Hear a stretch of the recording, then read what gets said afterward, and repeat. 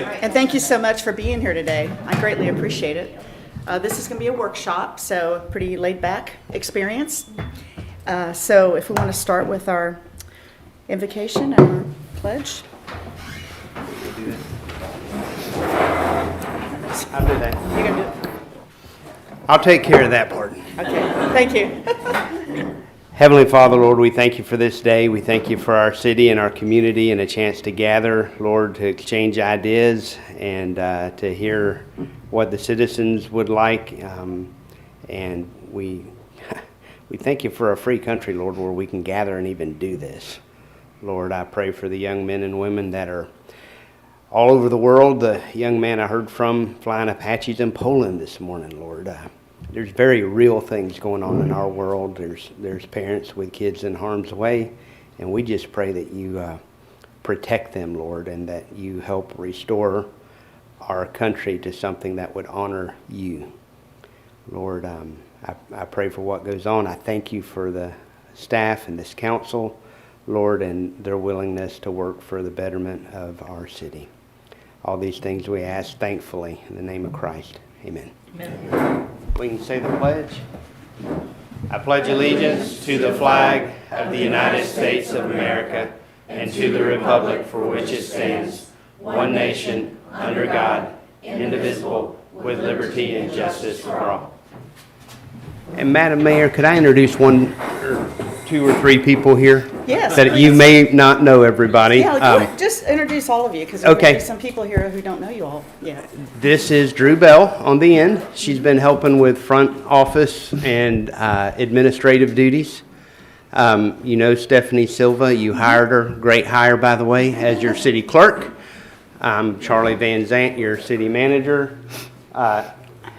Fixing our audio visual in the back is Bo Wright. And I believe you guys know Garrett from Public Works. Thank you. I'd also like to go around the room while we're kind of waiting to get our audio set up and ask everyone to introduce yourself and where you live to the crowd. Cool. Yeah, Carrie, sure. I'm Carrie Morford. I'm the pastor at Mission Up the Dirt Road, and I live at 6317 Denison, which is outside of the city limits. Okay. I'm Carrie Collins, and I own property in the city limits and pay taxes at 555 Southeast Palmetto. And your Heritage Commission. Is that the bed and breakfast? Yes. Yes. Okay. Love the Inn at Palmetto. And she's also Heritage Commission. Yep. So, Mr. Wiggins? Joe Wiggins, we started buying property in Keystone about 20 years ago. We have a couple of large parcels that are Thank you, sweetie. developed. Did you get it? And trying to get into it. Great. Dan Hildebrand, Lake Regional Water. Welcome, Dan. Elster Kessler, live 420 Palmetto. Elston's going to be our next city council member come April, I believe. It's going to be here. Next. Augustus Bird, 335 Southeast Lakeview. Thanks for being here, Mr. Bird. Thank you. Evan Stanley, 455 Lincoln Drive. Nice to see you. Jorge Figueredo, 560 Live Oak Avenue. Hey, buddy. How are you? Good. Christine Morrill, 505 Southeast Palmetto, across the street. Excellent. Thanks, y'all. Again, thank you so much for being here. This is a pretty packed agenda. After looking what we came up with, we haven't had a workshop, since last fall? I'm going to propose that we start having them minimally every 2 months, but I'd like to see it once a month. We have a lot of things that we're kind of getting through, and I think if we're going to see any progress, we've got to hammer it out sooner than later. So, and also keeping the public more aware of things, but also taking it and just kind of making it a more simple agenda so that we can really drill down and make sure we get all the input from folks who are here, who want to ask questions, et cetera. So I think that might be a better idea to go once a month moving forward. Okay, so as you see, do you all see the agenda? Okay. Oh, I'm sorry, you're right. So Ms. Silva, roll call, please. Mayor Roth, Here. Vice Mayor Thompson, Here. Councilman Hall. Who? Oh, I'm sorry. Why did I say Hall? Lord have mercy. I'm sorry. Councilman Hart, Councilman Lewandowski, Here. and Councilman Brown. Here. I apologize. And I also forgot to put a public comment portion in here, but we do have two. Would you like to address those? Oh, yeah, now? let's go ahead. We can do that. Sure. Could we have Jorge, and I'm going to say the Figueroa. Close enough. Thank you. If you can sit there, or we have the live mic here if you want it to be a little louder. Whatever you guys, as long as I can be heard. Let's use the microphone if we can, just so that it's recorded and people watching on YouTube later Sorry, can. I'm gonna be That's- giving you my back. Okay? That's all right. No, it's okay. Not polite. I won't thump your ears or anything. So Charlie, a question I have on the comment cards. Is there space for them to put their email address? Yes, there is. Yes, ma'am? Okay. I'll write that back. I didn't put it in. So. Not a problem. Yeah, thanks. All right. So go ahead. Where's my 3 minutes? Okay, here we go. Hi, everyone. My name is Jorge Figueredo. I live at 560 Live Oak Avenue. You probably know my wife, Natalie. We're the blue house on the corner of Live Oak and Lakeview Drive. It's her garden. It's her house. I just live there, and she allows me to. So, It's a beautiful house. but what I want to do is, I know I have 3 minutes, so I read the agenda, and I just want to hit bullet point by bullet point. And most likely, I'll follow up with an email to the council and the city manager and the clerk. The FMCA membership, I'm sure you're going to talk about that, and we'll get a better, I think I know, I've got a feel for what that is, but I'm sure you'll talk about that some more. The website renovations, Mr. Van Zandt, thank you. Stephanie, really thank you. It's looking great. I can't say enough good things about it. And really, I'm here because there's many exciting things happening in our little community of give or take 1,500 people. And I know my wife has addressed this in past meetings. We need to keep our constituents informed of what we're doing here. To that end, I am respectfully requesting that we send out regular mail, some sort of, information regarding what we're doing here, when the meetings are held, how can you access the website if you don't have access to the website, which some people probably don't, figure out a way to send it regular mail. Just to get, I'm sure we can't fit 1,500 people in this room, I get it, but I think everybody needs to know what's going on. And then I know we're into social media and so forth. The Pavilion Park project, I'm not sure, I know, not to point him out, but I know Evan talked about it in the last meeting. I think he said, and maybe I'm wrong here, but he wants leave it as is with one point in and out of the play area, which I don't have small children, but I had small children at one time. So you watch them like a hawk. They're your kids, and so just something to think about going forward. The Parks Master Plan, I saw the presentation. Unfortunately, I don't recall if they've ever downloaded that for access. You downloaded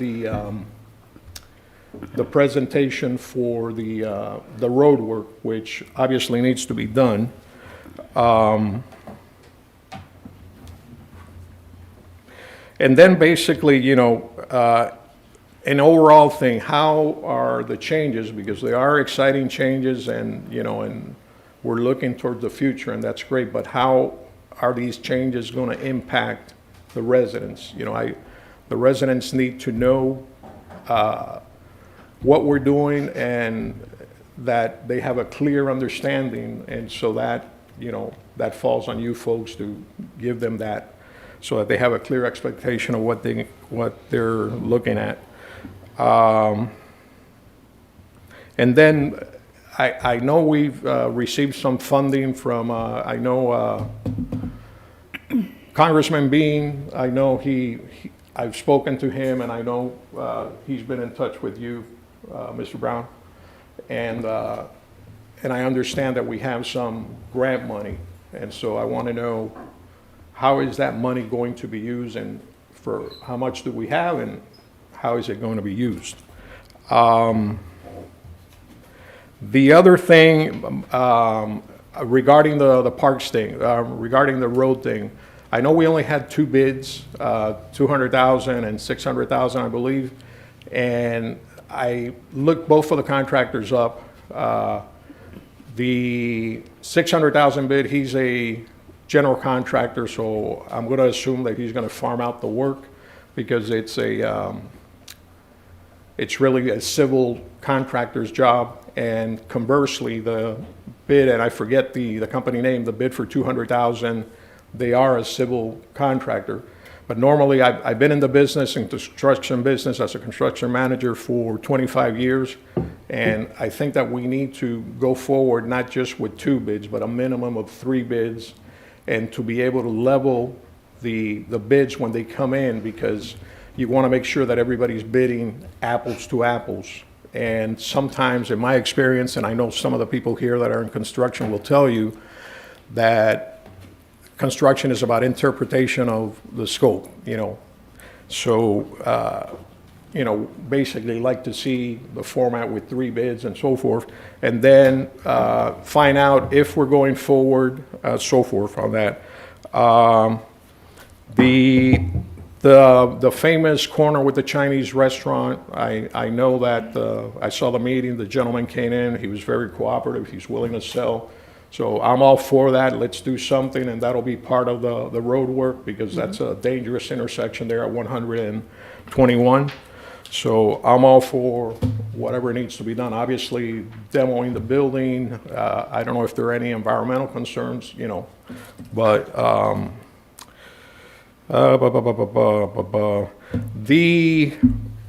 I know you folks have talked about the new city hall incorporating the building with City Hall, the library, and the tax collector's office. But I would say to you, at the very least, get an architect to come in and put together at least conceptual drawings, because if this is what you want to do, you're going to need a lot of parking, and you're going to compromise these beautiful green areas that we have and that everybody in the community enjoys. So I would, take that into account. In my mind, and I don't know, I haven't walked the interior of this building, but in my mind, I think we need to look at gutting the building, refurbishing it, and also refurbishing the exterior to match the historical aspects of the city. Again, we have to take into account that if we do that, then we need to know what's going to happen to the library building. There's a beautiful tree right there that I know hopefully will be designated as a historical, however that is, and I wouldn't like to see that tree gone. And then obviously, you'll clue us in as to what's happening with however you want to call it, the Chinese restaurant, the corner, or so forth. And and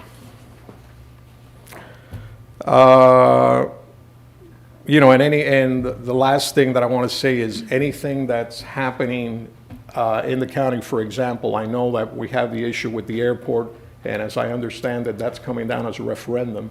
So I would respectfully ask that everything going forward that impacts the residents be put out as a referendum, so that the people can decide and vote whether or not they want to go forward with these things, because they affect all of us. I am of the school of, I lived in Miami for 50 years. I got away from Miami because of the craziness. I love this town. This is a beautiful town. I love the people. The people are great. And I'm of the school of, it ain't broke, don't fix it. But I'm willing and I'm open to hear ideas. So that's what I got. And thank you very much for taking the time to listen to me, and keep up the good work. Thank you, sir. Thank you. Ms. Carrie Collins? And so, George, thank you so much. And I think today you will get a lot of answers to the things that you commented about. Great. And if there are certain things that we did not address directly, I'll be certainly happy to chat with you Okay. to clarify. Absolutely. Because there's a lot of misunderstanding and Agreed. misinformation out Agreed. there. Agreed. And I want to make sure that's one of the goals of this today, is to clarify details. Absolutely. Okay? Thank you very much. Who is next, Ms. I'm sorry, Stephanie? this is Carrie Collins. Hey, good morning. Good morning, how are you? It's kind of awkward to be facing this way and not the council. So just do your own thing. When you see the videos or any of these, you'll see why. This room is a disaster on the setup. It's been this way a long time, so it definitely could use some improvement. Without a doubt. So, good morning. How's everyone today? We're good. Nice early wake-up call, so I'm thankful for that. I'm not generally a morning person. I haven't had my coffee, so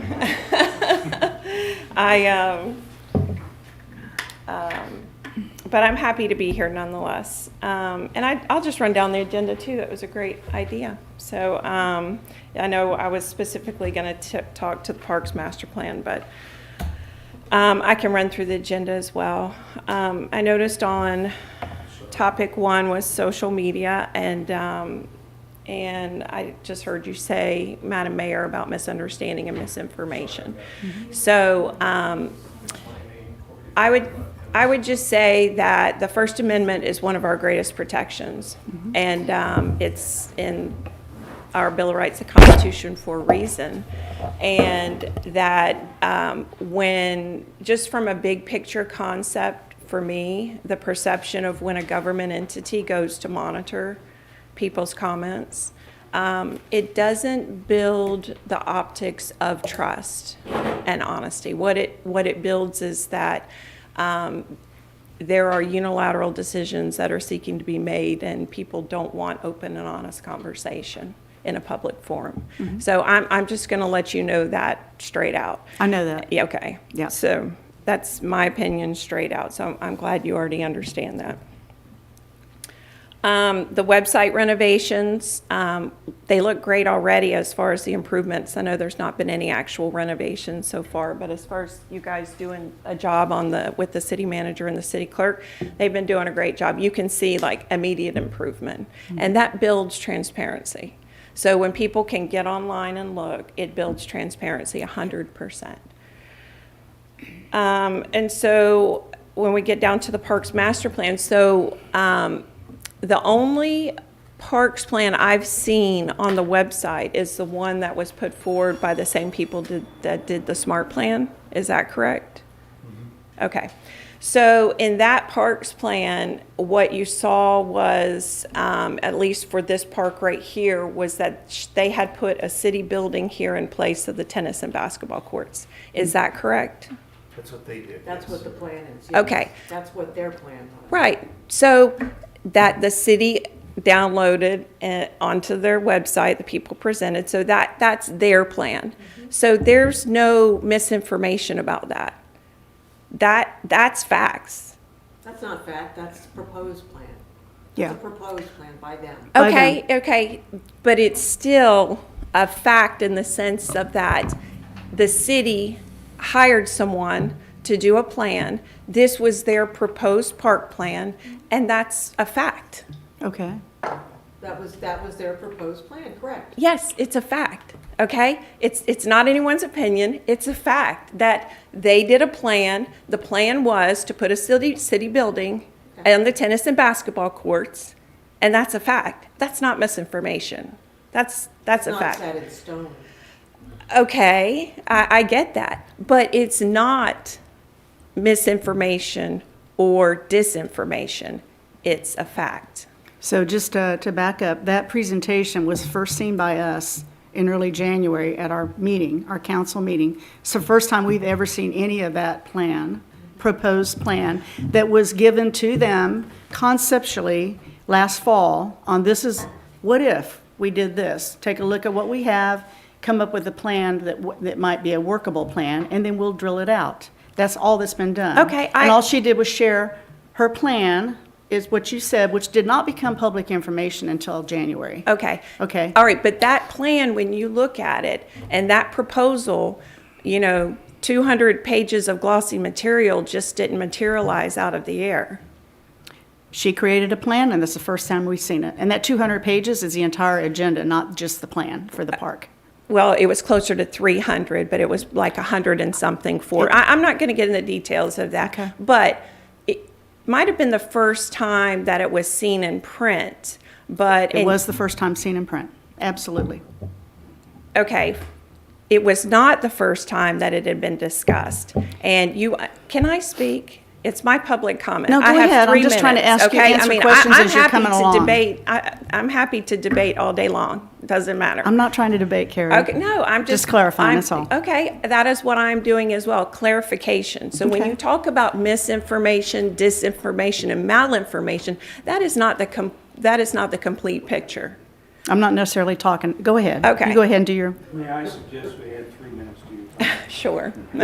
we'll be here all day. I appreciate that, Steve. It's okay. Well, we started at 8 a.m., so we've got plenty of time.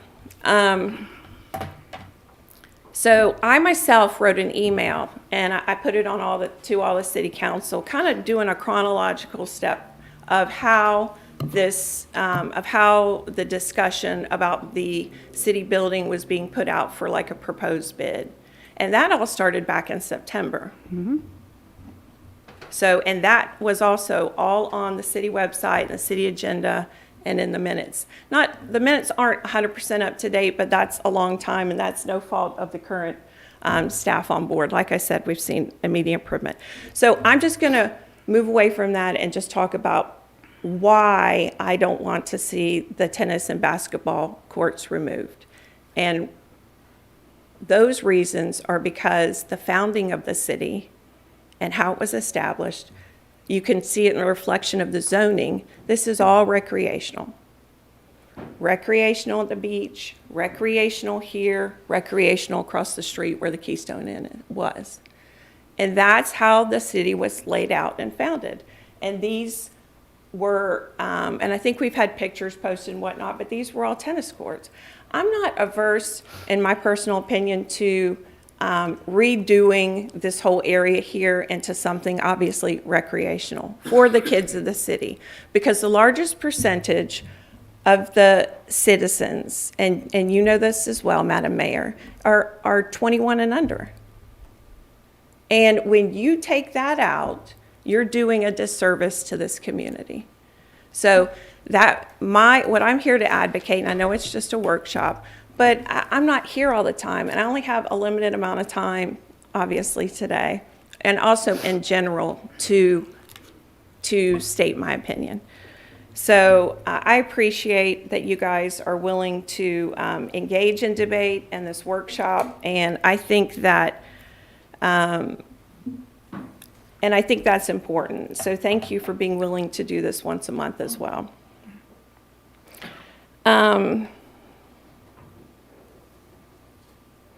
I could talk about a few other things, but that's the basis of really what I wanted to talk about was the parks plan. And I'll just end on this. I grew up here, which is why I'm passionate about this. And I hope you can all respect that, whether you agree with me or not. I have an invested interest in this city. I own property in the city limits. I own property outside the city limits. And there are lots of people who may not own property in the city limits, but who have a vested interest in this city as well. And I feel like in a way I speak for them. But what we have is unique and special. And you all recognize that, right? Which is why you're here. Sorry, I'm going to get a little drink of water. But if we don't protect that, I'm not saying it can't be improved. You know what I mean? I'm not saying that we can't do new things. But if we don't protect that, it's gone. And you can never go back. You all moved here for a reason. Maybe not you, maybe your parents were here, so you had no choice. But, so I know sometimes it may seem we, aren't paddling together in the boat, but we are all in the same boat. And just because we have a difference of opinion doesn't mean we're not still all in the same boat, paddling together. But what we have is unique and special, and if we don't be intentional, we aren't intentional about that, it's going to be gone, and we will never get it back. So that's what I came here to say. Thanks. Thank you. Any other comments? No, ma'am. Okay. Do you guys have anything you want to add? No? No? It'll come up in the workshop. Yeah, it will. Okay. You good, Tony? Yep. Okay, great. So, before I start this, there's a lot that's happened in 6 months. And really, this is all based on the past 6 months with a lot of, I put out the information that came out late fall last year, for example. And that's some of the reasons to address the subject matter that we have in the agenda. Also, things about the website, we're going to go through those details. So I have listened and I have done the research to try to propose what I think conceptually are good ideas to move forward in the right direction, okay? So I want you all to know that we are all listening to what you're saying. It's just we do have a process that we have to follow, and there's some things that have happened before that we need to we're seeing stuff a lot of times now, too, for the first time. So, we're still in the very beginning stages of some of these subject matters that we're going to chat about today. So I did put together a presentation because I feel like it's easier to communicate when people can visualize, and I'm sorry if you can't read it directly, but that hopefully will be something addressed very soon. Because I think as an attendee here, it's really challenging to attend these meetings and really see and be engaged on everything that's going on. Let's see here, I'm trying to go to the next slide. Can I go to the next slide, please? Oh, shoot. That goes to the agenda are you all? Okay, great. Okay, so the subject matters you saw today and you've read through is going to be social platforms, which has to do with municipality communications, and there is a process that we are required to follow. Just like Ms. Collins mentioned, there are rules in place for all of us, especially with the thing about freedom of speech, okay? Our website, more user-friendly. It is not user-friendly. I want a third grader to be able to operate our website, and that is not the case, even as it sits right now. It has improved some, but visually I want changes to be done with that. Pavilion Park update, that is my task force. I'm going to move that to next month because I'm still waiting on some additional data, and I'm not going to get into it until I have the correct data to share. Just to clarify, is that the beach? Yes, Okay. with vandalism issues. Okay. Right. 2024 events, what do we have on task right now that we're looking at that the city is sponsoring and things that Charlie and Stephanie and the crew have been looking at and considering for this year? Also, the Heritage Commission, and the reason I bring this up, their field trip is a request that they have made of us. The Parks Master Plan, the corner, of course, of 100 SR 21, and then also a City Hall meeting room facelift. Next slide.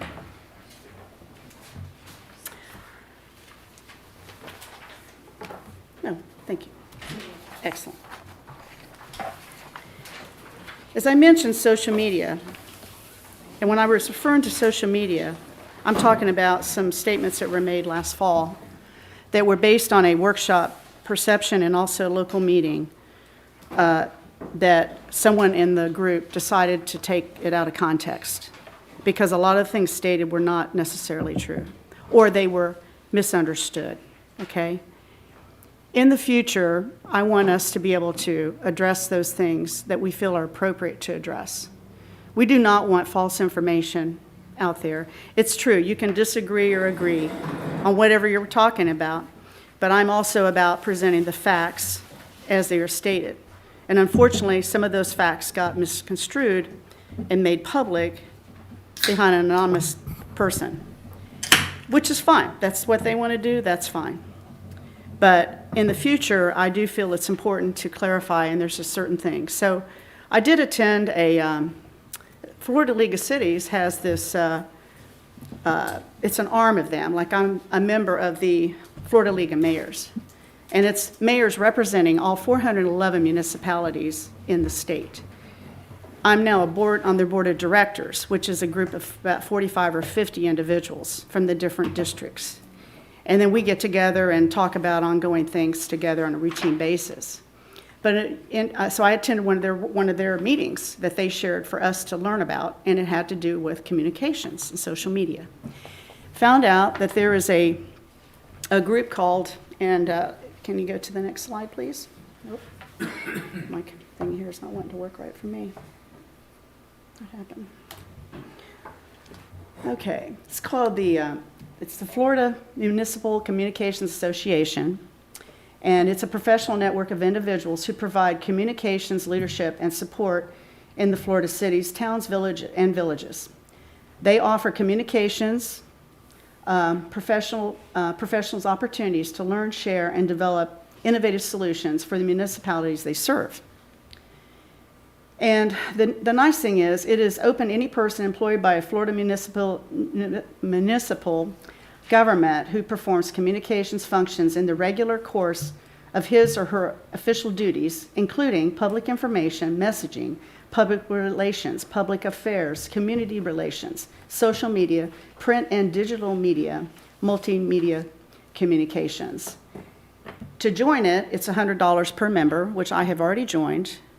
And I'm going to encourage Mr. Van Sant's staff, he can appoint who he wants, to be that person who is our point person for communications from this city hall, and any of our council members who choose to be part of it. We are at all times in the public face. I mean, whether it's outside in the park, it could be in a grocery store, it could be that we're looking, and really social media is important because you do learn a lot from it, and you do get a pulse of what the community thinks as a whole. And it can cause you to say, well, you know, we need to look into that, right?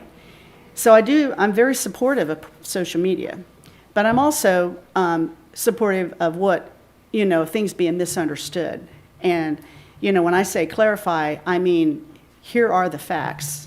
This is how we know what the facts are, and what you're perceiving those are, that is not correct. And you can make your decision after you know those facts, but obviously you've been shared something that is not true, okay?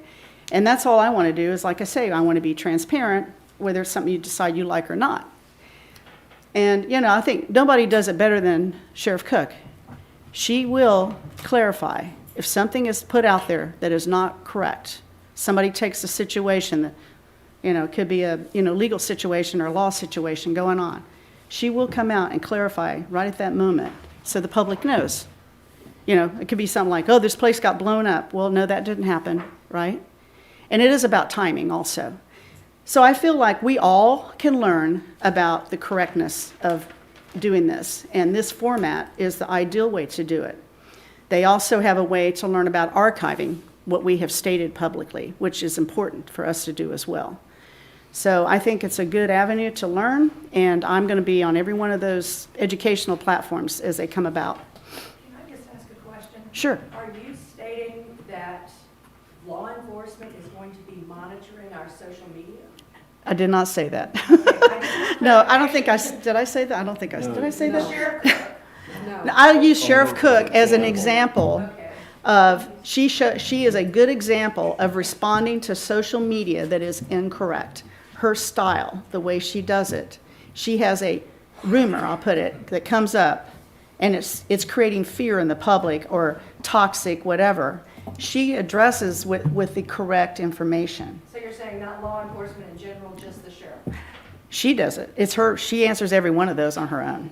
Okay. So I'm just saying that I like her style of the way she does it. And to me, we have not responded to any kind of social media except for maybe a few comments. I think there's a better way to go about doing it in a correct way, okay? I just used her as an example of a good leader and how she manages social media. Okay, see, there you go. It's misunderstanding and clarification. And I appreciate you asking that question. So anyway, I did go ahead and join that, and I think I actually have a seminar already that they've sent me to attend.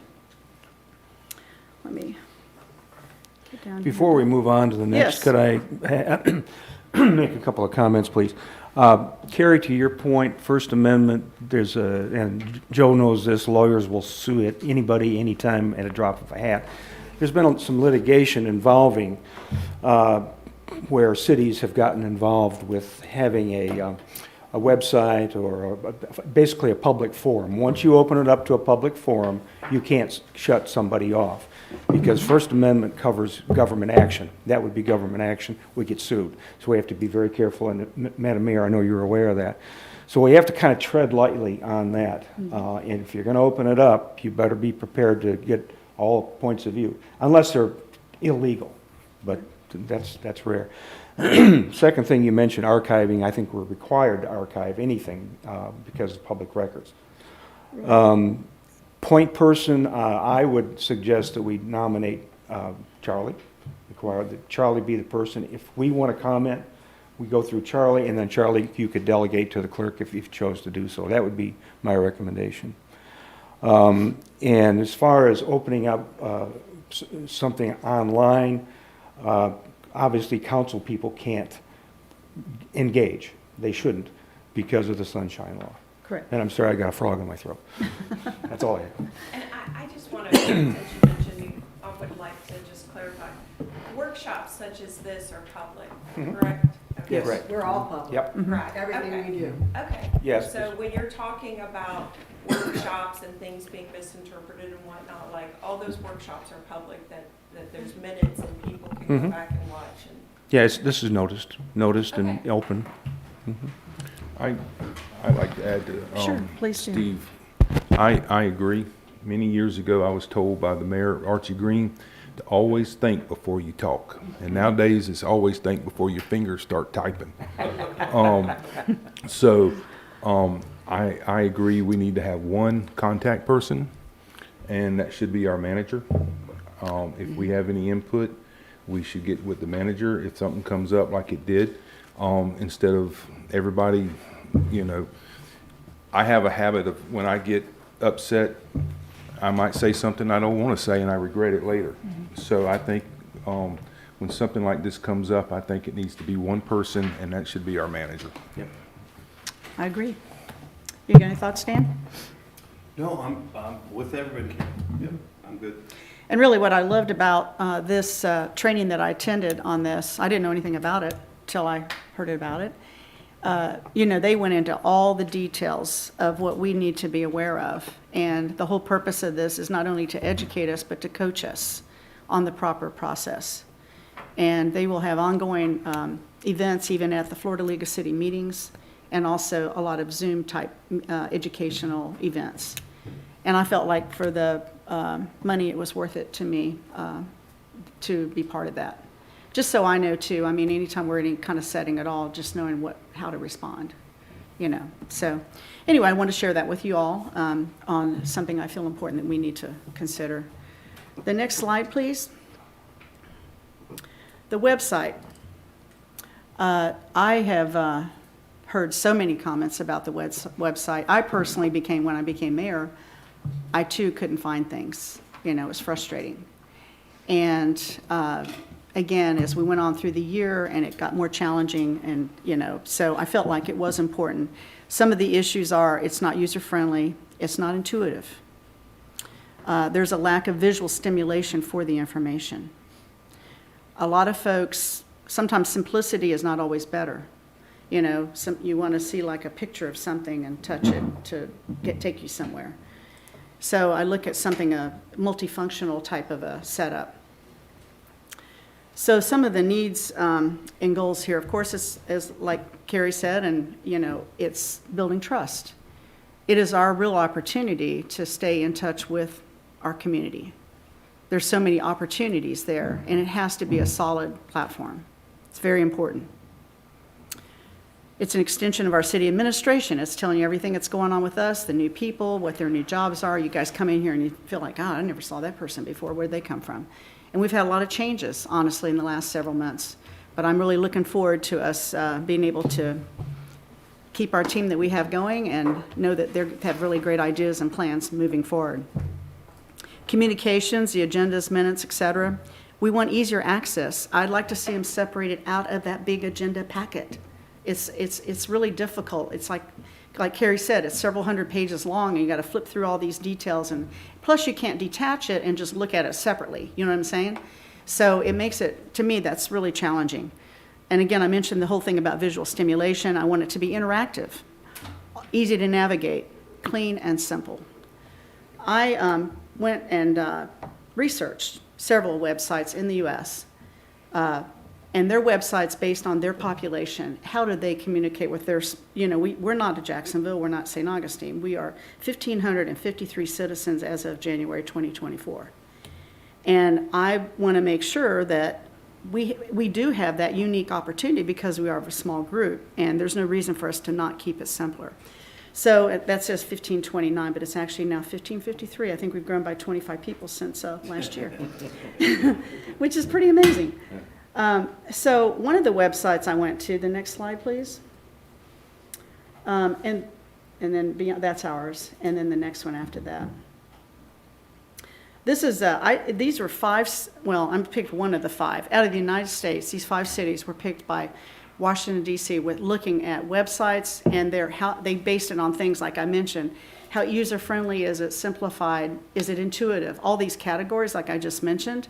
And this was one of the top 5 cities in the United States selected, with a population of 1,072 residents, Colts Neck Township in Virginia.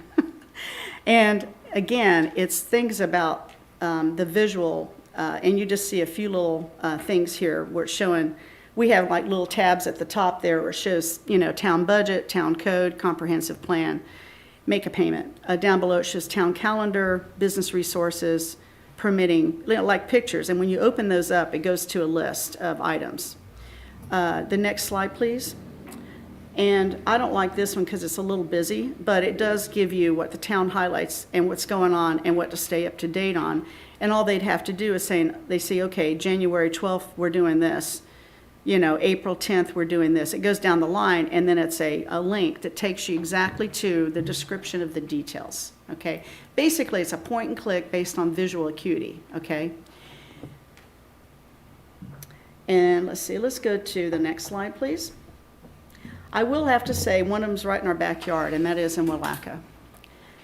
And if you go to their website, they have 744 residents. Visually, you see right off a calendar.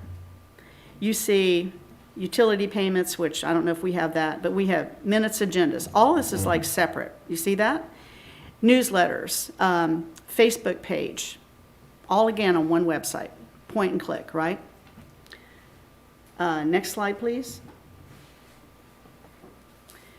Now you see, if you pointed the calendar, this is what you would see. That little picture, remember, I'm going to take you through a little process. That little square picture of the icon on the previous page, point and click that calendar, this is what you see, and you point and click, you can see, oh, okay, I have the calendar, now I can see the dates versus agenda packet. You follow me? I'm trying to contrast it to what we have. They've pulled it out, and everything's kind of its own little bucket based on where you want to go. Next slide, please.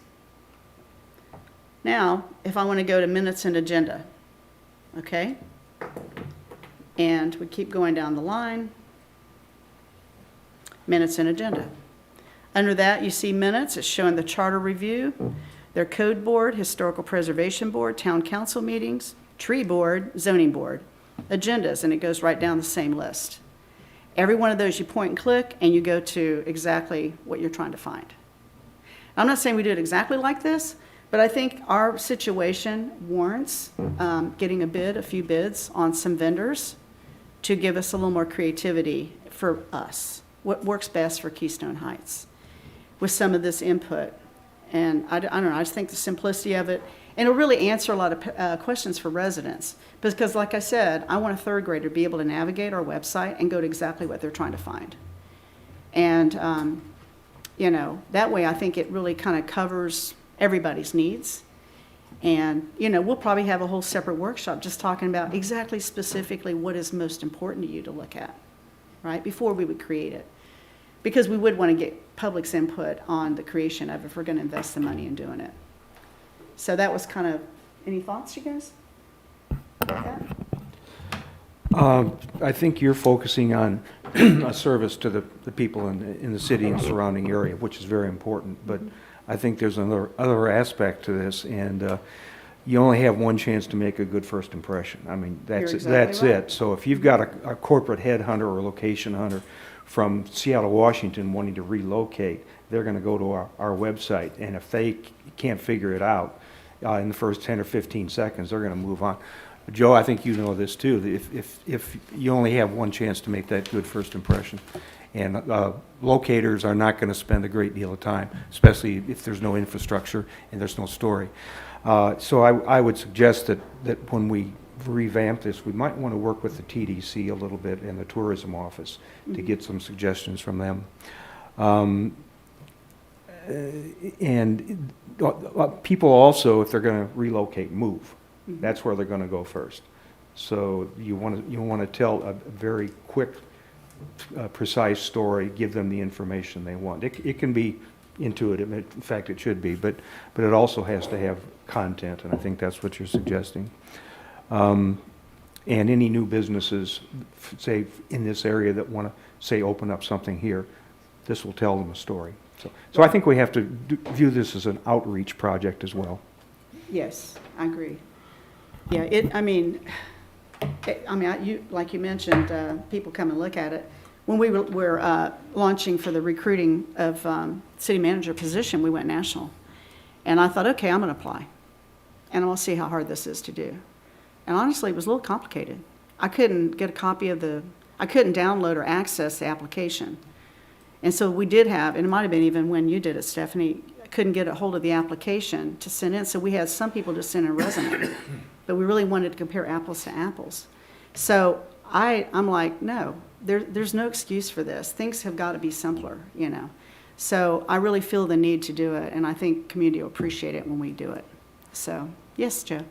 Yeah, so third graders are pretty astute these days. So. No kidding. That's why I picked third graders. 60-year-old usually acts. Oh, my gosh. I'm telling you, that is absolutely the truth. And, you know, Steve and I just presented to third graders out at McCray Elementary last year, and they shocked the mess out of us, didn't they? Sharp bunch of kids. We were very sharp. So, you know, I think if they can do it, we may even get the principal to pick one and say, come help us, give us some directions, or let you show us where you can find things, right?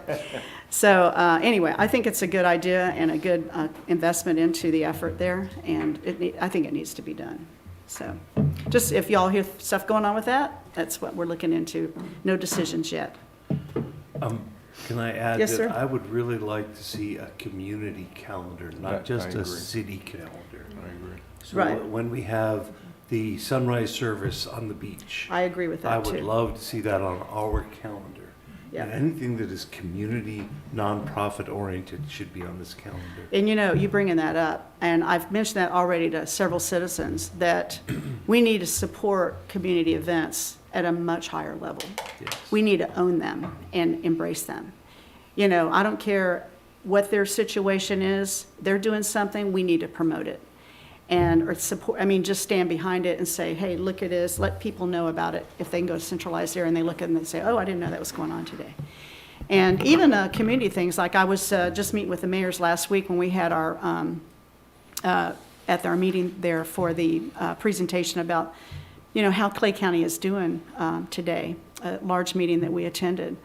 And I talked to the other mayors. I'm getting ready to start meeting them on a regular basis and knowing about their events, and they will share our events, you know, same thing. So we're going to get on the same page with each other, and we all know what's going on. Like I know that Penny Farms is having their farm day coming up on the 23rd of March.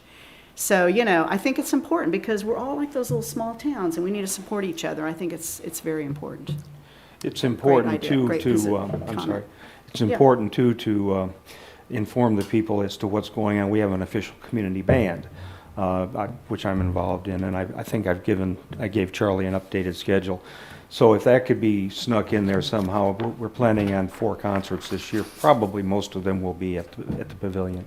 That's just an example of what I think, because it is something and the important to the community, and also we're outreaching to Clay County. Our first concert will involve the Clay County Public Library System. We're going to basically endorse them and so on. So it's sort of a co-op thing between us and Clay County. So that type of thing should be broadcast out to the people. Yeah. So. Yeah, it's just a matter of getting everyone to tell us about their events so we can be aware of it. Next is our 2024 city events. And so far, I know that we have this North Florida League of Cities dinner that's going to be here at the park, hosted by City of Keystone Heights on April 18th. May 10th through the 12th, we're going to be hosting the Motor Surf again, which has really been a big event here. May 11th, we're going to have another Spring Fling from 10 till 4. July 4th is our Country Day. May 27th is Memorial Day Cemetery Service. October 26th, Boo on the Boulevard. November 11th, Veterans Day Ceremony. December 14th is a Christmas parade. We're going to be doing the Village of Trees again, and thinking we're going to be trying to amp up our Christmas activities this year, I hope. And then December 14th, Wreaths Across America. Mayor, can I go back to the first one Yes, sir. for the dinner? Yes. And I don't recall, I think we did. Is it possible that we could close the beach for this dinner, for a private event? That way we don't have people just walk, because we use the picnic tables and everything, because it's an open air thing. How did we do it last time? I'm trying to remember. I've told Charlie, I said, I can't remember. I don't remember. Last year? Did we close it? No, we did not. Yeah, when, No. I know the first year we did it, Motor Circ was going on, so it was all open and we had people and we were participating in that. But then last year, I just cannot recall if we closed the gates where it's just a private event. We issued armbands for the people that were. part of the League of Cities? Yes. Yeah, I couldn't remember. Okay. All We right, had a aloha theme. right. Can we Okay. do that? Can we do that, though? Close the beach If we for can, that event? if we can, I know we've closed the beach for work days and stuff like that, but, I mean, it's something we might want to talk to Rich about, if we can legally. If I may, on the 4th of July, I don't go in there on the 4th of July when they do fireworks. That's just a personal preference, haven't done it in years. But what you do is at about 4 o'clock, 5 o'clock, 6 o'clock, at some point late afternoon, you clear the beach, you have public works guys go in, clean up the trash, all that kind of stuff. And then you have your little table, the Florida League of Cities or whomever you want to have a private event for, you own it. I'm not playing a lawyer on TV, so if you want to shut it, I'm about you to. can. And then anybody that has an armband can come in for that private event from 5:30 Certain period of to time. 8, and then we just reopen it the next morning after we clean it up. Well, instead of, I mean, everybody's issued a name badge Correct. when they come in, so we really don't probably need armbands, but if Yeah. you don't have a badge, you're not part of the event, Yeah, so. because they give them that when they register, Right. when they walk in. Right. Charlie, I totally agree with you. It's owned by the city. We can open and close it. People don't have a vested interest to 24 hours access. We can set the hours. That would be my opinion. However, since this is a workshop, I think it should be added to the Yes. agenda for Monday, so we can vote on that. Great.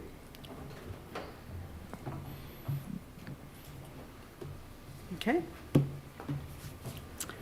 Next slide. And just for the community calendar, December 21st is going to be the tour homes that the Heritage, well, actually the Garden Club is going to put it on for the Heritage Commission. December 21st, Carrie? Did you guys decide, I'm blanking on the hours. Was that gonna start at 10 in the morning until 4? Yes, or 3. I think 10 to 3. So it's going to be a daytime tour? Yes. What's the date on that? I'm gonna miss that. December 21st, from 10 a.m. to 3, they're gonna do the walking, or no, it's the. It's a walking tour, and it'll start at the pavilion, and then I think it'll be 2 homes on Lakeview, come up Palmetto, it'll be the inn, and then Christine's home, and then go across the street and go to Magnolia, and then Deirdre, and then finish at your house. Is it going to be an inside tour or just? Yes. Okay. Downstairs, bottom floor only. Huh? Downstairs only. Bottom floor only, yeah. So this is the first time, we talked about this for years, to open up our homes to the public, for them to see like you see. We've done it in the past. We did. I just know since I've lived here.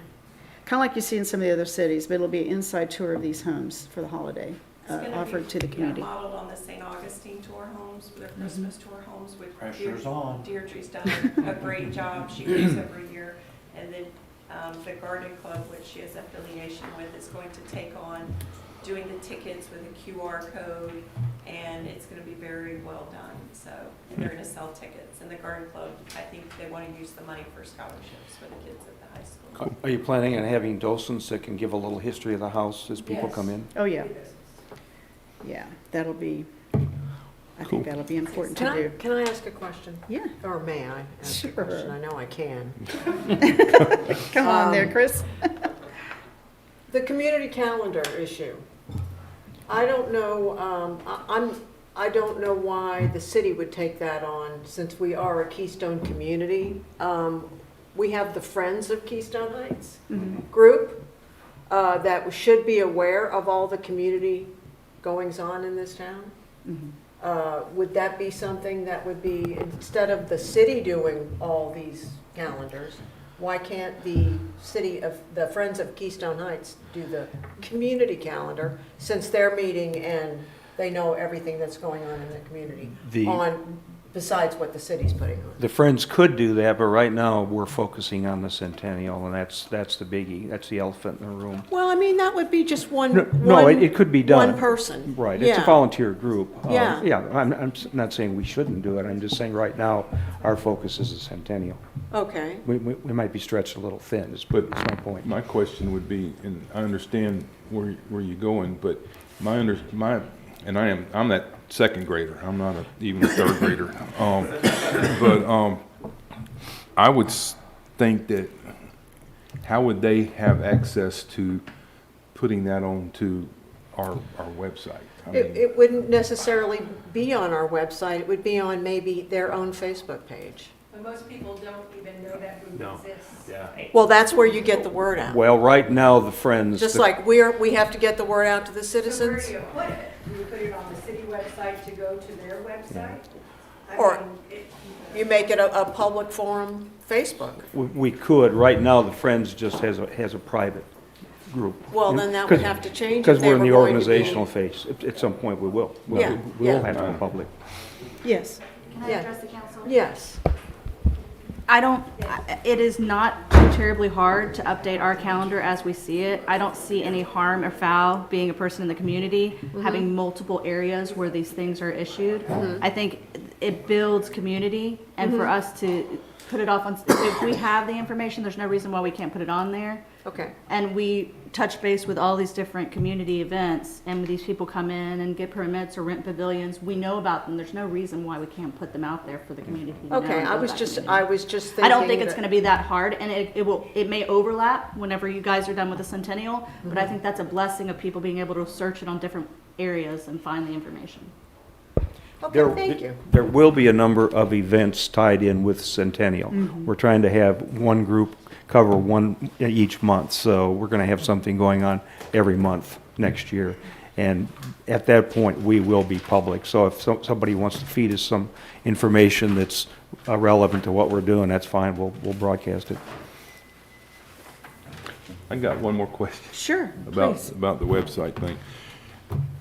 Community, would that involve like the High Ridge Initiative, what's going on out there? If they have a community event there, would that be allowed to come on to? Yes. That would, okay. Even though that's not in the city limits?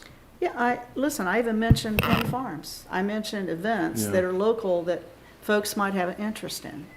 You know, in the past, I know we've kind of kept it in our little 1.2 square mile, but these folks come into our community and do all kinds of things, and they eat here, they visit our stores, all those things.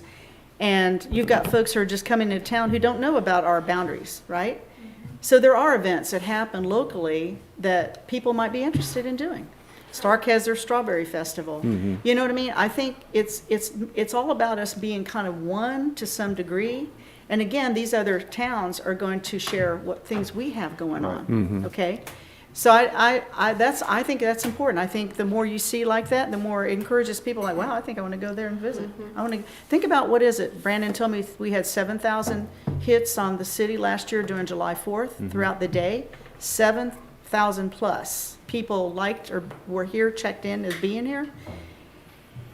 They were not from Keystone Heights, 1.2 square miles. So I think it's just important that we kind of change our attitude about that a bit and share that knowledge, that information. I don't think we've always been completely parochial. I think we have kind of viewed us as sort of the center of a community, Yeah. which is outside the city limits. I had a realtor friend who used an expression, one hand washes the other. That's right. So That's to exactly your right. point, Yep.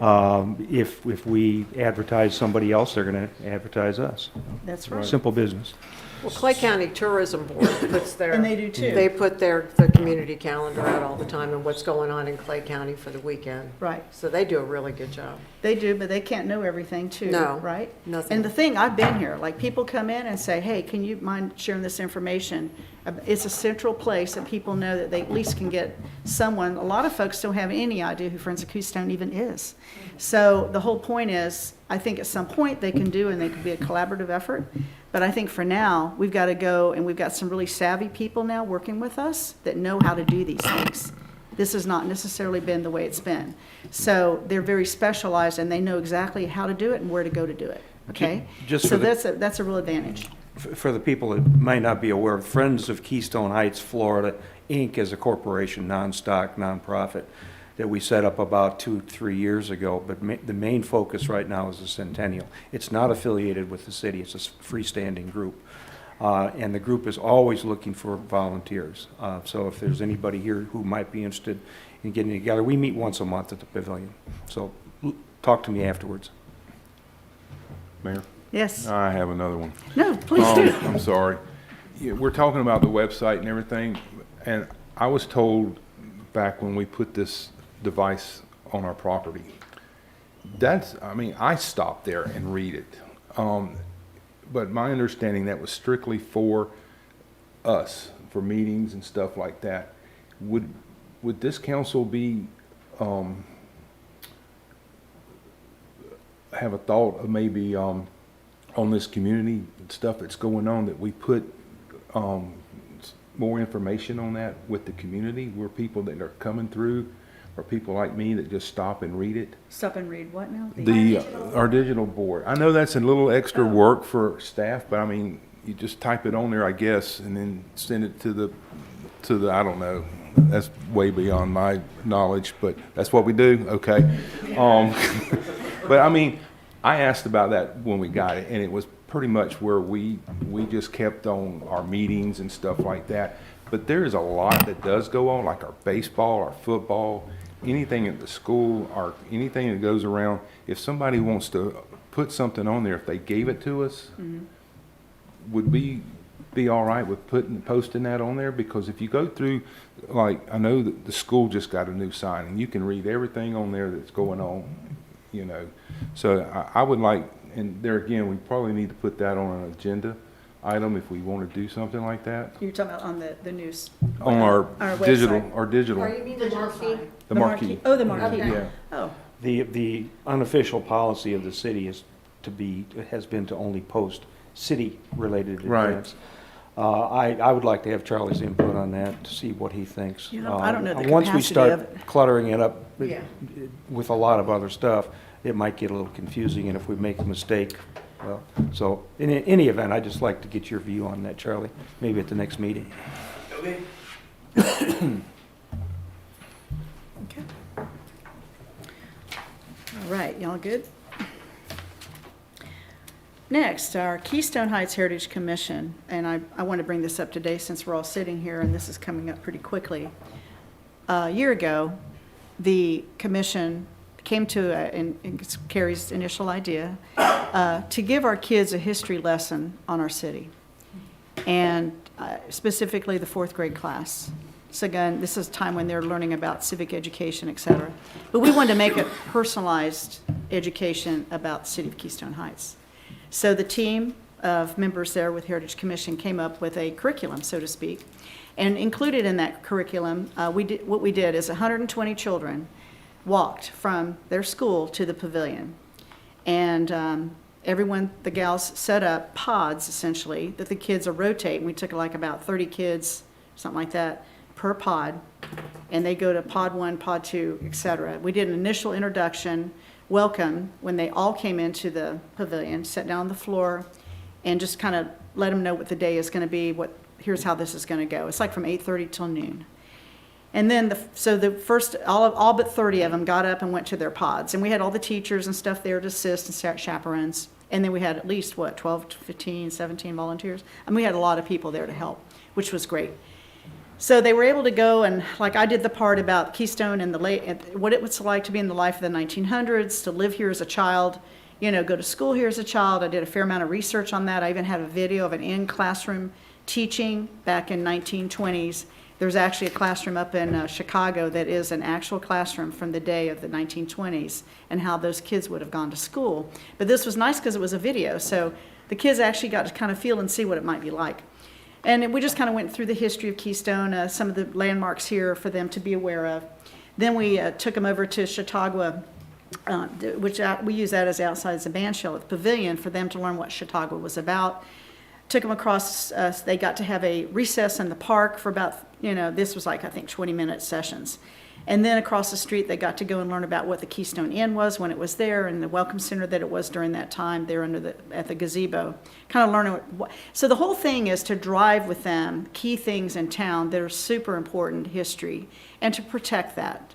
And, we feel like if they learn these things, they're going to say, they see somebody doing something to destroy something. You might have one kid that say, you shouldn't touch that. And it just kind of gives them some ownership. And the kids were super proud of it. I mean, they were so excited to be there. And then, so Christine and John, they did a Fort 11 reenactment, which actually fired a cannon with John dressed up in Confederate gear. And that was for them to rotate to the different pods. But, oh, I'm sorry. I got to get it straight. I can't remember. I was in the other building. But they loved that. They just thought that was so fun. And last year, toward the end, as we met and to reassess, what could we have done better or what could we change? We did have teachers and the principal ask us to do a rotation through City Hall. And really, they want to learn a little bit what we do here, right? And so Carrie had sent me a message last week about it. And I just wanted to share that with you. I had it open here a second ago. Where did it go? Darn it, hold on one second. Or Carrie, if you want to say what you asked me on this text, I can't find it. Basically, the teachers, after the feedback, they wanted to know if this year, if the kids could come through City Hall and meet the council and then maybe get a key to the city from the mayor. Like they, and it could be just a little, you know what I mean? They sell them on Etsy like 100 for $5 or something. But I thought it would be great if you guys were up for it to have them sit in the chairs and you all sit in the chairs, whoever can participate, and maybe do question and answer, however y'all want to facilitate it. Maybe you want to do a proclamation, I don't know. But you're going to have, like I said, like 7 of these kid groups come through in like 20 to 30 minute increments. But it's a 4-hour commitment from 8:30 to noon or something like that is how we had to do it. Yeah, but I mean, I think, Nina did the intro last year and she just become mayor and the kids were just so pumped up. I mean, they were so excited and cheering. So cute. So I think that they would really be enthusiastic about seeing, for you guys to do official business or explain how the city works or whatever you want to do, but I think it's a great opportunity. I'd like to add to that because a proclamation, and then when they graduate from high school, because the majority of them will be here, that proclamation could be read again after they graduate. That would be cool. And we could do that as, I guess we would have to have a scheduled meeting for that part to do that legally. But I'm excited because my granddaughter is a 4th grader. Okay. And but when Community Church had a school, I took the fourth graders 2 years in a row to Tallahassee, and we logistically had them go what they're doing here to different places, and they debated on the Senate floor, since there wasn't anybody there at the time. And their debate was uniforms or no uniforms. And it was cool to watch these fourth graders actually debate an issue. Yeah. And the president of the Senate's right-hand person was in the chair doing the gavel, and they took a vote. They got, you know, all that. So I'm excited about it. I will definitely make arrangements to be here. A variation of that could be, we could have a dummy piece of legislation that we debate, get into parliamentary, excuse me, parliamentary procedure a little bit, and friendly disagreement, and then have a vote. And, you know, and do the same thing for Yeah. each group that walks through, maybe 5-10 minutes worth, Right, just so they see how we do it. yeah. Ms. Collins, I'm sorry, how many students would we be expecting? There's approximately 120 in the fourth grade. In the room, we'd only have about 25 to Yeah. 30 at one, per group, you and then they ro- leave, and the rotate. next group Yeah. walks in Yeah. and has a I just want to seat. make sure if council does want to do the keys to the city, that I order enough so each student would receive. And we want to keep this very budget-friendly. Yes. The way we did it last year, we identified a token for each pod that they went through, representative. So like I did pies, because Miss Lawrence would take pies in exchange for chiropractic services, and that was her giving back to the community, showing, you know, community care and you know, just giving back to the community, just like John did. And so I gave them little pies that went in their bag. And so when they went home, their bag had something representing each piece that they were learning. And what we do, take all those bags to the school, and they gave them to them when they went home. So that's kind of what we did. I mean, I thought about, like you said, the proclamation, like we could do like a little legislator thing, but I thought about kind of creating a little proclamation for that day. And too. because again, they're fourth grade, and reading it to them, and the proclamation would be that you've participated in this learning experience to understand the city of Keystone Heights from the legal, you know, from our home rule and all that, kind of how we process and do. And it's kind of like a certification, and then have Charlie, myself, and Christine sign it as a representative, one of you all as a representative for Heritage Commission, because you sponsor the event, right? And just have a little stamp on it, make it look kind of official, roll it up, put a little ribbon on it, you know. I think, and if we can find a little key thing that's inexpensive, I mean, we didn't spend hardly any money on this stuff last year, but they just absolutely loved it. A key or a token, maybe you could reach out to Harold and see what he can. Mr. Gilstrap, absolutely. Yeah, because you can buy those in bulk and they're pretty cheap. Yeah, When Scott was manager, he had the coin. Yeah, like that's the what I'm military thinking. coin. Little token. Yeah, there might be some still here. I don't know how many he ordered. Not enough. And I Okay. prefer we keep that for a little more official. Okay, whatever. yeah, little kids. I've been looking for things to put in the bag, and they do have like little wooden nickels that maybe we could do Something stickers, simple. you know, of the Keystone symbol, you know, maybe seal. like on one side, and those are pretty, the seal's pretty inexpensive, so. And I'll tell you what, the reward with that, I mean, the commission put a ton of work into the effort, they all try to get educated to make sure the information, because again, we got teachers watching us. And we didn't want to misstep any of the knowledge. But literally a month later, I'm at the MotoSurf, and some of you have heard this story. I'm just kind of walking around. I don't know that many people yet. And this little girl comes running up to me and wants to shake my hand.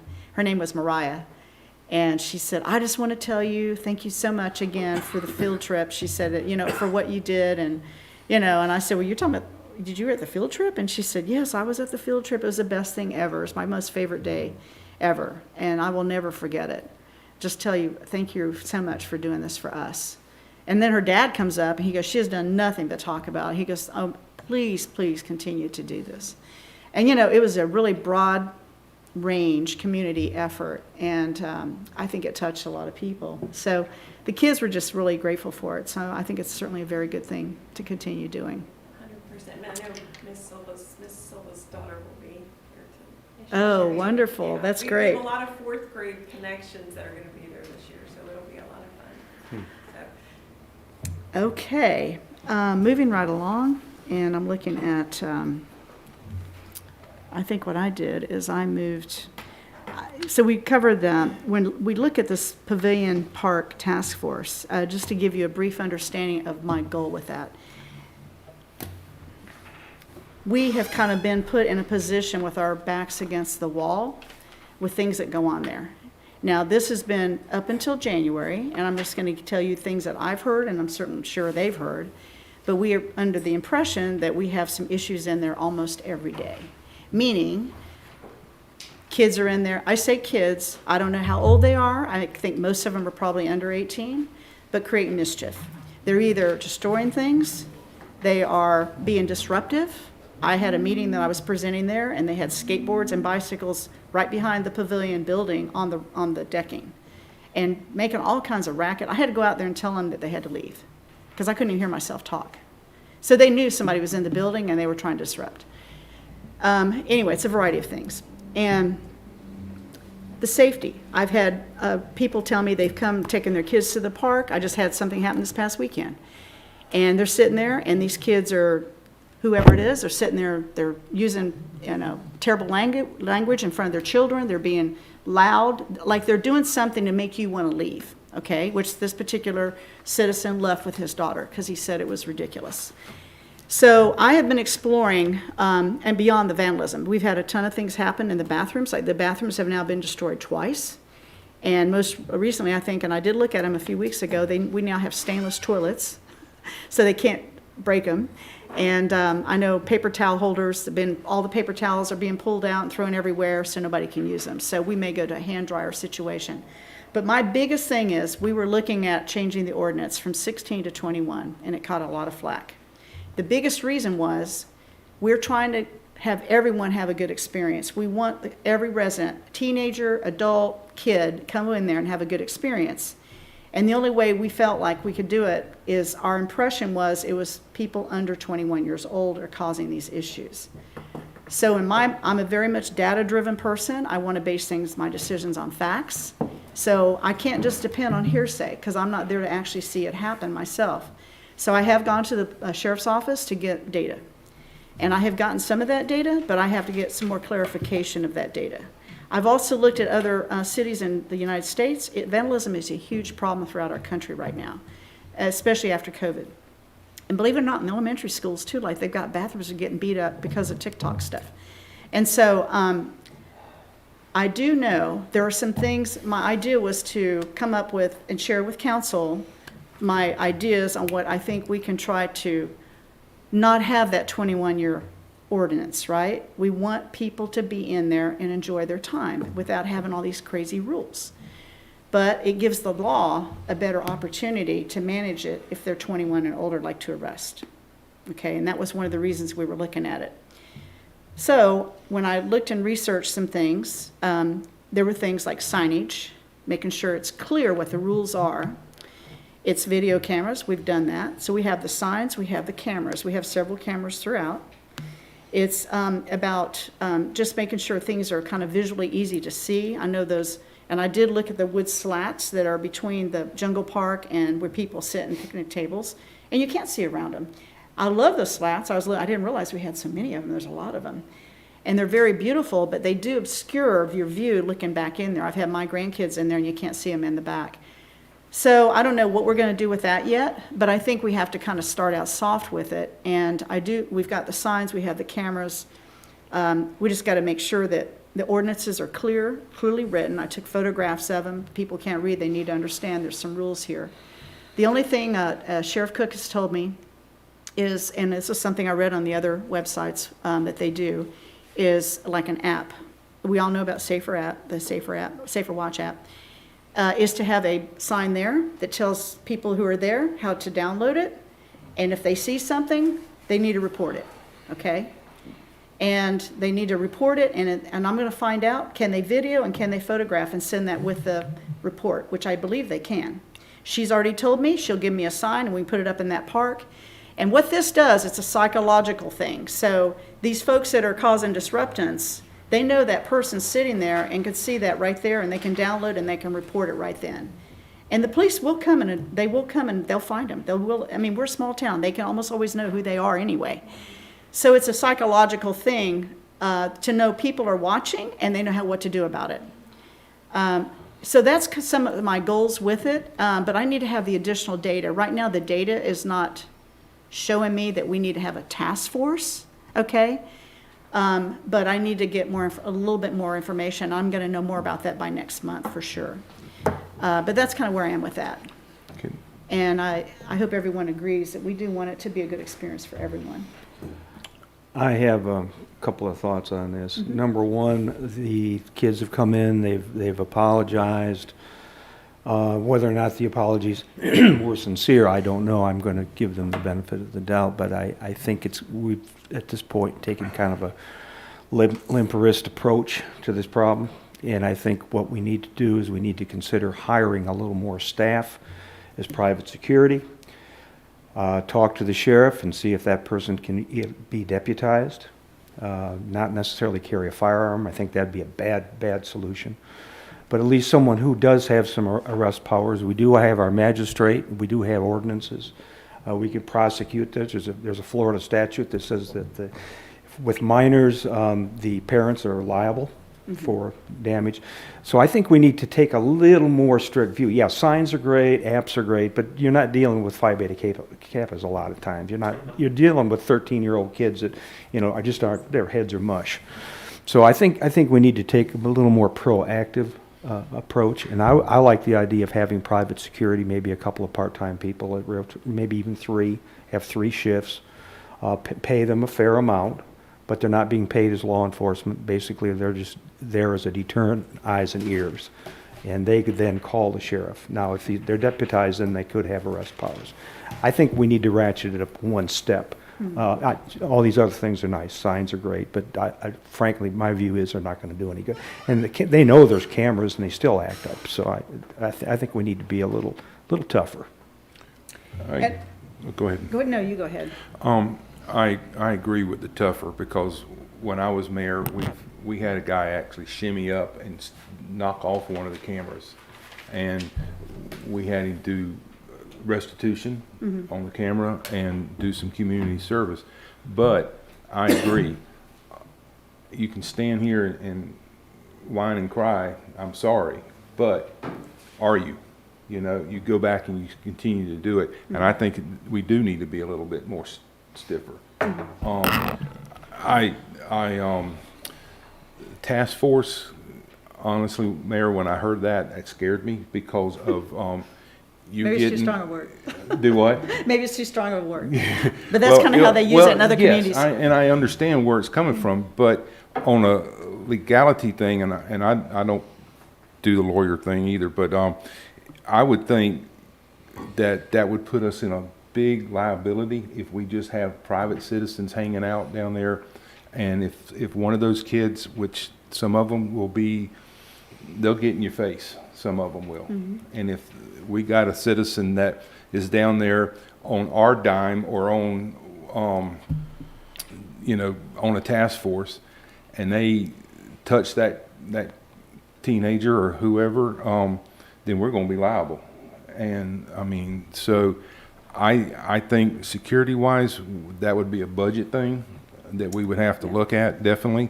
And I personally would rather have an off-duty deputy that we would hire to patrol all the parks in case of that. The signage, if you have one of those little, you're talking about one of them things you put your phone up to and it downloads everything. I'm in agreement with that. I mean, because not everybody has, I have the non-emergency number because I ride around, I see things, and I'm going to report it. And on the slats, I agree with it blocks the view, but being a part of that, building that park, if we decide to take those down and they have names on them that people have put on there for donations and they work there and everything, we need to make a wall somewhere and keep them in that area. Yep. So security-wise, and safety-wise, I can see opening that up a little bit, but we don't get rid of those things. Tony, you mentioned liability. If we had a task force down there and they touch somebody inappropriately, I think we also have liability if we do nothing. Because, well, I agree. Because if we do nothing, lack of supervision, here again, Joe, you know what lawyers can do. And Carrie, it's something we need to do. We have to be proactive. Mm-hmm. And if it means fining parents $500 or whatever, or if it means a kid having a record as a juvenile, so be it. Mm-hmm. I think a little deterrence is needed right now. I think this council and past councils have been very tolerant of vandalism, and we need to be hard-nosed. Yeah. Because it's not going to get any better if we don't. I think if you make an example, if you set the standard that if you come into this park and if you mess anything up, you're going to be liable, and your parents are going to be liable if you're Right. underage. So, I mean, I think tough love is the best. I think we have to. I think we have to, too. Yeah. Just to clarify my definition of task. Again, perception and reality here. Task is really identified, or for my purposes, to get the public involved, a community. And I have several point people I already have on my list who've expressed interest that I would want to be part of that task force. And the goal was to get them together once I have all of the facts, okay? And then, so here are the facts, here's our challenges, what would you guys like to see us do? Get input from the public, from that task force, and let them tell me what they think, is because they use the park, they have children, they live there, whatever. Then go from there, but again, it's got to be data-driven. The data I have right now, we had 73 incidents last year in the city of Keystone Heights that they gave me, 73, okay? There were 6 that were, and these are all over 18 years old, or that's the number he gave me, the age. He said that was all of them, is what he told me. There were 6 that were, like, that could have been, the problem is how they're earmarked, right? So I had one, literally, out of 73 that was property damage at that address. It was 6 that were at that address, and only one was a property damage thing. Guys, that's not even 1%, okay? So I can't go and us go hire an officer to walk the beat at $40,000 or $50,000 a year, whatever that's going to be. I can't justify that. So what I want to do is make sure, I've got to look at these numbers again, and I'm going to talk to Deputy Jeremy here to get a little bit more input. This one guy works directly for Sheriff Cook, and that's how he gave me the data. But I want to get more information so I really can kind of drill in on that focus or that vision on what we do. The other challenge is, and Charlie is working with me on this, is to get what did we spend money-wise out of our city budget, because this is what citizens care about. What did we spend to fix what they destroyed? Mm-hmm. Okay? And I want to monetize those details so that we have a story, so we have reasons to say, okay, now I can justify if we decide to have someone. I didn't mean for citizens to go down there and say, hey, you got to do this or that. I just want to know kind of where we are with those details, and then I think it helps us to make the right decision for all. It's early, it's very early yet. One other idea I had was if there's an opening in Public Works, hire somebody named Bruno, about 300 pounds with tattoos. No, I'm serious. And have him be down there, and then he can be picking up trash, and he can be doing things that right now Public Works takes care of, so he can multitask. But if Bruno's there, and he's giving somebody a hard look, I think you're going to stop this kind of activity. Just a thought. Yes. And yes. that would not be a budget buster. Right. I mean, like I said, it's very early, and but again, we need more data and solid data. So, yes, Carrie. So I just would like to remind the council that I think there's been a lot of turnover since we tried this, but there was a time when Deputy Santiago and I actually worked together, and we would meet with kids at the pavilion. It was before the pavilion was renovated. It was before COVID, so we're talking a little ways back. And we just provided like some simple sports equipment and some snacks and some positive interaction. Mm-hmm. And there were some adults there. I think we tried to pull it off like once a week. Yeah. And I do think it was helpful. I am not saying that there shouldn't be consequences. I do think there should be consequences when something's wrong. But I also think we are talking sometimes about children who would tell you, yes, I would do that at my home, Yeah. right? Right.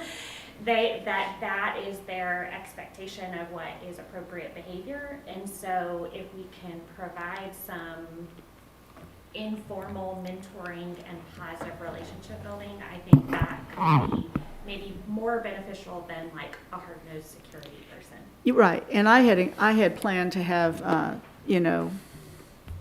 Deputy Santiago, our local deputies, be part of our so-called task group for input and suggestions, us to kind of collectively come up with a plan. Another thing is this thing is open till 11 o'clock at night, which I think is really too late. There's nothing, why is anybody in there at 11 o'clock at night? Other parks I've looked at like this are around 8 o'clock or dusk. So I think those are some minor things that we can do. The biggest thing is it's hitting our budget, and it's unexpected numbers. But we're going to work on capturing that information better than what we have right in front of us right now. So there's a lot of work to do, and that's what I say. I have to know all the facts, and then I can kind of come up with an idea, and then we can really, I think, brainstorm together and figure it out. So yes, Joe, you had a question? Yes, just as an option, I think the sheriff's office still has reserve deputies. Yeah. That may be something versus hiring somebody. In some of the communities I'm in, we hire deputies, right? And it's like, I don't know, $45 an hour. So rather than that, if you had a reserve deputy down there, I think it's more of a volunteer basis, but just something to explore. No, yeah. I think there's a lot of opportunity. It's not like it's horrible, like they could be, there's been some really bad things to happen, like the day of, right before the July 4th things, and the bathrooms get battered, and the water line break, and we can't even offer water fountains, right, on the July 4th weekend. But yeah, I think we have to, those types of things have got to be a harsher penalty, just to know that we're not going to mess around, we're not going to put up with it. And your concept of having the deputy there, it's the old-fashioned cop on the beat that's friendly with everybody in the neighborhood. That's a very good approach. Yeah. And it was started really the idea was not actually to necessarily have Deputy Santiago be there every time. Lynn actually reached out to local pastors, and we talked about trying to get local pastors to be there, the same informal kind of concept. Just pastors don't have a lot of time to do that kind of thing, I think, sometimes. And so it was just he and I that ended up being there. So it could be just two responsible adults that are community leaders that are willing to do that. I mean, Or it could be good cop, bad cop. Golly. I'm a big supporter of a carrot and a stick. There you are. Yes, Elston? One time, didn't they break into the park, come through the drainage? They did. It was a Sunday, it was a Sunday, yep, and they came through the back of my property. It was pouring rain, 3 o'clock on a Sunday afternoon. My husband's actually down there, but he was inside. And they did show him coming underneath, and they went over, and that's when they took baseball bats and destroyed the toilet and the sink. And it's all on video. But, it's now a metal toilet, so they're not going to be able to destroy it. And, The part, as far as I know, and Charlie might need to check on this, but those gates lock at dusk. They automatically, it's on a system where the magnetic part that's holding the gates open automatically cuts off, the gate swings and locks. But now if you're inside, you can get out, but you can't get in. Are you sure about that? Yes, No, ma'am. it's pretty Unless someone from the inside No, I don't- opens the door and lets you. I don't think it's open. No, because I think Kenny said it's whatever the It's time a- says. but it's it is 11 automatic o'clock. like that. It is. Yeah. It is automatic if it's at the time. just FYI, the band rehearses until 9 o'clock, and dusk now is what, 7, 6:30, I don't know. Charlie? Yeah, how long is the gate open? I thought it was 11. That isn't why I raised my hand. Just to add a little practicality to this, we don't have any more monetized data to provide in terms of here are receipts specifically for vandalism. Those notes weren't made, they don't exist beyond what we were able to run out of QuickBooks and provided you. So to that end, if you guys, if I'm kind of what I'm hearing is you want to make sure you justify an expense if you go to whatever it is, a security guy, reserve deputy, active deputies, whomever, just tell me you want 3 months or 6 months, and we will monitor that for a period of time that you tell me, and then we can multiply that by 4 or by 2, and we'll know what an annualized cost is, and then you can see if we only have $15,000 worth of damage. I have no idea what the right number is. Right. If it's worth pursuing something. So I'll hold off an opinion till I see something one way or the other. I do like what Pastor Morford said, though. Yeah. Go ahead, Scary. George. George, go ahead. Pastor Morford gets confusing.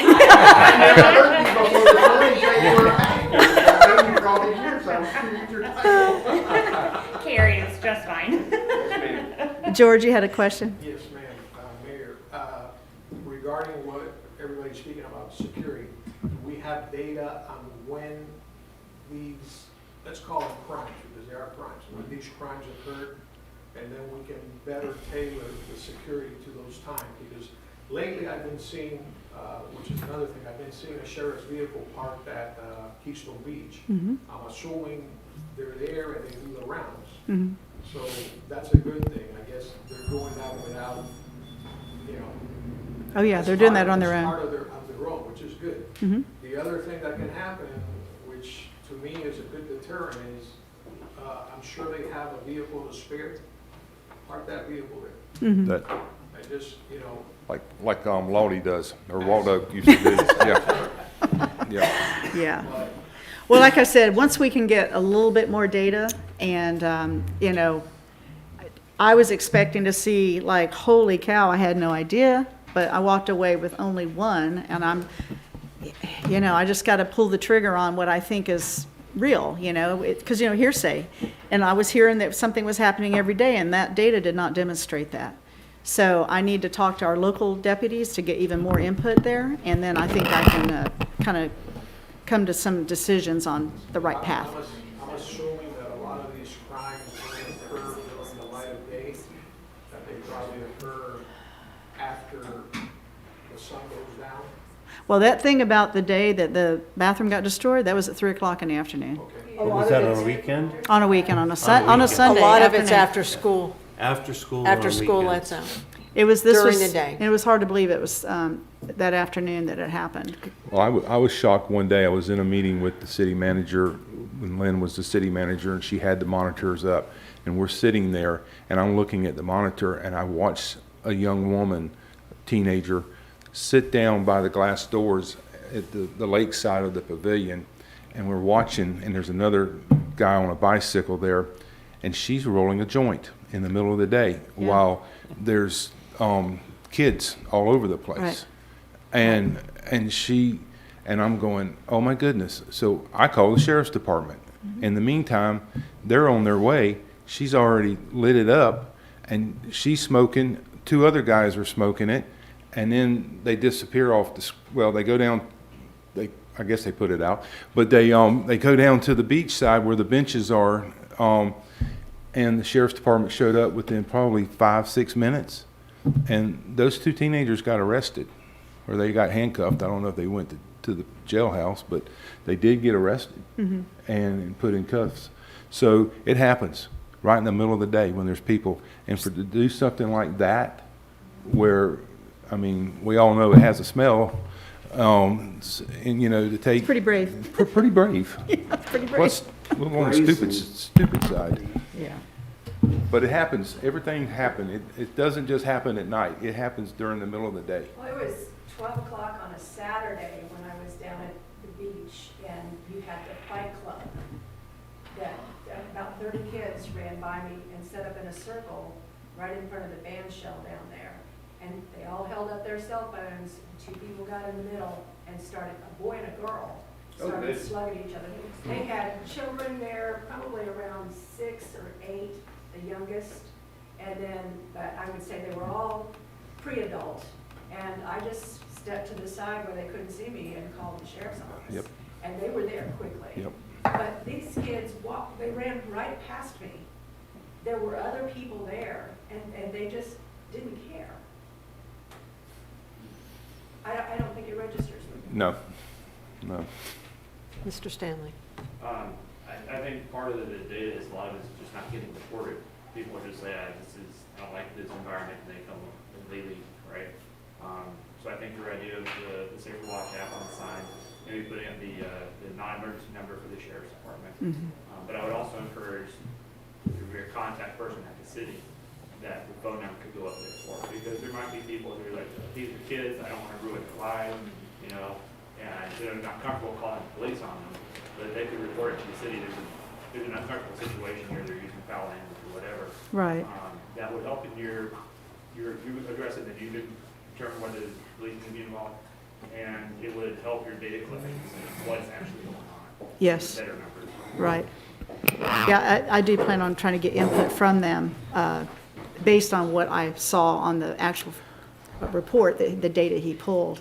So I haven't been able to get that input from the local guys yet. So I think, just like I said, once I get some more of it, I think I can marry it up, and then we can all talk about it. Jorge, I like your idea of the squad car. No, I'm serious. Yep. And it's my Not a bad understanding that the Clay County Sheriff is taking over the school security. There may be some surplus. We could get one of those, and obviously we can't say it's a squad car. We can just say something like City of Keystone Heights Security or something like that on the side, and just keep it parked down there. Exactly. Yeah. It may be not a big deterrent, but, you know, I'm sure some kids will think twice if they see the vehicle. Even if there's nobody in the vehicle, they're going to assume that an officer is walking the ground. It's in the neighborhood, yeah. Yeah. Mhm. Well, we had some good discussion on that. That was a very, very positive discussion. Next thing is we want to go to this Parks Master Plan, and I see that Miss Erin walked in the room. Erin, thank you so much for being here today. It's good to see you again. Just to kind of go back, and I know we have a copy of her presentation that we maybe want to pull up. You can minimize mine, I guess. And it might be that it's on that same USB that I provided to you, Bo, the Parks Plan. You can just downsize mine right now because I'll go to the other stuff later. So with regard to the park plan, I'm just going to say what I know. What we did is we allowed them to, we had the opportunity to have a proposal created based on some information provided by us on things we'd kind of like to see, you know, concept, type, idea kind of thing. We did that during a workshop back last fall. And then it went to Aaron and team to come up with a proposed idea based on our current assets that we have, 22 acres of parks in the city. I didn't know that. I thought it was pretty interesting. And again, just looking at all of our assets from a, you know, outside view, outside lens. And also looking at trying to connect. And I think in some of the goals that you shared in your presentation, it kind of brings that all together with what the vision might look like, okay? And so I'm sure all of us, we also had a lot of questions. First time we've seen it was in January and what you created. And we can start out by, and of course I wanted you here today so we could kind of drill down on some questions and details about what you presented to us in that setting with the council meeting, which we couldn't do at that moment.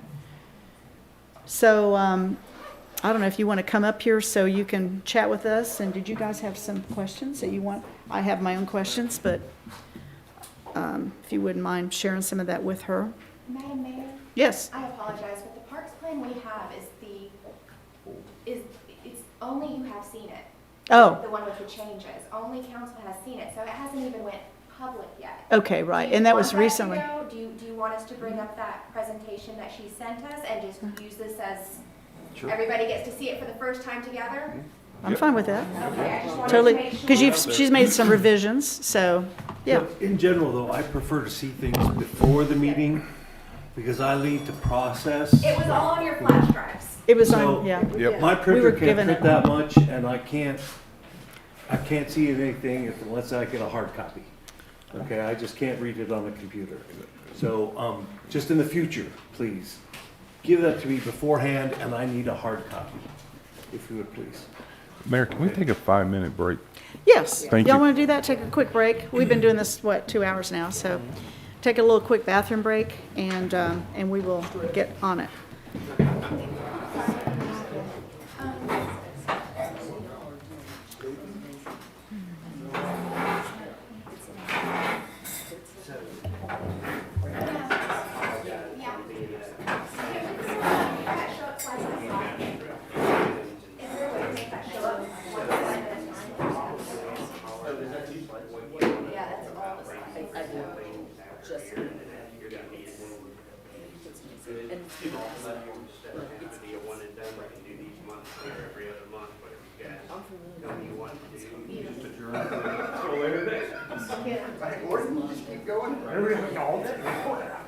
Yeah, so really, just the park plan, right? Yeah. Now, she's on all the no, so that's what's, so we may. We don't do this.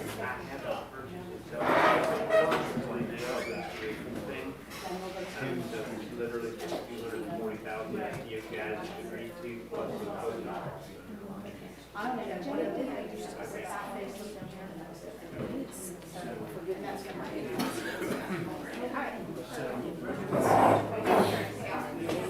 You can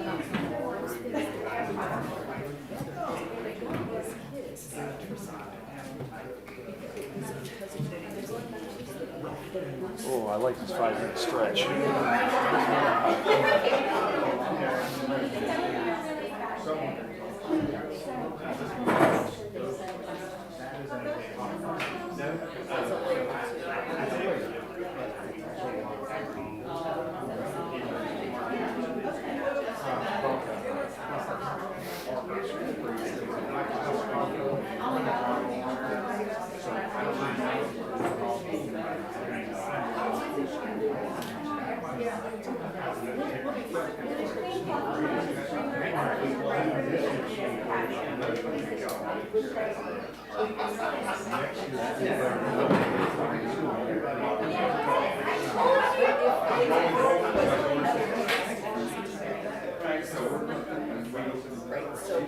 In a sense, Isn't it phenomenal? What did you do? Take another one, please. They were buy one, get one, so I can say it's fun. Take another one. Just trying to do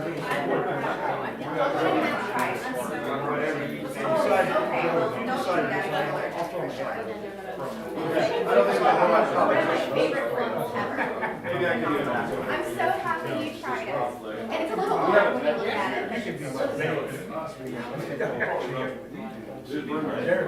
They have red ones. So that is the color direction. The red one is 9 years. It's more plain.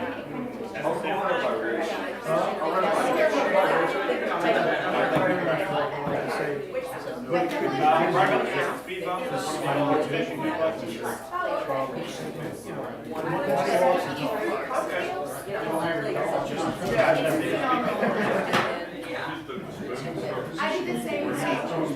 And it's so good. I'm so glad you tried it. That makes me so happy. I introduced you to you. Now we gotta get you shot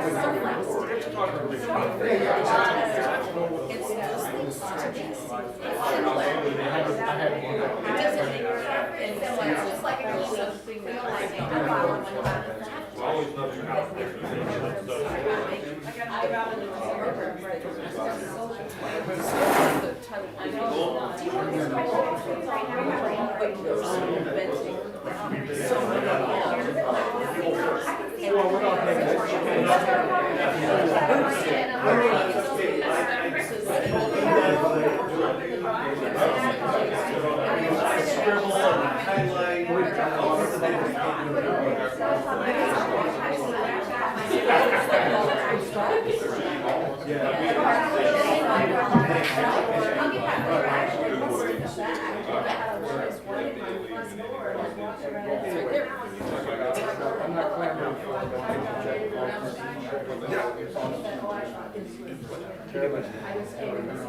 And I knew that from the call and left me a message. And I had to call him We're gonna meet at Mission.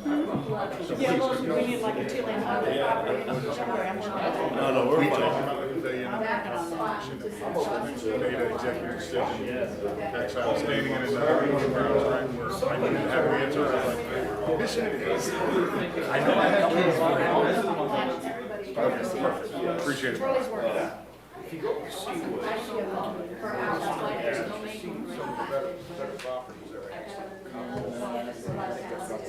We missed you there, didn't we, last week at the meeting? We missed you. Yeah, we didn't talk about that. No, I don't know. He said Jimmy Buffett. What were you saying?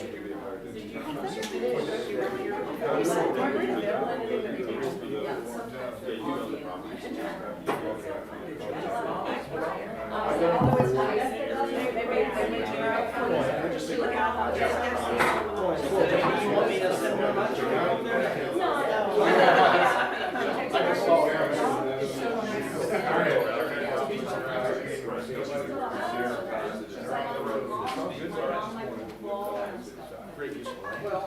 We've already covered, My brother and his family are gonna stay there.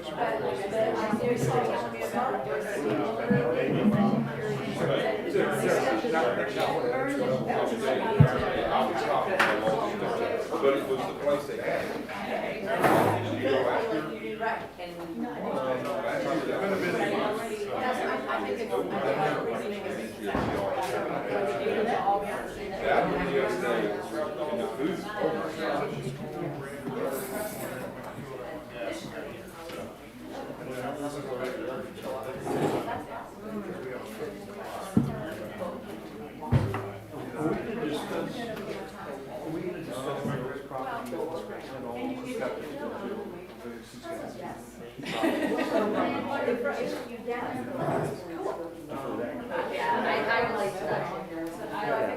right, I didn't see it. Much happier. And for the same reasons why you did what you did. Yeah. Yeah. Okay. Okay. And by the way, go for P&Z and be here, so you can't. Until it goes for P&Z. That's correct.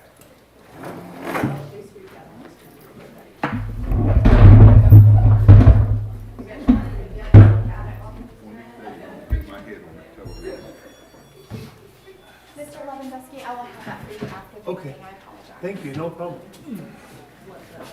Be in the parts thing, so I have to use that flash drive in France because it won't communicate with the printer.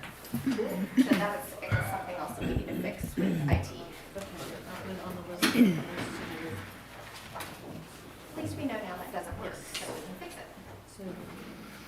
Okay, so we'll get started here. And, you know, I know some of you probably were not at that meeting in January. So Aaron, could you just kind of stand up and tell us who you are and how you got involved in this project and kind of where it started and to how we've gotten to where we are for the audience?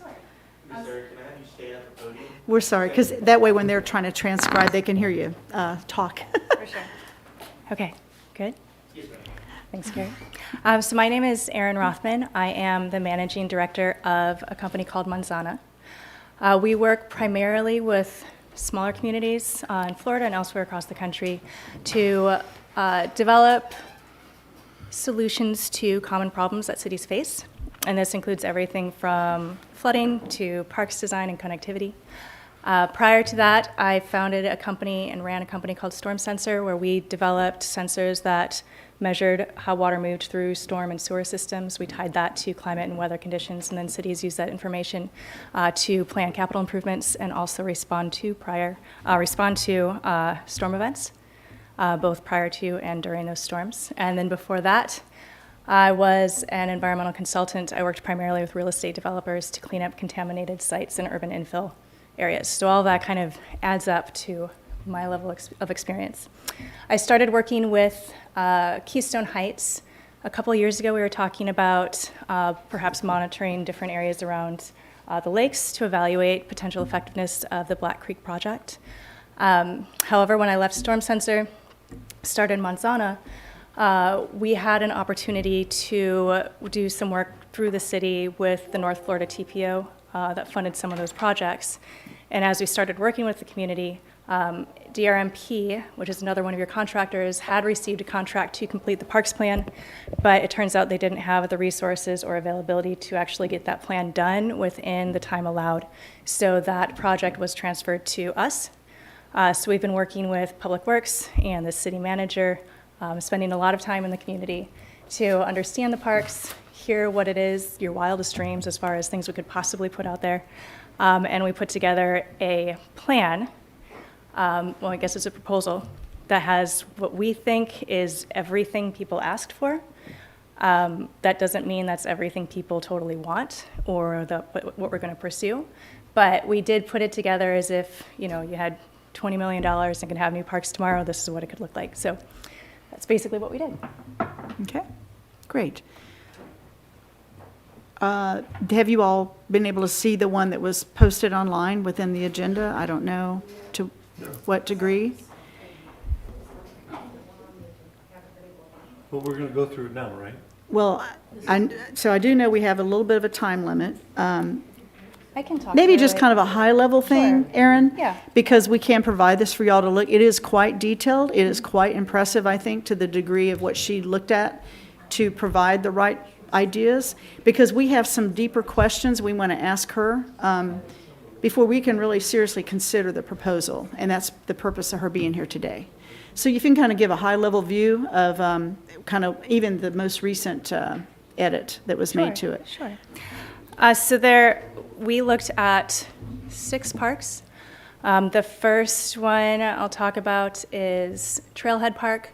So that's over across 100. And we looked at that as kind of like a way station where we have the bike repair kits. We have that storybook trail.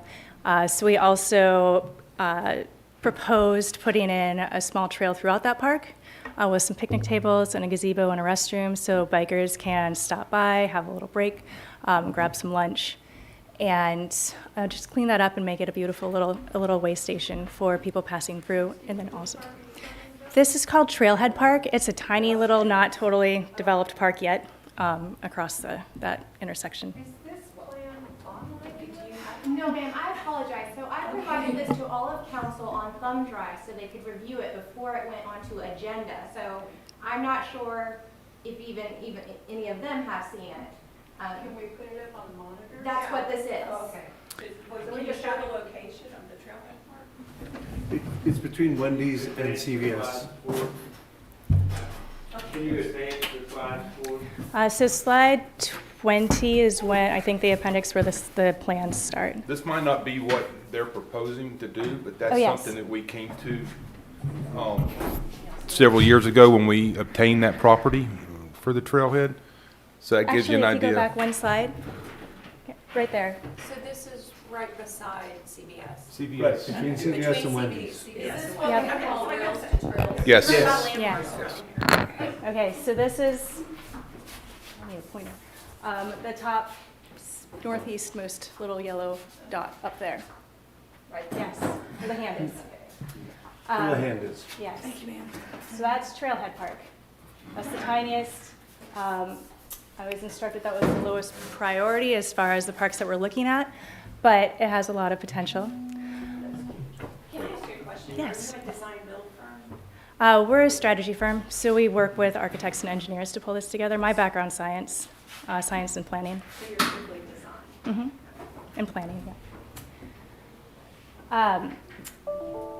Then another park is, we'll go to Sunrise Park, which is up in the northeast corner. That's the one.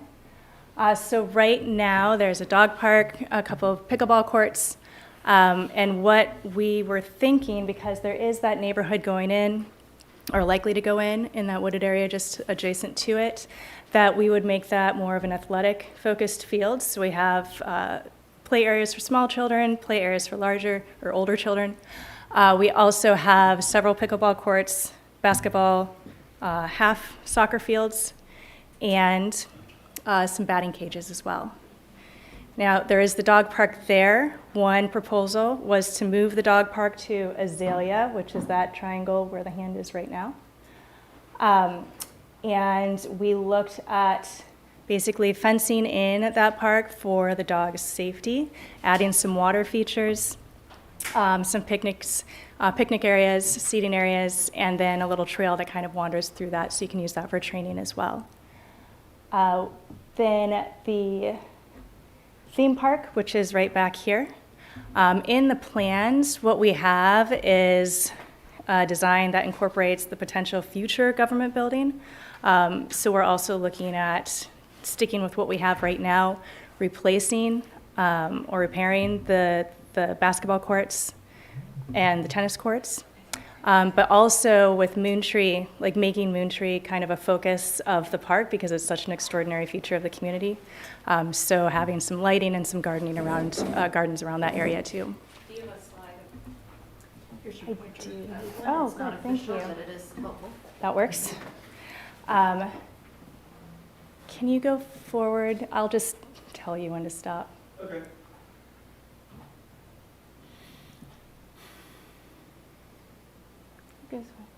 So this is kind of part of the Moontree area that we were thinking. Keep going. Keep going. Stop. Perfect. Okay. So this is where we are right now. This is the potential future building. We're also looking at moving that back and keeping the existing courts. This is the Moontree area, so putting in a feature that really highlights that in the community and some trails through and along the park. Because theme park, the Keystone Beach, and the natural park are so close together, we thought it would make sense to add some connectivity between those parks, so it's kind of like a one larger park system.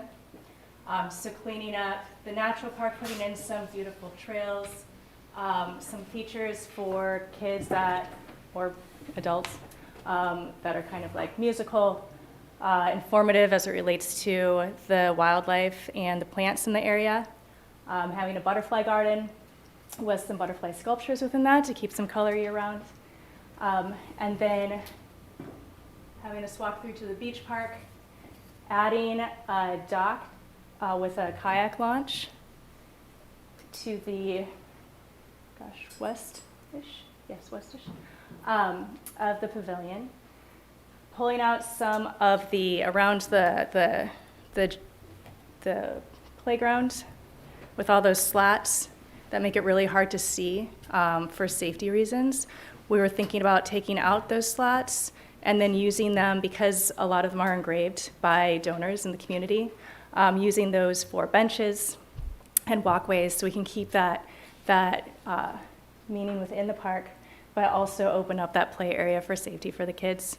And adding a couple of splash pads near the water as well. Ms. Hoffman, I'm Yes. sorry, did you say you were able to save our courts back here in the new? It's not in this new one, but I did ask the architects just to pull that together, so that should be done today. Thank you, I appreciate that. Of course, so we'll be replacing that too, to address that. I just wanted. That's not an accurate representation of. Not at this time, yes. It is, the difference is, at this point, the only difference is this new building is gone, it goes back to the way it is with our government building right here, and then the courts will be repaired, or rather replaced, they need to be replaced. And that ensures that we've got access to athletic facilities in both parts of town that make it really easy for the kids to get there. Thank you, I'm sorry for interrupting. No worries, not at all. I think that's. Can you go to some of the slides, Aaron, that you showed of each park? You had a beautiful visualization of what it would look like. Sure. And the list of items that will be added to those particular areas for enhancement. Of course. And kind of encouraging folks to want to go there. Some of it's on that deck, right? Should be? It is, so this is the full report, so everything's in here. Okay, perfect. And I don't know where it is in your PowerPoint. There's a lot of slides. Yeah, there's a lot of slides. So if you can go to the next. Forward or back? Go forward. Okay, stop. So this is theme park. Again, we have the Moontree Building number 5 is not going to be over there, it's going to be right, we're going to keep this as is. So this is one of the biggest changes. Where is the giant live oak on that? Out Behind the of, library. So which, I'm talking about the huge one. The one that's right by the library, so building four, It's between right building behind 4 and the library, courts. where you've got a walkway. so none of the live oaks will be moved. So those are untouchable? It's a huge tree and the Oh, ground yes. around it is. Yes. So I want to be very clear that these are kind of theoretical designs because we had kind of an overview of what to work with. The next steps would then be to bring in contractors to actually start surveying and looking at what's technically feasible and making sure that all the trees are protected, all the live oaks in particular are protected. And that the walkways and the final design would incorporate the existing trees and other key features that the community wants to protect as well. So in other words, the only part that's accurate on this is the moon tree and the library. It's just the top quarter. Yep.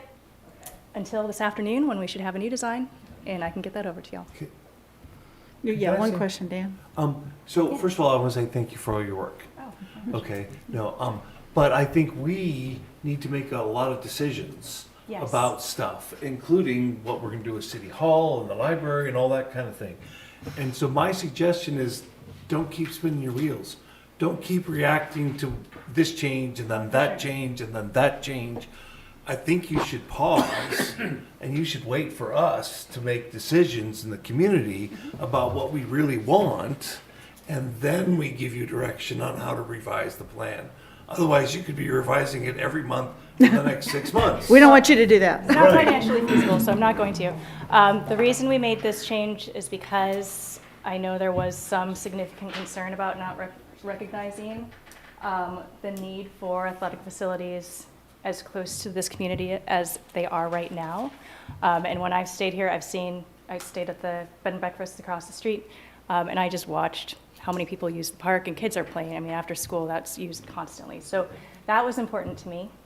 And then otherwise, the additional changes that we made following the last meeting in January that I attended were to look at ROI, or cost benefit alternatives for the parks, Yeah. for the Madam So for me, for example, Save Our Lakes organization has come in and proposed a fishing pier. Yep. Okay, and I've not heard anyone say anything about a kayak thing.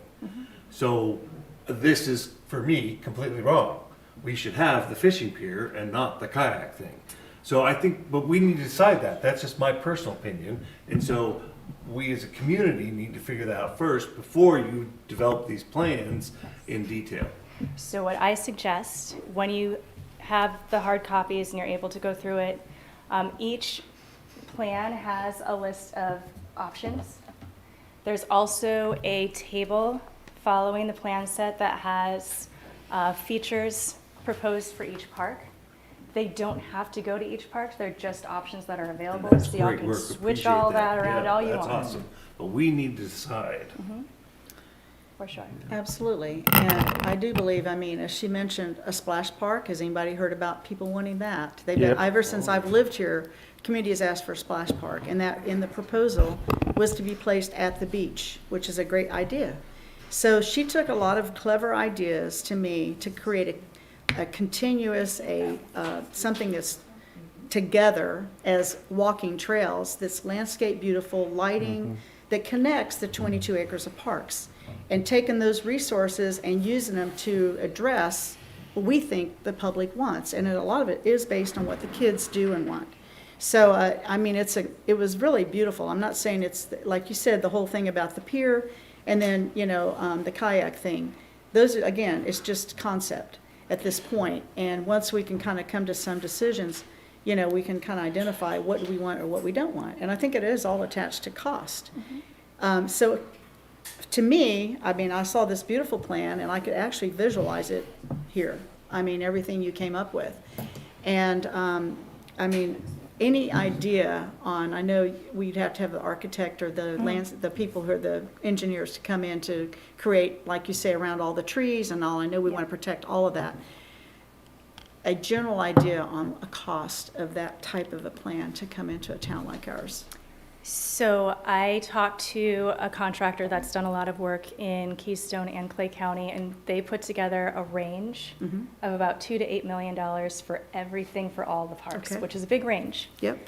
But that goes to like the types of materials that are used, the types of equipment, how much is natural versus designed, and all. Like there are all kinds of things that can be considered into those costs.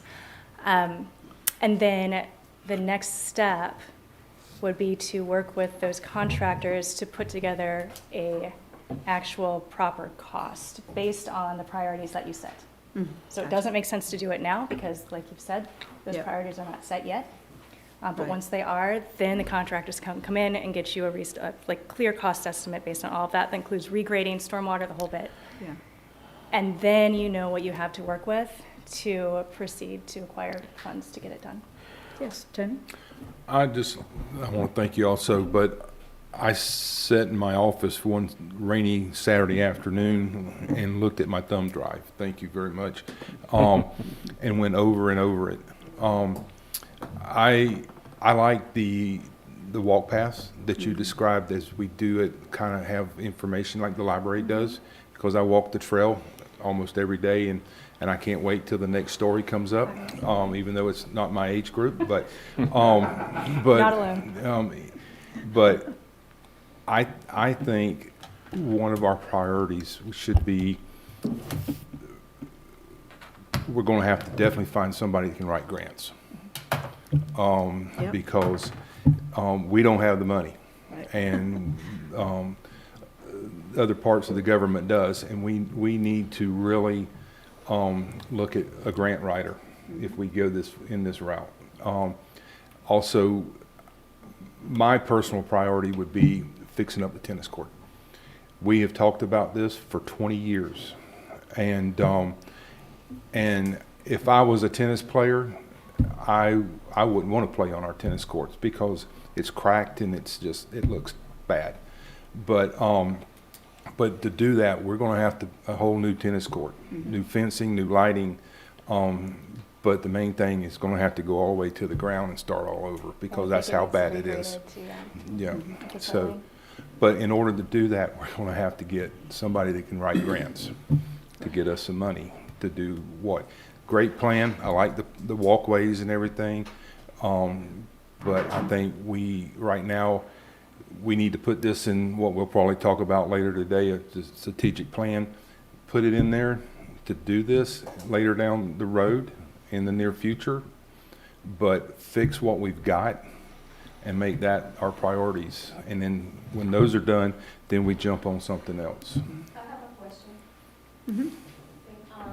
I appreciate what you have been doing, but I want to know who initially hired you to do this. Was it the council people or was it the previous city manager? It was actually the company that was hired to do the work, DRMP, brought me on to support them. And you were paid, the last meeting you said $100,000 for That a grant? was a different project. different contract. Yeah, so this was a 30, That was yeah. the smart city. Mhm. So you were paid to do all this rendering by who? DRMP, which was paid by the city, and that was approved by council, I think August-ish last year. Yeah, And that was the 36,000. correct.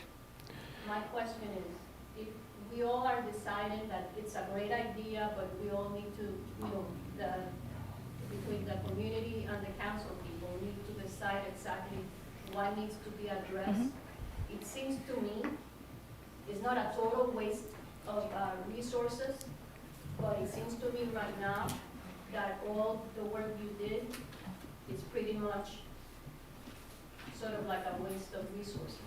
Because if we're gonna have to regroup and decide what needs to be done, if it's either to build a whole new building wherever you all decide to build it, or fix the tennis courts, or do the park around the Moon Tree, or do the parks behind Hitchcock's, it's either delaying what we need to do, we need to fix first.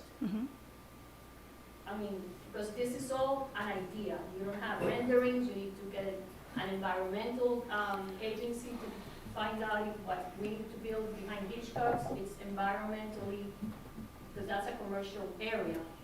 So that's money that needs to be spent for that. You need to have drawings from an architect, you need to have a landscape architect, you need to have engineers, all that is money.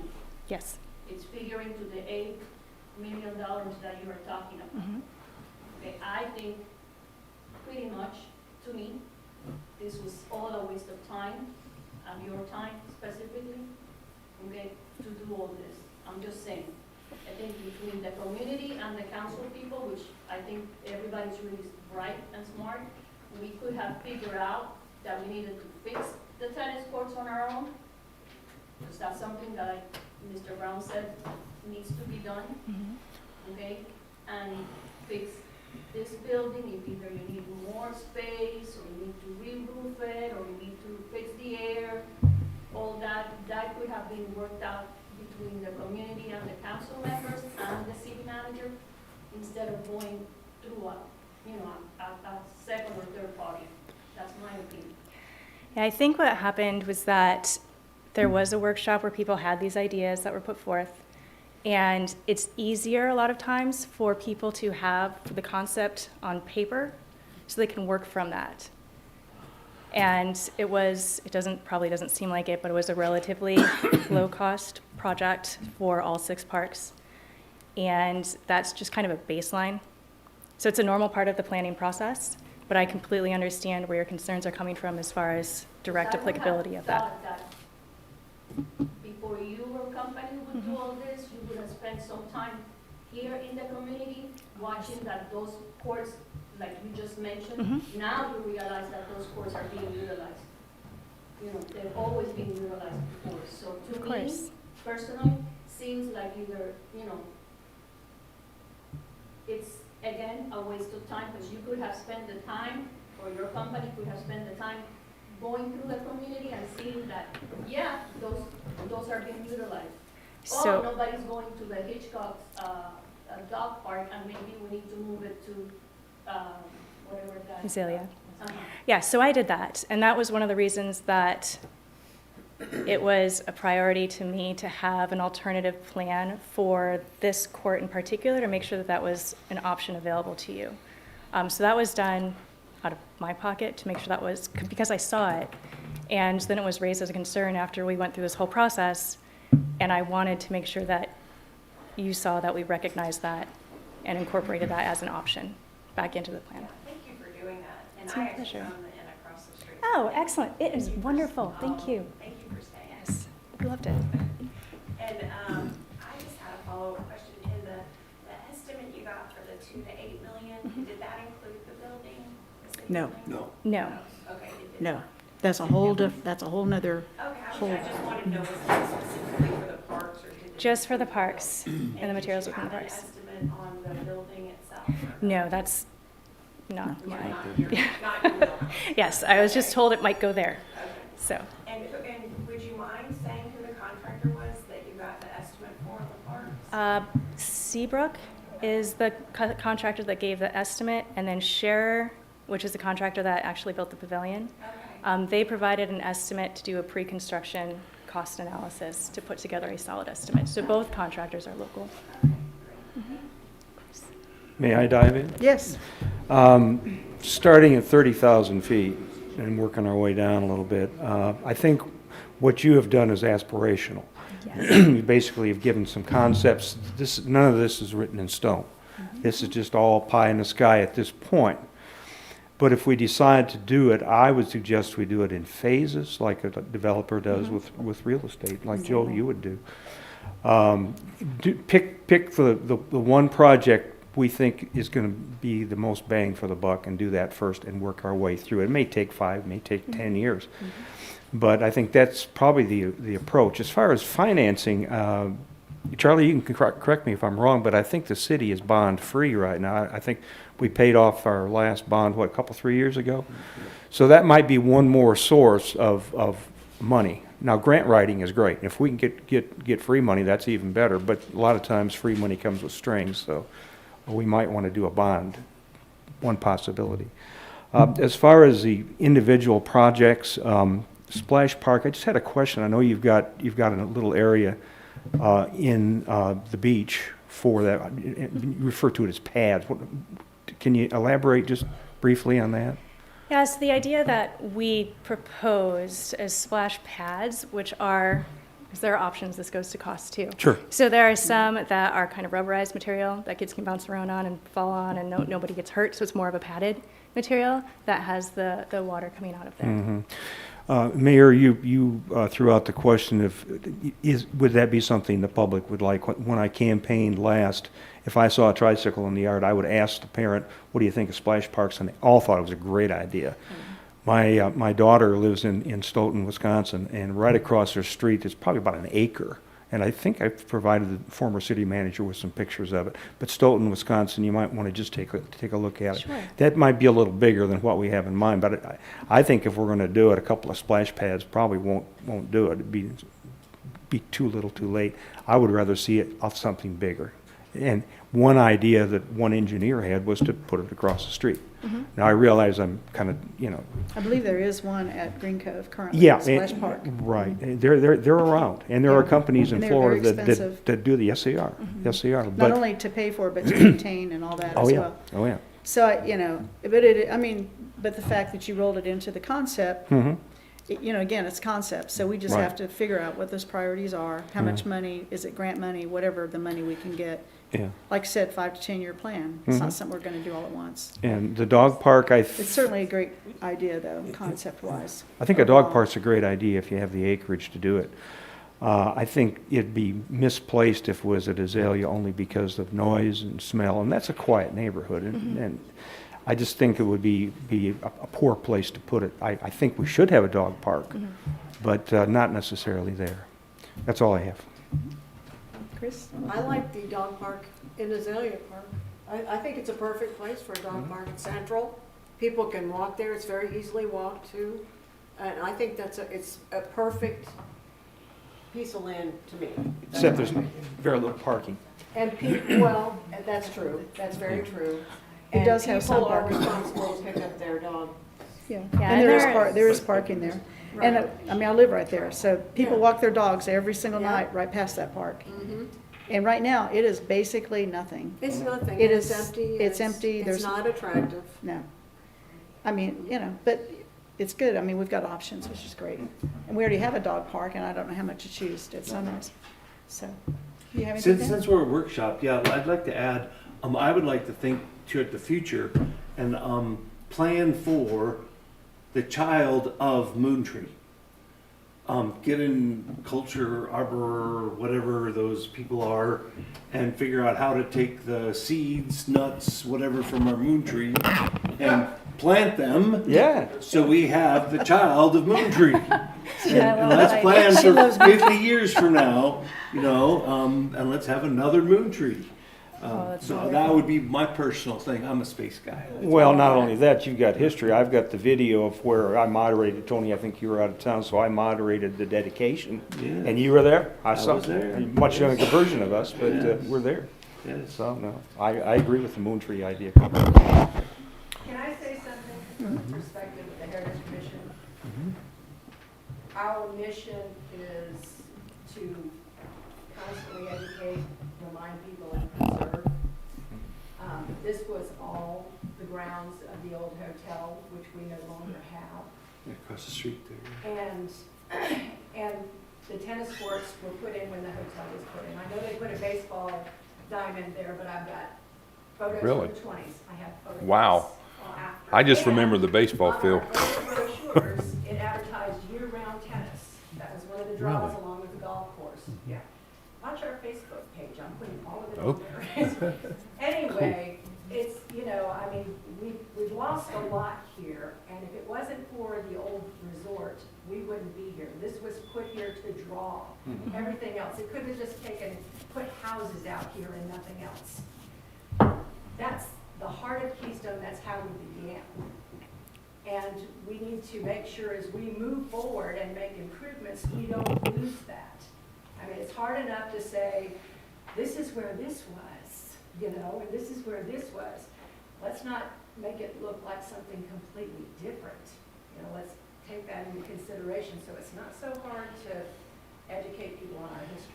This was a planned community meticulously planned with all sorts of things, the pavilion, the hotel, it all basically hung together. This was a social hub. I Yeah, also like the dog park in Azalea though. okay. I think it's an ideal location. I think it is too. Okay. There are some odor control techniques that are available too. And I'd like to agree with you.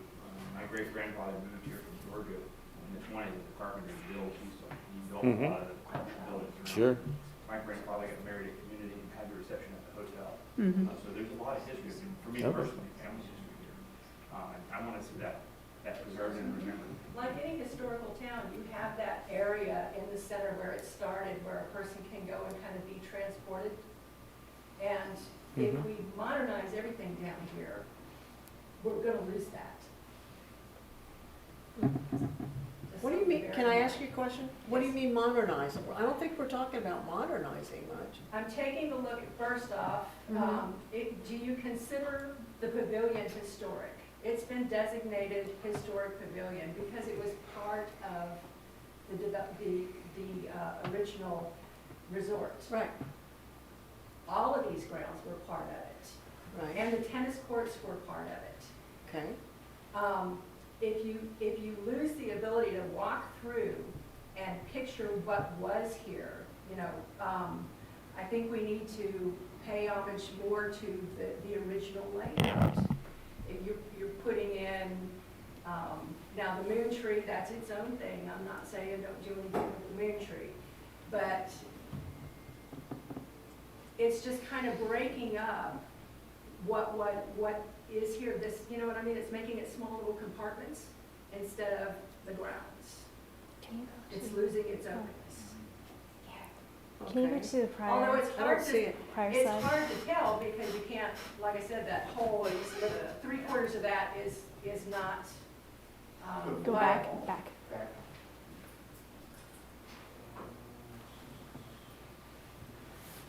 Okay, so one of the things right now, to your point exactly, Right. one, I could not find the grounds and I couldn't find a picture of the old hotel. I Oh, looked there's everywhere. Oh, yeah. I could not find Go it. to the Really? Heritage Commission, the Keystone Heritage Okay. Commission Facebook page. Okay. and I did not upload look new there. stuff all the time. Okay, excellent. And I have a 160 meg map that the developer actually did of the whole city, and it shows little landmarks like the hotel, Really? yeah.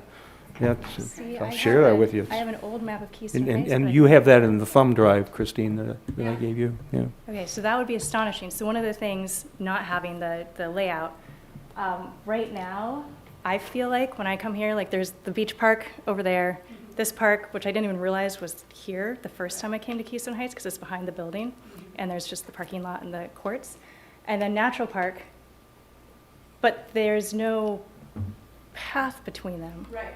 So I wanted to, one of the things that we proposed was taking down the fence on the beach park and opening that up. I understand there's some concern about four-wheelers going into Oh, the It lake. used to be open, but now it's no-go. Okay, well, it was a thought. Because we wanted to have the connectivity between the spaces, we wanted to open up. It seemed like it was one space It was. previously.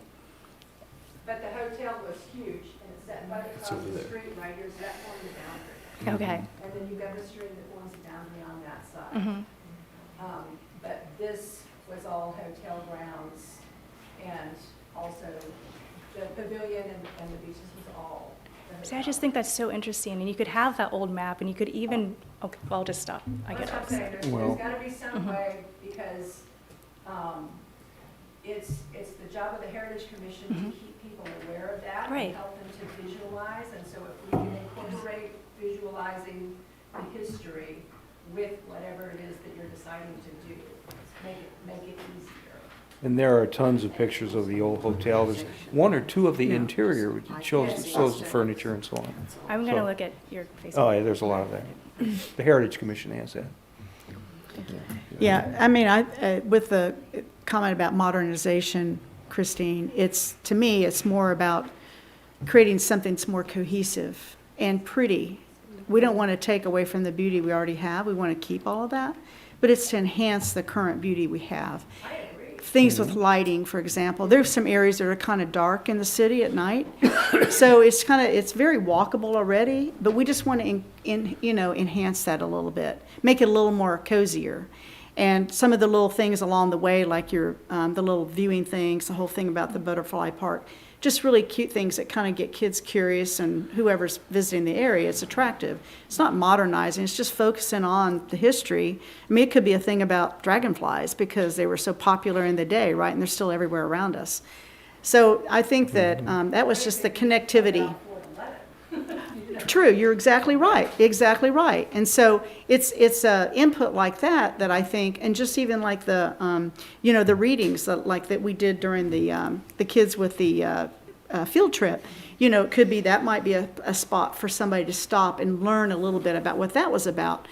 And again, this whole thing was a concept, but it was all to create continuity between those landmarks in a beautiful way.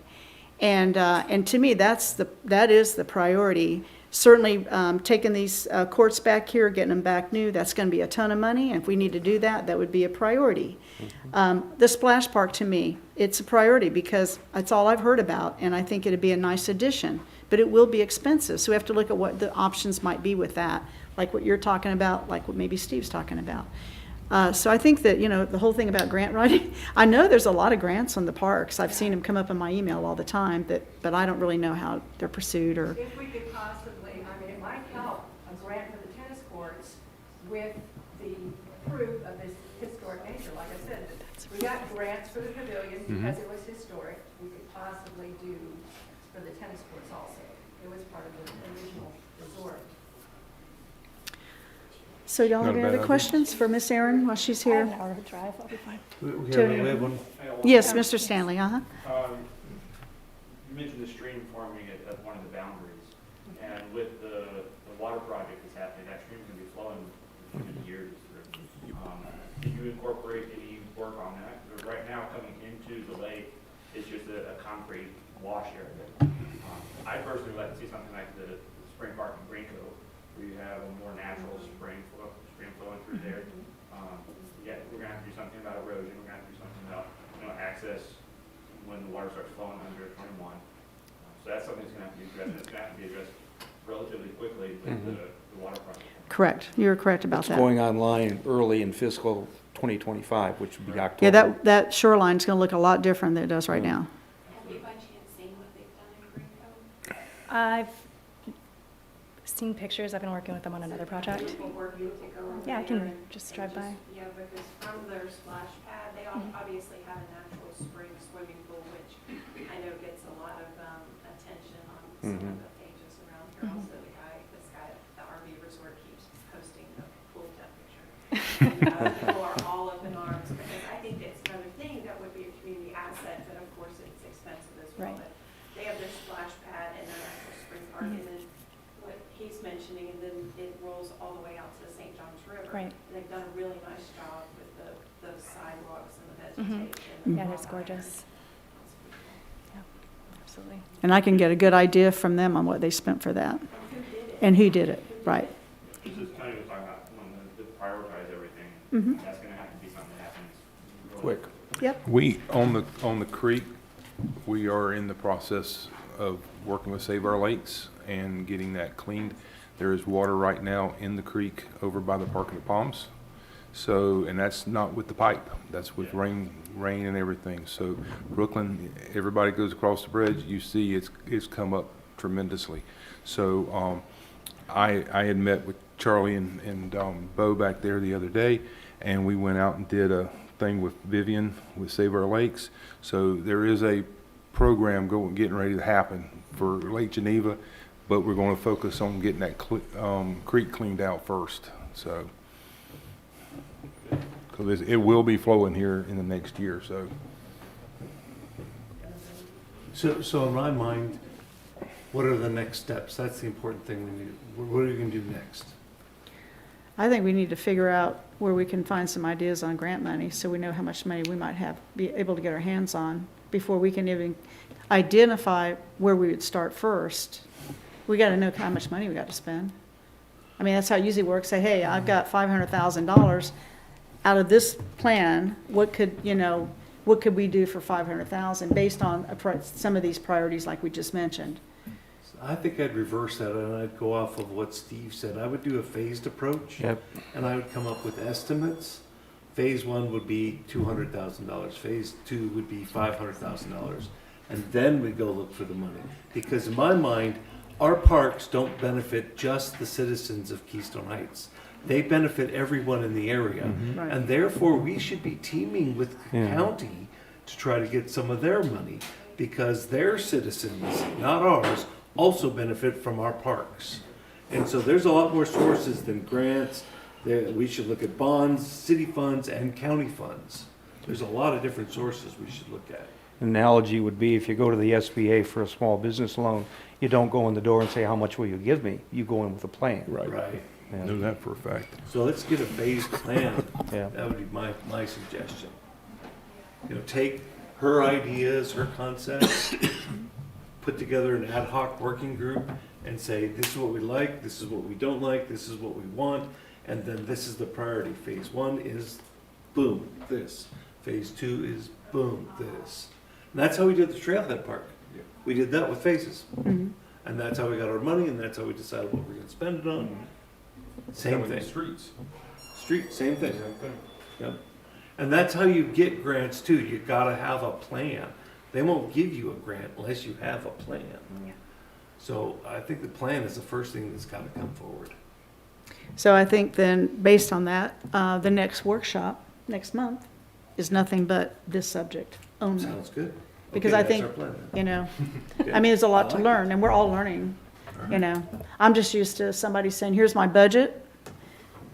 This is what I can afford. Tell me what you can offer. And to me, it means a different way of looking at it, you know. So I think that our next meeting, we hammer some of that detail out at our next workshop and only discuss that subject. Agree? All right. Okay. Moving right along. We're trying to do this before noon today. Erin, thank you so very much. Appreciate your flexibility. Oh, it's my pleasure. And certainly your creativity here has been very helpful. We appreciate it very Y'all much. have been amazing to work with, so, and I love it here, so anytime. Come stay in the inn.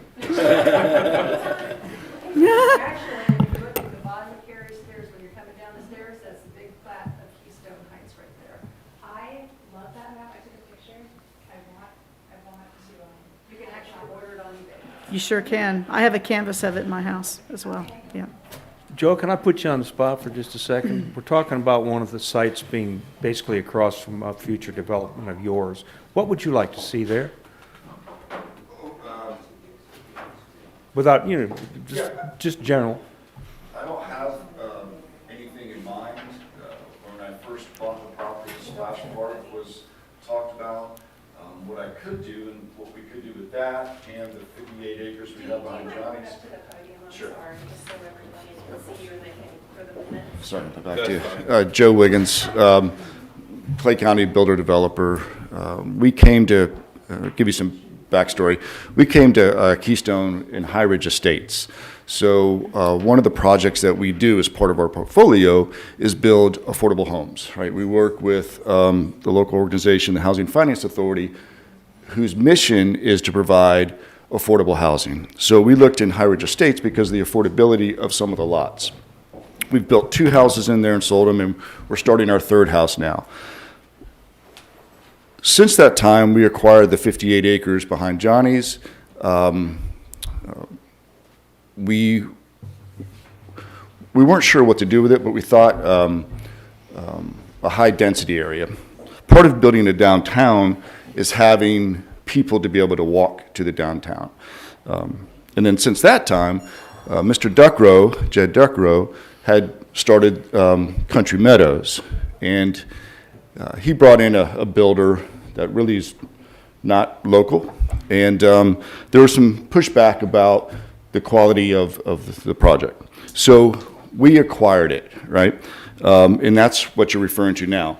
So what we could do is combine an amenity price for that project. We could even reach into the future and bring funds from the 58-acre project as long as we get credit for it down the road. And then maybe we could do a public-private partnership where I could fund something that the community needs, not necessarily on our property, but someplace that we think is beneficial. Does that? Yeah, everything's Okay. negotiable. Yeah. Yeah. So back to your original question. No, I don't have anything planned for that, but we can. No, my question is, what would you like to see? You're talking about the Sunrise To be, Park? to be compatible. Yeah, with yeah. Sunrise. I don't have a preference, right? I think all the ideas of what's being said. Young families, young kids, something for the young kids to do, basically. I think our price point is going to be younger families and then retirees. Okay. So. Yeah, so just a update on demographics. A lot of folks don't know this or believe it, but the median age for Keystone Heights is right at 37 years old. Only 12% of our community are seniors 65 and older, and that's as of 2024 January. Right. We're at a 1.8% growth currently. That speaks volumes to me on things I'm a senior. But right now, that age group is our market. That 36 to 40-year-old age market, because they are the young families coming here with children. Right. Or young professionals, whatever. Some of them are single, some of them are not. But I think about, even events that we think about and the draw, that's our audience. Sure. That's our dominant audience. And to look at a larger picture, right, the air park, we're trying to get business out there. So as headhunters or whatever go to look to communities, do they have housing for their employees if they were to bring them? And I agree that's the target market, definitely a but challenge. we shouldn't also forget about the people who want to downsize. Correct. And, right? Right. And have them stay within the downtown area, not have to go outside. But that's not incompatible, because a lot of the older people have grandkids, and if you, for example, had a splash park there, of decent size, it'd be something for the kids to do, and the grandparents could watch the kids, and that's the way it works in Plus my it's close to example the of Stoughton. school Yeah, where you you're- have where a you're big talking age about. mix, older, younger. I guess the point to this is we're not set with anything that we necessarily want. So we're willing to work with I think council, we have- whatever commissions, staff. So let's come up with something that benefits everybody. Thanks, Joe. Sure. Thank you, Joe. All right, moving along to our next thing on the agenda. I have one slide left to cover, but I can do that at the end, because I want to get through these other just things for discussion. Next is the city-owned property there, Yes. Tony? I had that put on there for a reason I had brought that up back when the fire department, when we dissolved the volunteer fire department, and there was a piece of property that the fire department had that was attached to our property.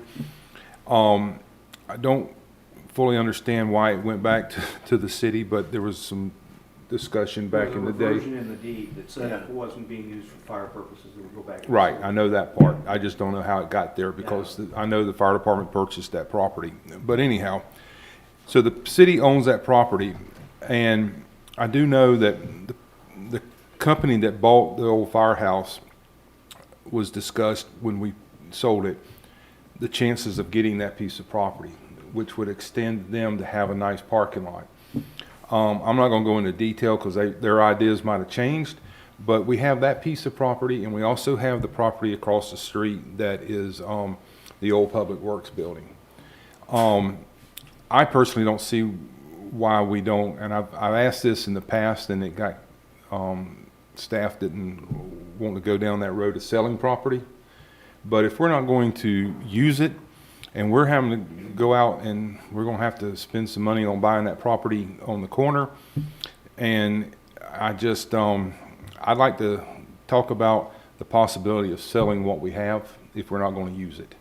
I know Clay Electric adjacents the old Public Works building. And the manager might have some ideas since I brought this up to him, and I don't know if you're prepared to discuss them right now, but if you're not, that's fine. But the possibility of using that property for future use instead of letting it just sit there and. You're talking about that corner there, the old firehouse was, right there off Magnolia? Yes. That corner there, where they. Where the pole barn and all that is? It's not on the corner, though. It's behind the fire. It's actually Behind. between Clay Electric District Office and the phone company. Okay. Used to be the water tower. No, the water tower was behind the fire department, but okay, let me start over. Thank you. Thank you. Yeah. This is a historical photograph Water here. tower. for the water, and the building right behind it, that held our Generate. water. Yeah, and then there's a generating plant back there too for Clay Electric. Thanks, Christine. Okay. So he's talking about the little, this area right there. Oh, I think, yeah, now I know what you're talking about. When the fire department purchased the property behind the firehouse, there was a house on it. I was just trying to visualize looking which one there were. Yeah, it's I know there's a all- it's few kind right of- there. You'd be It's looking kinda- basically yeah. from the railroad station across to, Yeah. yeah. So, the main thing is, there's a possibility the people that bought the old firehouse might be interested in buying that property. I know there's stipulations that we have to go out. I don't know if it's bidded or how that works for, Declare it surplus, unused, and then, yeah. and then go out, but Go out that and would get probably have to, appraisals. Yeah. to legally go out on the market. I don't know how that works. That's something for our attorney. Yep. But, that is a piece of property that could benefit, for parking, additional parking for downtown. I mean, it would be their property, but, but the Public Works building, if we're not gonna use that one, I would be in favor of looking at getting rid of that too, and put that money back into the funds to purchase the corner and finish our streetscapes. Not only that, that property then goes on the tax rolls right now. It's not, Exactly. you know. But I know Charlie and I talked briefly about the Public Works building, and I'm not gonna put words in your mouth, but you might have ideas for that. So, go for it. I have a lot of ideas, and I'll try to just be really brief. I was never good in this at being brief, giving briefings for 33 years in the military, but I'll try. There's a whole lot going on here, lots of ideas, and none of them are particularly bad ideas, but there's just a whole lot. When I interviewed with you guys back on January 3rd, I told you that I would assess everything for about 90 days before I touched anything to change it. So literally what little few changes you've seen to the website are not even a thimbleful. That's just to be pragmatic and create some transparency and time for the public to digest information before you would gather to vote on it. We might very well need to sell those two pieces of property and surplus them and put them back on the tax rolls. I am not at a point, and I won't be at a point until at least May of this year, to bring you some recommendations. I've done a lot of government. This is my first foray into city government, but this all works best if you have a staff, you staff ideas, and you present to council those ideas so they have course of action 1, course of action 2, course of action 3 to choose from, and some funding sources pinned to those things. So we can have as many workshops as you guys want and gather your ideas, but that's all I'm doing with these right now is gathering them. And I will just say this because it's a matter of fact. Everywhere else that I personally have ever been in my life, I've walked into an organization and everybody around me, the staff, already knew what was going on. And so I just led, and the institutional knowledge, the policies, the organization was already there. That is not this case, but like the Apostle Paul said somewhere in the New Testament, maybe Isaac can remind me, we're just moving forward. We're not looking behind, we're moving forward. And I just need a little time and space to do that. And to Mr. Brown, thank you. I did walk down there. I walked around in the old Public Works area of the building. Evidently, we have a roof that came off a chicken coop. I mean, it's interesting. But nothing down there is usable, but we might need to use it. You might decide you want to build another city hall right here, and we might need to lease 2 portable buildings and put over there in that yard for 6 months while we gut this place and renovate it. But there's just all these things that need to be looked at, and I think it'll be a lot more productive once I get a staff I've worked with for a couple of months and get everybody moving and bring you some recommendations on here's what we need. And it might be a grant writer / public information officer. We might need to create a new position. Yeah. But anyway, thank you for the opportunity to comment. Okay. So I just say I like the idea. I think we should address these separately and prioritize. And so if it were up to me at this time to say, I would say, look at the Magnolia property first. And analyze that, and then make a decision to sell that. And then move on to the Flamingo property. Just my 2 cents. Well, to clarify, the Flamingo, did y'all find out if that piece is off of Flamingo or is it off of Magnolia? I could not verify. Yeah, I know, that, it's unfortunately. kind of weird how that is all done, but Flamingo, 120 Flamingo was the building of the fire department. When we purchased that property as a fire department years and years ago, there was a house on it and it faced Magnolia. So I don't know how the property appraiser has that listed, but we can find that out. So maybe it's the reverse. The 50 Southwest Magnolia is the old Public Works building. Then I would reverse that. I would do the firehouse property first. Yep. I mean, I think, or do you all have something you want to add about it? In thinking it's two separate properties, and just like Charlie said, if we decide to, do something with this building, obviously you guys got to go somewhere to stay in business while this would be happening, is maybe we all make a little field trip together over there and take a look at the properties physically and assess them based on what we see and what we can imagine would be the better decision to go. And then have a workshop and hammer out the details, like you said, the different information we've got to get. What's the value? Do we want to sell it? Do we not want to sell it? What do we pay now? Those kind of things to make an honest decision, I think. Because I wouldn't want to go on it until I actually see the building. Definitely. Looks like and again, that's probably another workshop, you know? But that's kind of the way I feel about it. You can have this water if you want it, Dan. But kind of see what we're dealing with, and then put into mind, if we renovate this building, which down the road, would that be a location to set up shop as a backup, or a backup for other things? Or maybe we put something else in that building that is of community use, because of location especially, right? Charlie, that's not the world's worst idea. I think that makes a lot of sense.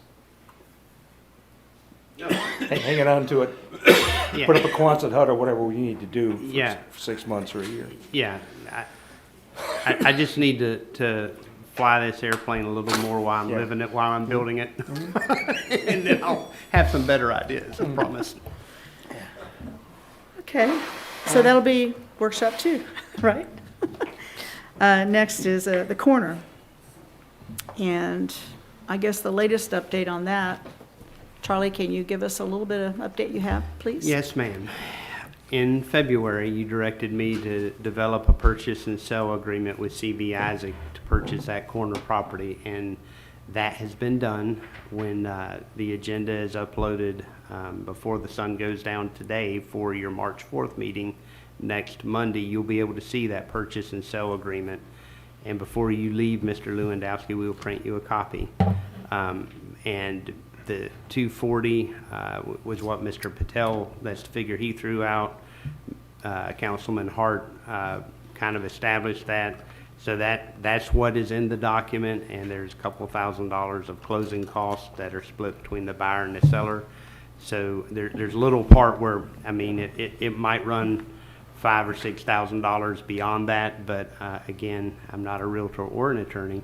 So that can all be haggled. If you look at that March 4th and tell me to spend no more than X, that's what I need to walk away with each time, and then I'll negotiate the rest of it. But if you pass it conceptually, say to not exceed $250,000, then me and the realtor can get together, and when the contract's ready and under that threshold, then I'll The closing transact costs are going to be purchase. pretty much automatic. There's going to be a Yeah. commission. I don't know if you're splitting the commission, but the other stuff, title insurance and that's pretty much written in stone. Yeah, that's all in there. Yeah. What about the phase your- 1? Is there any language about a phase 1? So assessment? we've got a company to do the phase 1. Okay.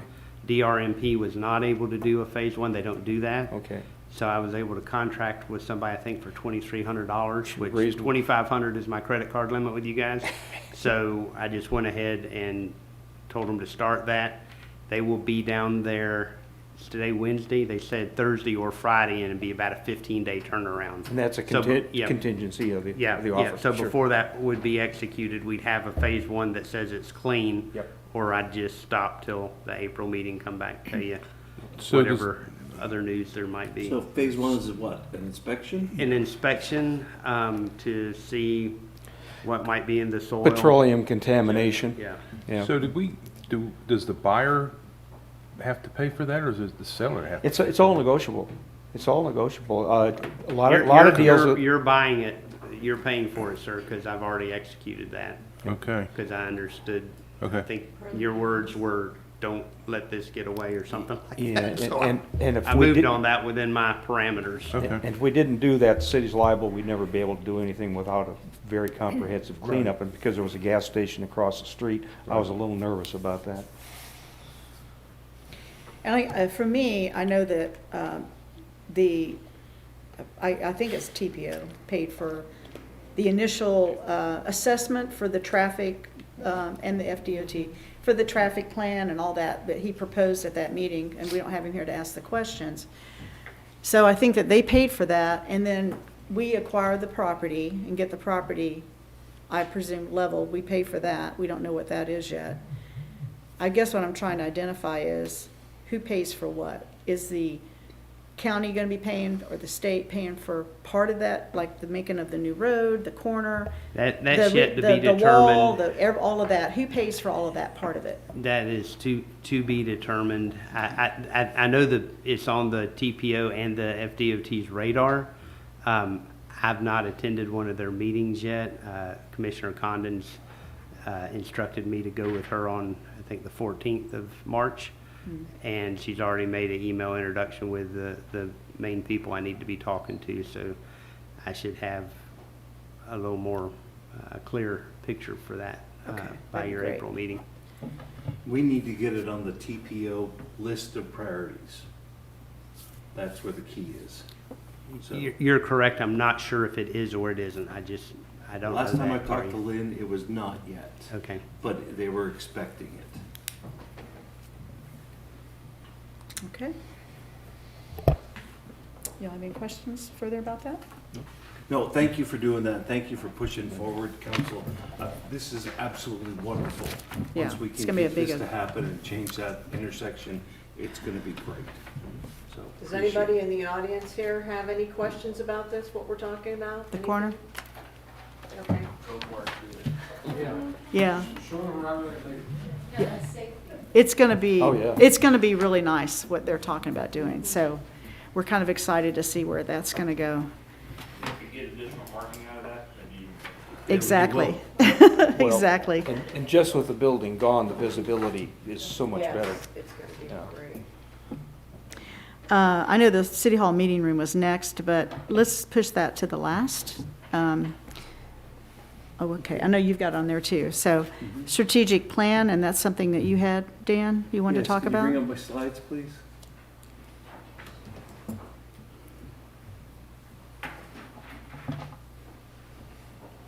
We have less than an hour, so we gotta try to be sensitive to everyone. So his slides are not included with mine.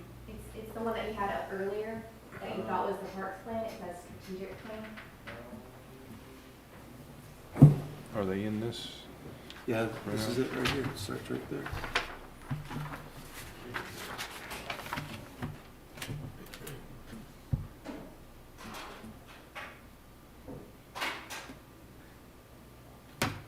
There you go.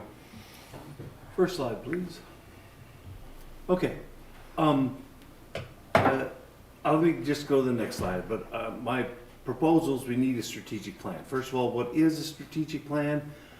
Some cities and counties call this the comprehensive plan. Some places have both a strategic plan and a comprehensive plan.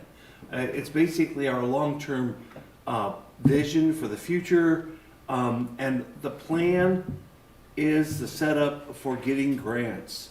Almost every single grant that you ever want to get requires a plan. And what we have been doing in this city is we go, oh, there's a grant, let's create the plan for it. We're doing it backwards. We need to have a plan to do it correctly. Clay County has both a comprehensive plan and strategic plan. Go to the next slide, please. This is from their website. Their strategic plan on the left side, that's basically it. It's really simple, it's very broad, it's very overarching. And they just have general concepts with their strategic plan. And then the comprehensive plan, look at all those links. There's like, what, a dozen links there or something like that? And each one of those is a comprehensive plan. It's detailed. It talks about roads, it talks about parks and all kinds of different stuff. And so this is what guides the staff. And they update the comprehensive plan, I don't know, on an annual basis, whatever, but on a regular basis. They update it as things change. So next slide.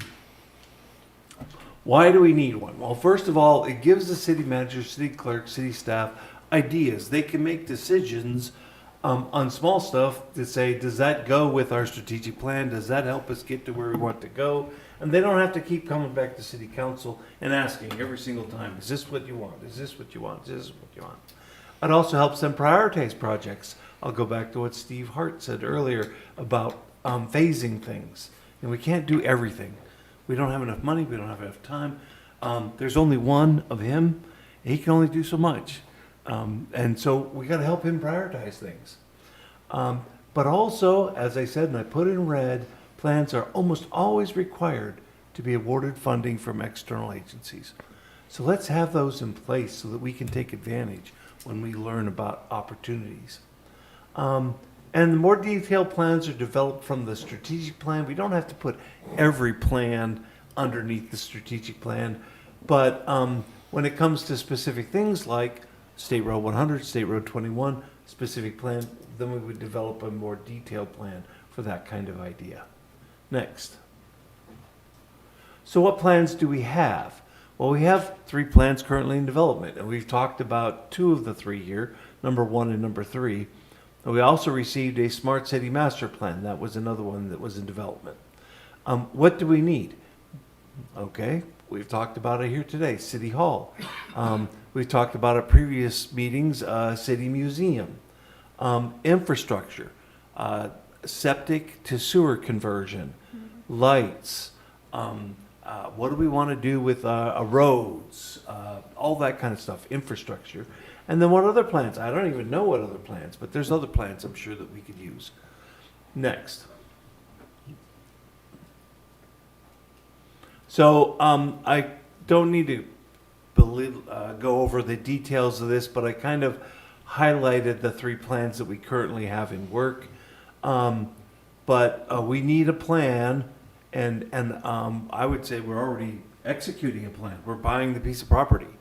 And I would almost say the TPO presentation we saw at our January meeting, we could almost adopt that and then say we need to fill in the details like you just said, Mayor, who's going to pay for what? Mm-hmm. You know, that's a detail that is important. We just don't know yet.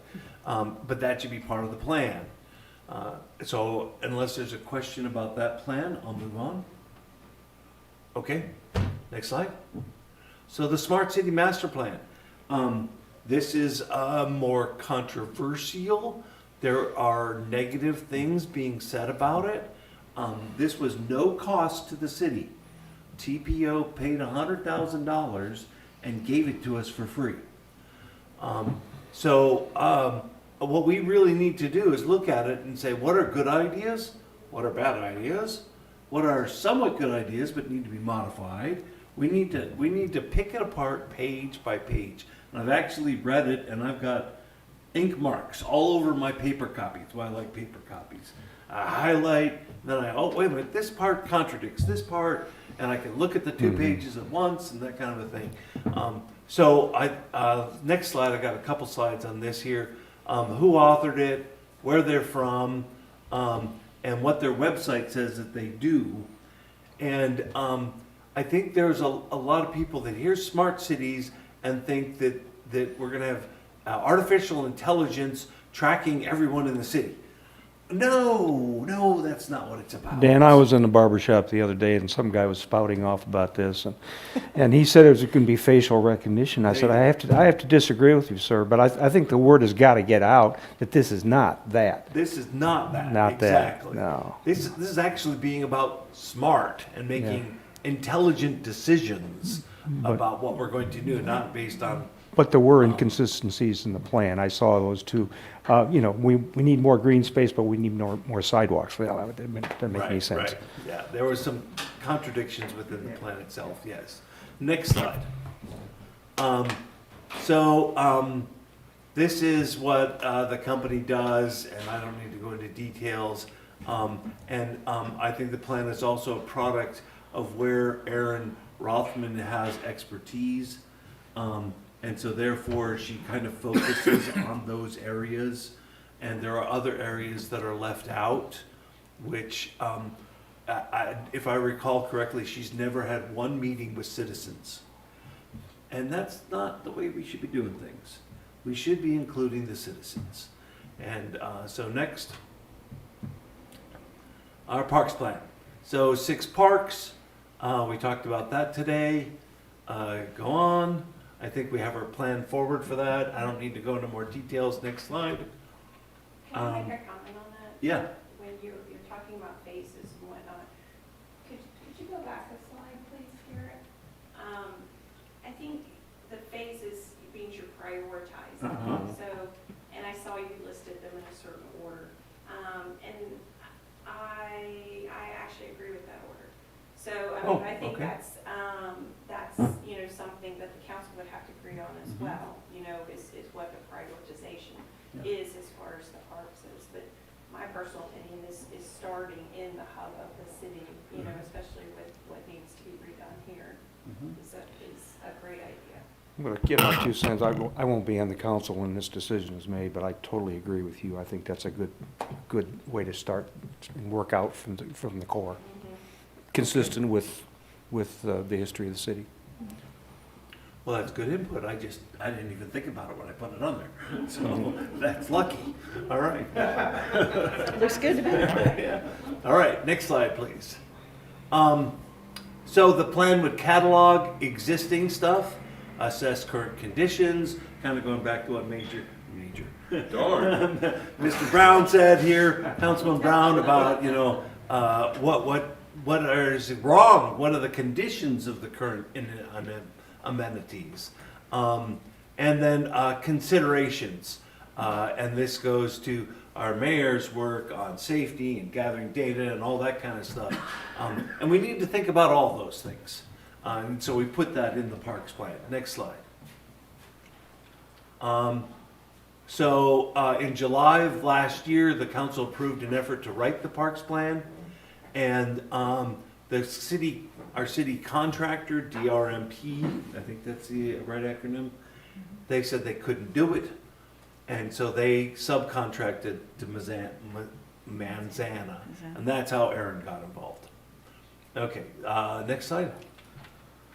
Okay, how do we get a strategic plan? There's 4 options, and I recommend option number 4. Use the Smart Cities Master Plan as a starting point, and then create our own strategic plan from there. Take the good stuff. We're smart. We'd be dumb not to, and then add in what we think it's missing, or modify what we think needs to be modified, that kind of thing. I think I have another slide here. More specific recruitment. Yes, here we go.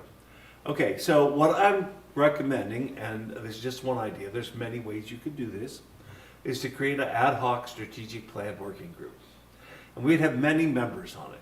And I thought, I've already, since I wrote this up, I thought I missed the airport. The airport should be on that list of group. But business leaders, citizens, city staff, city engineer, Clay Electric, the water and sewer people, city council members, always make these open and public so that at any time, city council members could come and the sunshine law won't stop us. As long as it's noticed. Yeah, as long as we put it out in advance, and then I would subdivide it and asks members of the group to do specific tasks for the plan. It's too much for one person to do, and I don't want everybody working on everything. That's not how you get things accomplished. And I would personally volunteer to lead this effort. And I would recommend that it goes on for 9 months. And that we set a date 9 months from now that the plan is written. And then we have a 3-month review process. We put the plan out, and for 3 months, anyone in the community, anyone at Clay Electric, anyone can look at it and tell us what they think about it. Because I'm sure we're going to make mistakes. I'm sure we're not going to get everything right. But there is, especially if you're going to gather data, it takes a while. You know, and if you're going to think about all the different things we do, preparing for Christmas, doing our country day, July 4th. I've been around taking pictures when there's heavy rains, just looking for places on the roads where there's flooding, where the water isn't draining properly. And so you need to wait until there's a big rainstorm if you're going to cover the whole city on that. You can't just go out and do it today. You got to wait until the right opportunity comes along. There's differences in the summer than in the winter. Some of the traffic data is very limited by what DOT provides. Maybe we even ask some citizens to go sit at certain corners and count cars and just see what the real traffic is. It's something that DOT kind of does for us, but not a lot. So there's all kinds of data to be gathered and things to be looked at. Our 5-foot wide sidewalk's really important for our community. I don't know. Let's talk to people about it. I talked to one citizen who takes his dog out for a walk, and it would be nice, he says. Well, every time I go out for a walk, somebody's got to walk off the sidewalk when me and my dog come along. And that's just the way it is. Or if you're walking with somebody else. Yeah. You know, so, but how important is that? It kind of goes back to, what does the data really tell you? You know, and so that's why I'm saying take 9 months, do this, and you got to push. You got to keep. You can't wait till the 8th month to start working on this. No, you got to start work really hard on month number 1. But that's my idea for a strategic plan. And of course, like I said at the beginning, there's 100 different ways you could do this. This is just one idea. I have something to bring up. I don't know if anything can ever be done about the big trucks that come through here. I mean, we hear the Jake brakes because we sit on the Yeah, I track. hear them all the time too. And I mean, it's a huge number Yeah. of the large trucks coming through Yeah. town. I know that Mary Lou tried to solve that problem, find a way around it, and nothing could ever be done, but maybe we would keep an eye out for that in the future. It's probably like a bypass, like they did it in Stark, where they have that bypass, you know, but then you talk about a chunk of money. Of course, it can be a county thing. I agree, my bedroom window is right there. Trust me, I know when they quit, and I know when they start right up. I know exactly what time it is. I don't need an alarm clock. You can hear them coming this way, and then you can hear them going this way. Yeah. I think DOT has jurisdiction. I don't think we have any Yeah, I don't know that we can, other than speed limits. What a bypass is an option. well, but yeah, that, You know, I we have to mean, go lobby for that. yeah, right, exactly. I know it was looked into before, it was a big deal, but maybe we can keep an ear out. Right, well, if we don't put it in the plan, then TPO never knows that's what we want. And then TPO will never put on the list of priorities. Yeah. You Dan- guys have anything to add to Dan? Just one thing, you need to coordinate all of this with, we have a statutorily required master plan that we have to update, whatever, 10 years or I something? think it's 10 years. Yeah. So you want to make sure that what you're doing here is going to jive with the master plan deals more with the use, zoning and that sort of thing. But Right. if you're talking about making some changes, you need to coordinate that with the master plan. Yeah. Yeah, and it'd be nice to match up with a county plan. You know, Well, see what does Clay County say? So part of it would be an education process at the beginning for the group. What does the master plan say? What does the Clay County plan say? And then we split off and go do our tasks. As long as you're just asking their advice, because we can't do anything outside of the city. And No, just our education of what they're Sure, doing. sure. So it all jives. Yeah. Symbiotic. Yeah. That's the best way. You know, get everybody moving in the same direction. I have a question. I know you said and I haven't done a deep dive on the smart city plan. I've just looked know you said it was free and there was no cost, but if I recall, there was a big focus on funding.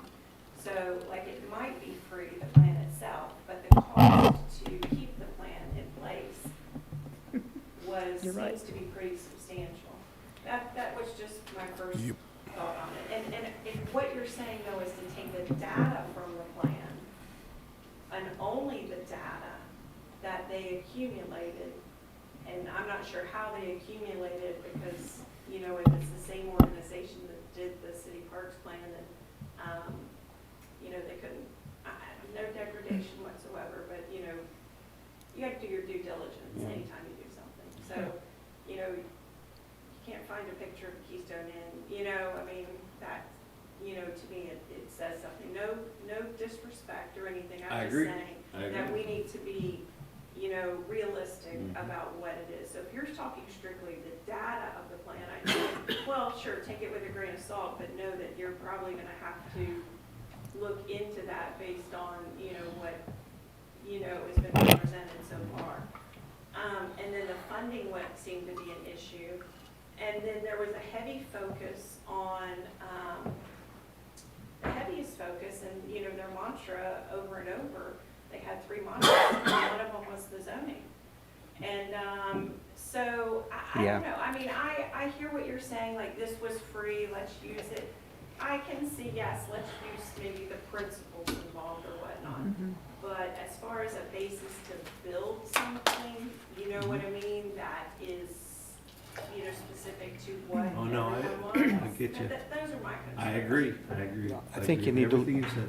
you need to look under the hood a little bit, and I did slightly, and to find out, you know, how is this plan, what is the genesis?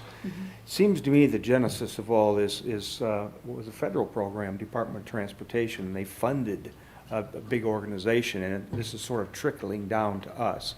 That's something we may want to have the city attorney research, but this is part of a bigger thing than just, you know, hey, let's fix the gutters. To me, when I looked at the plan, I thought it was a plan for a bigger city. Like, It is. I thought it matched up well with, you know, Atlanta or, you know, wherever, New York. I did not see it as a plan that was applicable to a small city such as ourselves. There were just too many disconnects and incompatibilities.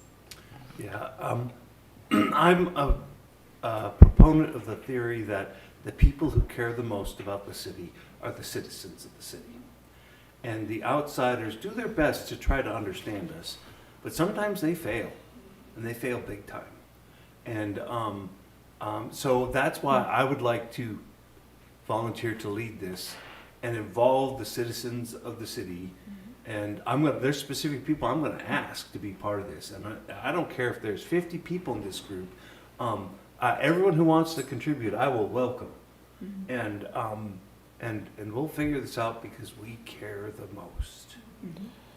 Dan, I would follow the money trail back up and see where it leads. Where the $100,000 came from? Well, no, not that, but the big picture. Who got this started, this whole concept? Where is it going? And like you mentioned, this is mainly for big cities. Find out who is contributing to what, and just kind of get under the hood a little bit. From that standpoint, but. Are you talking about the smart city plan? Yeah, I'm talking about. That's what we're talking about specifically. Originally it was Mr. Portier who contacted the Smart North Florida Smart Region. Yeah.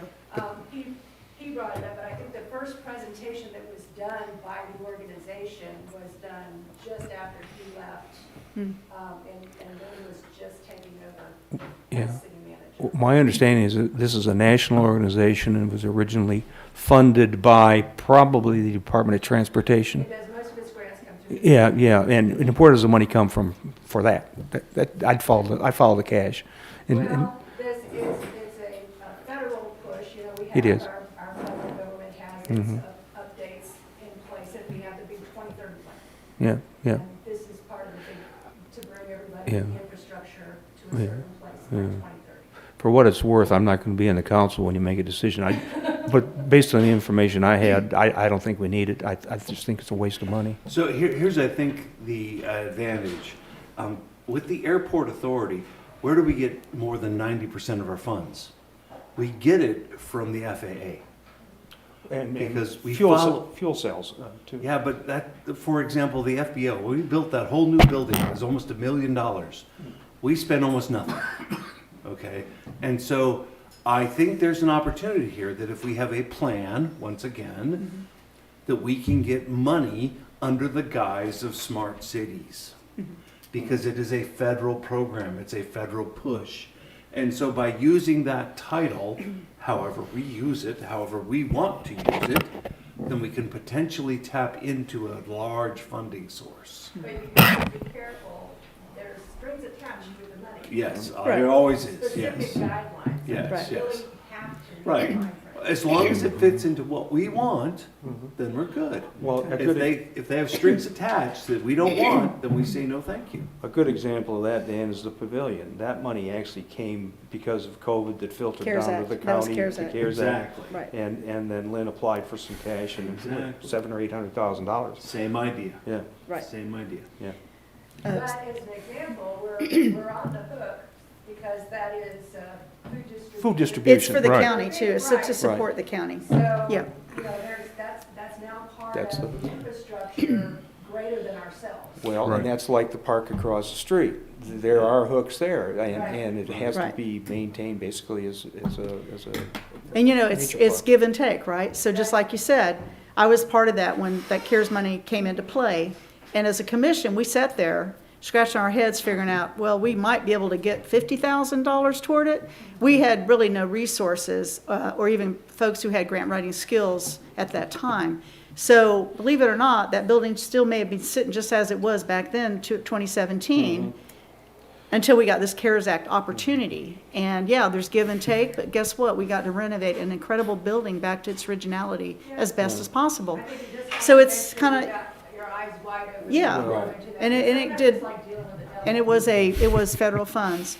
The only thing I would add to like what Dan said, and thank you so much for your work and exploring all these details for us. This is kind of the way I like to look at things as well, knowing all the facts and details and to go deeper. I know a lot of the other cities, the ones I know I was looking at, motto options of changing our city motto at one point, just even last year, which I think we still should do. I saw where all these cities do have not only their vision, but their plan, their goals, and all that's lined up, and it's written down. That means it's committed. Like, this is something, you know, we're not making it up, right?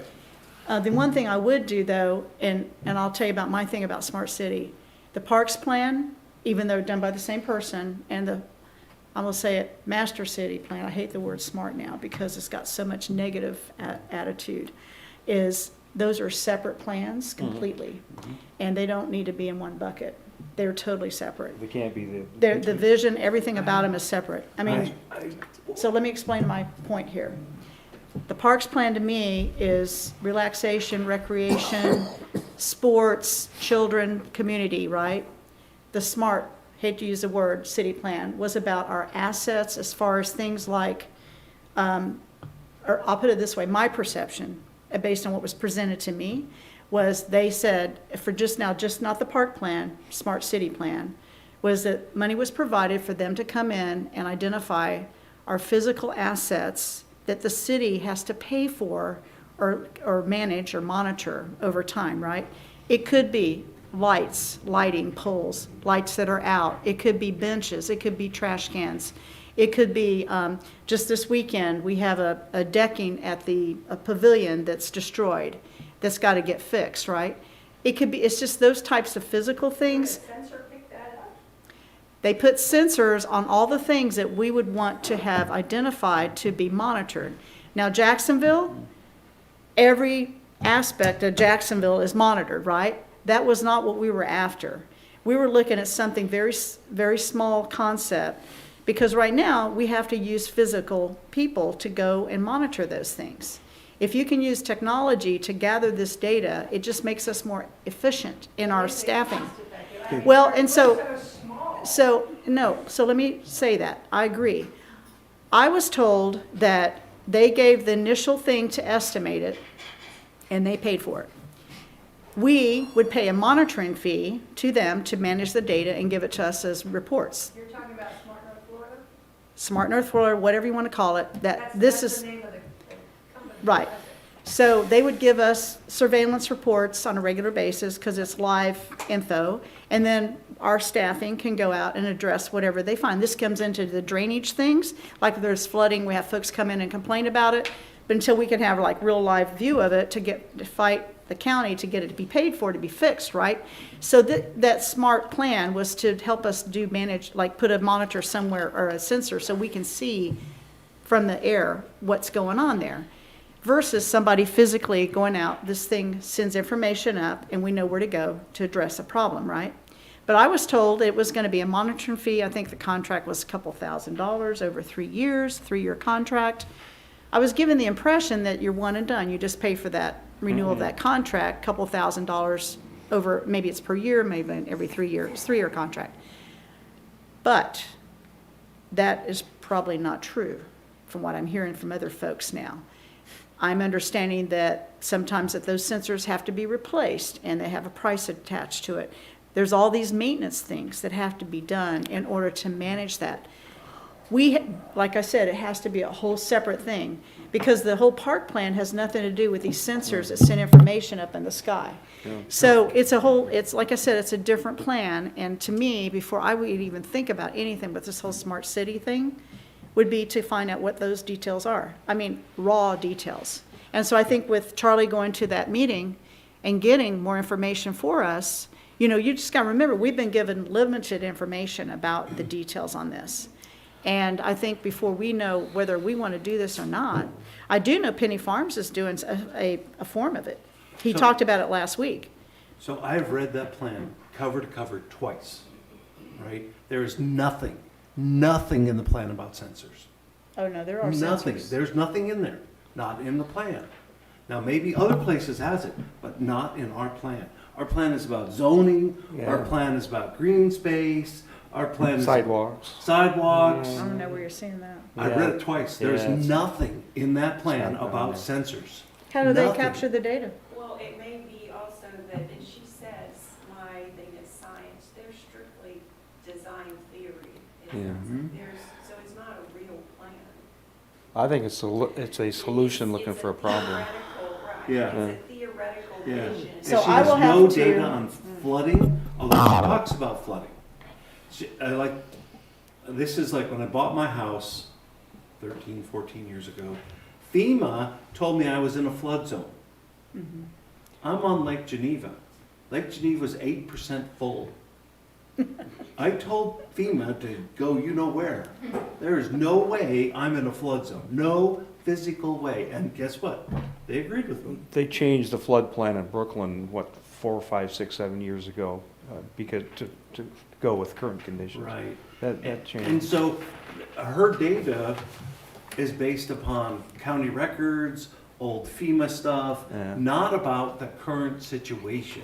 And she didn't talk about putting sensors She did. anywhere. I know what Now, I'm talking maybe about. someone is trying to sell sensors, and that might be part of the plan, but it was not about sensors. Well, like I said, I think this is a solution looking for a problem, and I just think it's a waste of money in a city of 1,400 people, 1 square mile. Do we really need to go this techie?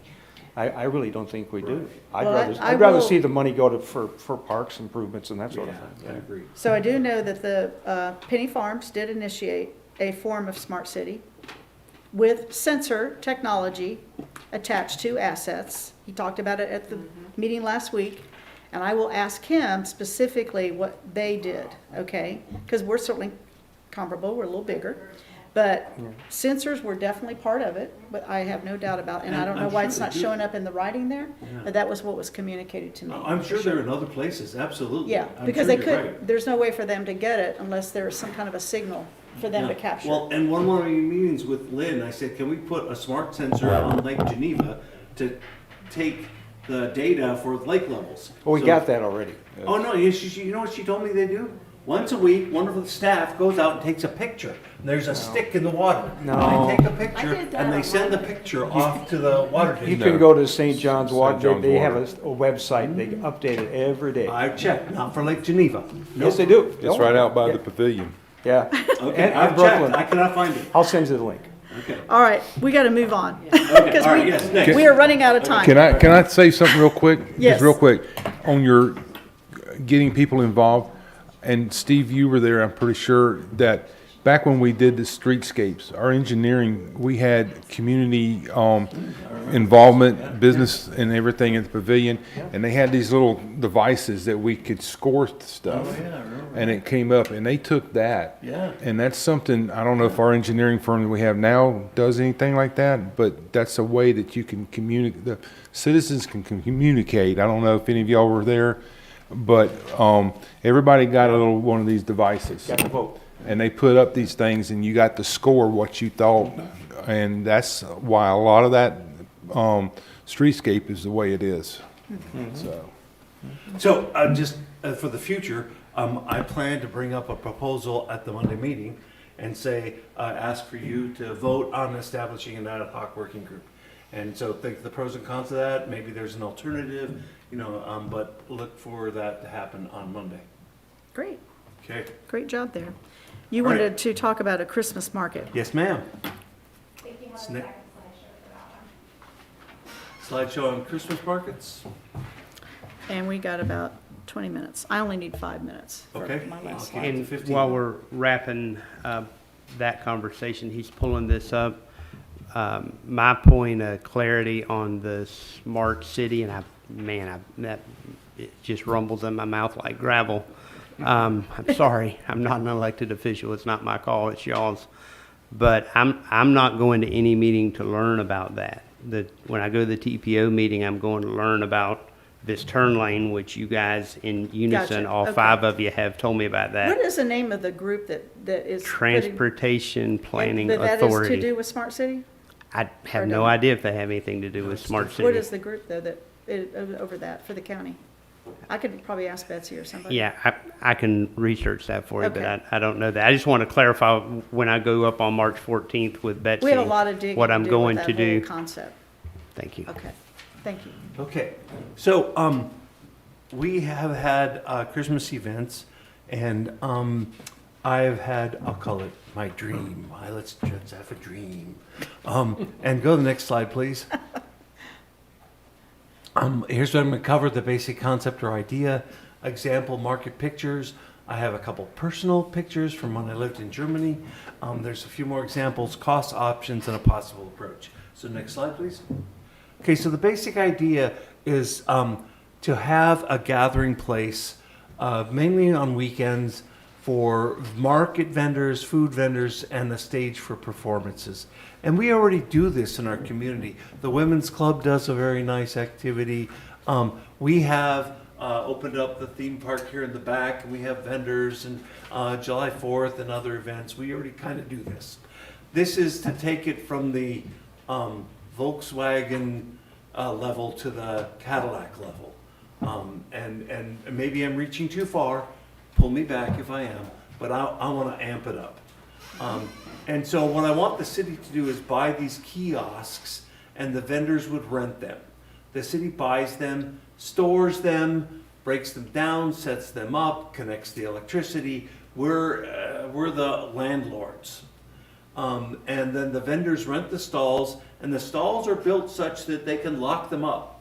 So they can leave all their stuff in the stalls, they lock it up, and they come back next week and they're all set to go.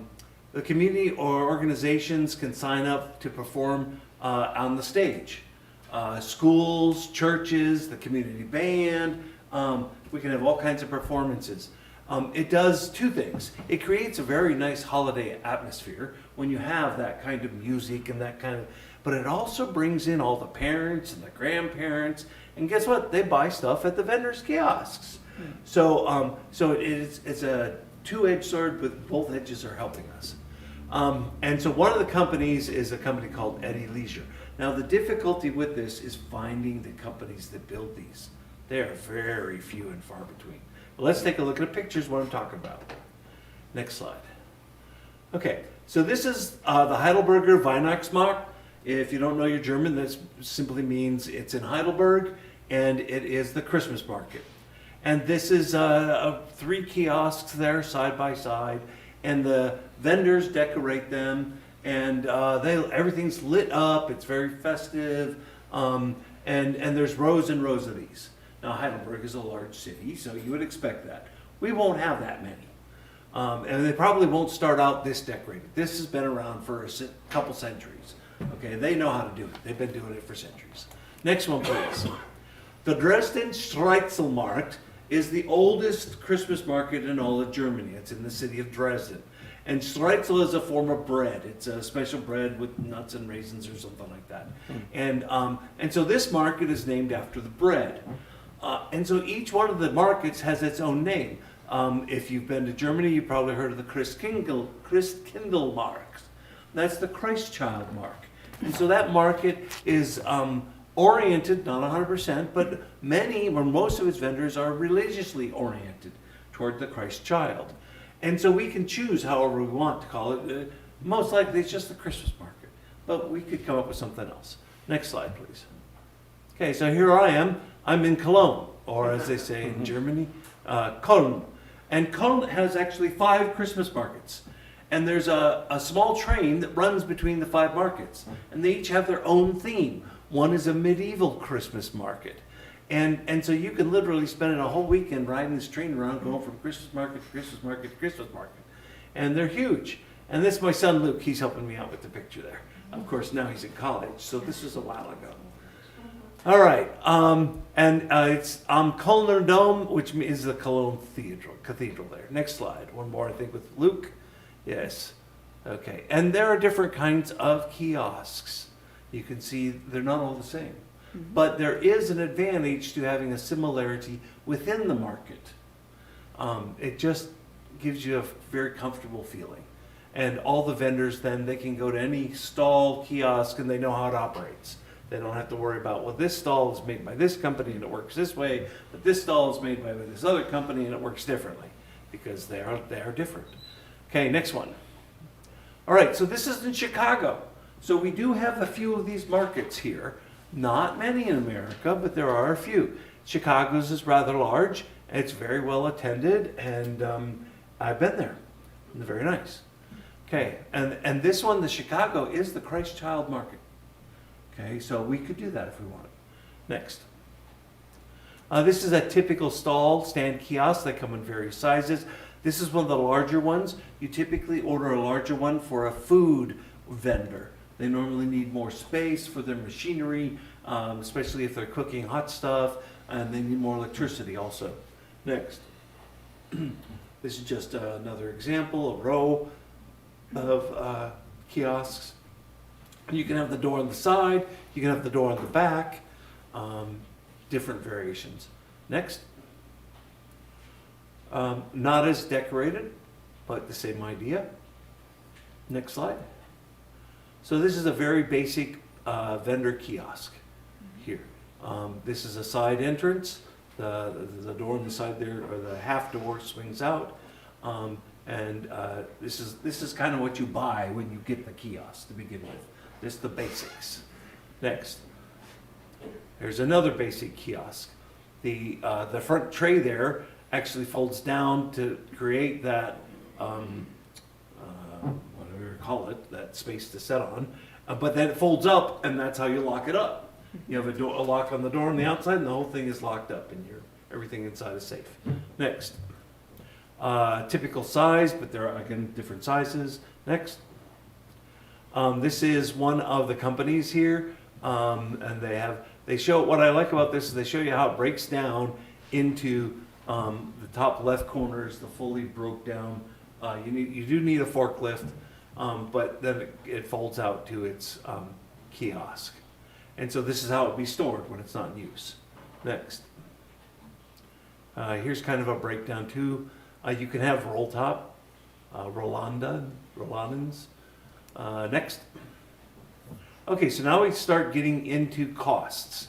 And the 3 market vendors that I have found are in the UK, Germany, and I believe the third one's in the Netherlands.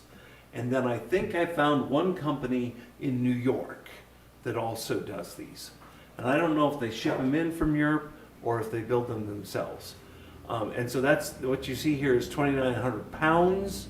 That's probably close to $4,000, be a rough guess, for this particular one. Next one. This is off the German website, different prices, different sizes. Next. More options, different prices, different sizes. Again, from the German website. Next. So these are the 4 possible, UK, Germany, Netherlands, and New York that I have been able to find. Next. So my concept, and again, this is just let's throw some mud on the wall and see what sticks. It can be modified, but it's to buy a few this year. What I mean by a few is 8 to 10 kiosks.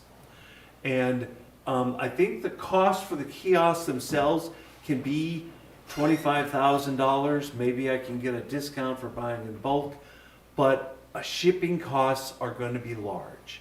And so I doubled that price up to $50,000 for shipping to get them here. This could be less. We could do it with fewer. We could try this out with 2 kiosks. I just, again, throw mud at the wall and see what sticks. And then for Christmas 2024, specifically the weekend of our parade, set up these kiosks, rent them out to vendors, and only for 1 or 2 weekends, see what the vendors think, see what the people think, see what kind of electricity requirements we have. Is this working? Is this worth it? And then go for the centennial. And if everything works out for this Christmas here in 2024, go ahead and purchase a 30 or so or more, and set it up and just make it happen. And again, I would volunteer to head this up if the council wants to pursue this. This is a big deal. This is a big ask. So if the council says no, it's no problem. Understand? Okay, I think this would be so much fun. If you've ever been to any of these Christmas markets before, you know what I'm talking about. Jorge. I'm thinking as you're talking, and obviously the expense involved in getting this from overseas and all that, why don't we approach the University of Florida Field Department? They're always looking for projects to do. I'm not gonna say that maybe the quality won't be there, who knows, but they're looking for projects to do, and maybe they foot the bill or some of the bill. I say that because my son has a theater degree, but he's in North Carolina, and he's a set designer, he's a set carpenter, and he builds beautiful things. So it would, I know it's not, I know that's here and that's there, but. Right. I thought similarly, and I thought maybe if we buy these and I buy 8 different ones, then we look at them, figure them out, and then we look locally to see who could build them for us. Because I have a real good carpenter friend. I don't know if anybody knows Donald Love, but he's awesome. He's very good. Are you talking about the city purchasing the kiosks and the public works people building the kiosks? No. Well, they'd set them up. Oh, that's what I meant. Yeah. Build it, putting them Yeah, together. they'd have to do that, because yes. they're a kid, Yeah. obviously. Right. Mhm. Okay, so the public works would be setting all these kiosks up. Okay, now in the past, we've had plenty of vendors pull out at the last minute, right, Tony? Yeah. And that would be a problem if we purchased all that, like what you said, 8 to 10 or something like that? Yeah, well, the last women's fair, I went around and counted, and there was more than 30 vendors there. Okay. So we could easily fill in if someone backs out. Can I just jump in here? Tony, you remember when we had the farmer's market? I think we did it twice. Right across here. In In the nature park? Yeah, and we had problems with vendors. It started out big. They loved it. They would show up. They didn't have enough sales. They didn't come back. Right. So towards the end, about the only vendor that was doing a good business was Frank the Baker, and we'd show up and buy stuff from Frank and go home. So I'm not a naysayer. I like the concept. It sounds more like an Oktoberfest, but put it over to Christmas, a community thing like across Wisconsin. They've been doing this forever. As far as the kiosks, most vendors have their own tents and setups, so I don't think we have to furnish that for them. And and then you've got storage issues. I like the overall concept. As far as the community band, Charlie, I gave you that sheet with the band schedule. Christmas is what, December 14th? Yes, it is. Is that the parade? Yeah. Because we're doing our concert then too. Yeah, it is. Well, plus, there's a, So we may have to rethink that. The No, we don't. disadvantage of tents is you can't lock it up. If there's bad weather, that can be a problem with tents. Well, no, I'm not saying we build, they bring their own. I know, I'm saying, but those are the disadvantages, and it doesn't look festive. But just looking at the big picture, maybe build something like that around December 14. You're gonna have the parade at night. No, you don't build it on the 14th, you build it the 7th. Well, okay, but that would be the high point, and then the band is already planning on doing a concert at the pavilion. We got that. Right, got that set. 1 hour, 2 hours, 1 1 night. hour, yeah, And you're yeah. talking about putting them behind City Hall? Oh, or- now that's a whole nother discussion. Yeah, it is. Okay, because we gotta talk about electricity requirements, and, I need level spaces to put these on. Because they have floors and bottoms on Right. them. It's like And a so, shed. so it is a logistics and engineering consideration. Here, over there, down there, I don't know yet. Would you be charging the people that are going to Oh, yeah. use this?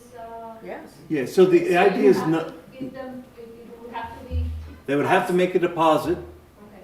Yes, I would not look to recover the cost of the purchase, but I would look for the electricity bill money to be covered, for operational costs to be covered. So hopefully it wouldn't be, I don't know, $100 a day, maybe less. May I You know, suggest something? yes. The next time we do something like that, similar, the next event, go and find out with the vendors, because usually it's the same type of vendors that come in at the same time to see if it's feasible for them to Afford pay that, amount. yeah. Because if not, you'll be wasting time and money. I'm a big shopper, and I would love to see something like Yeah. that. But I don't want to put anybody down, okay? But I don't see the quality of what I've seen in town, and believe me, I come every time there's something going on.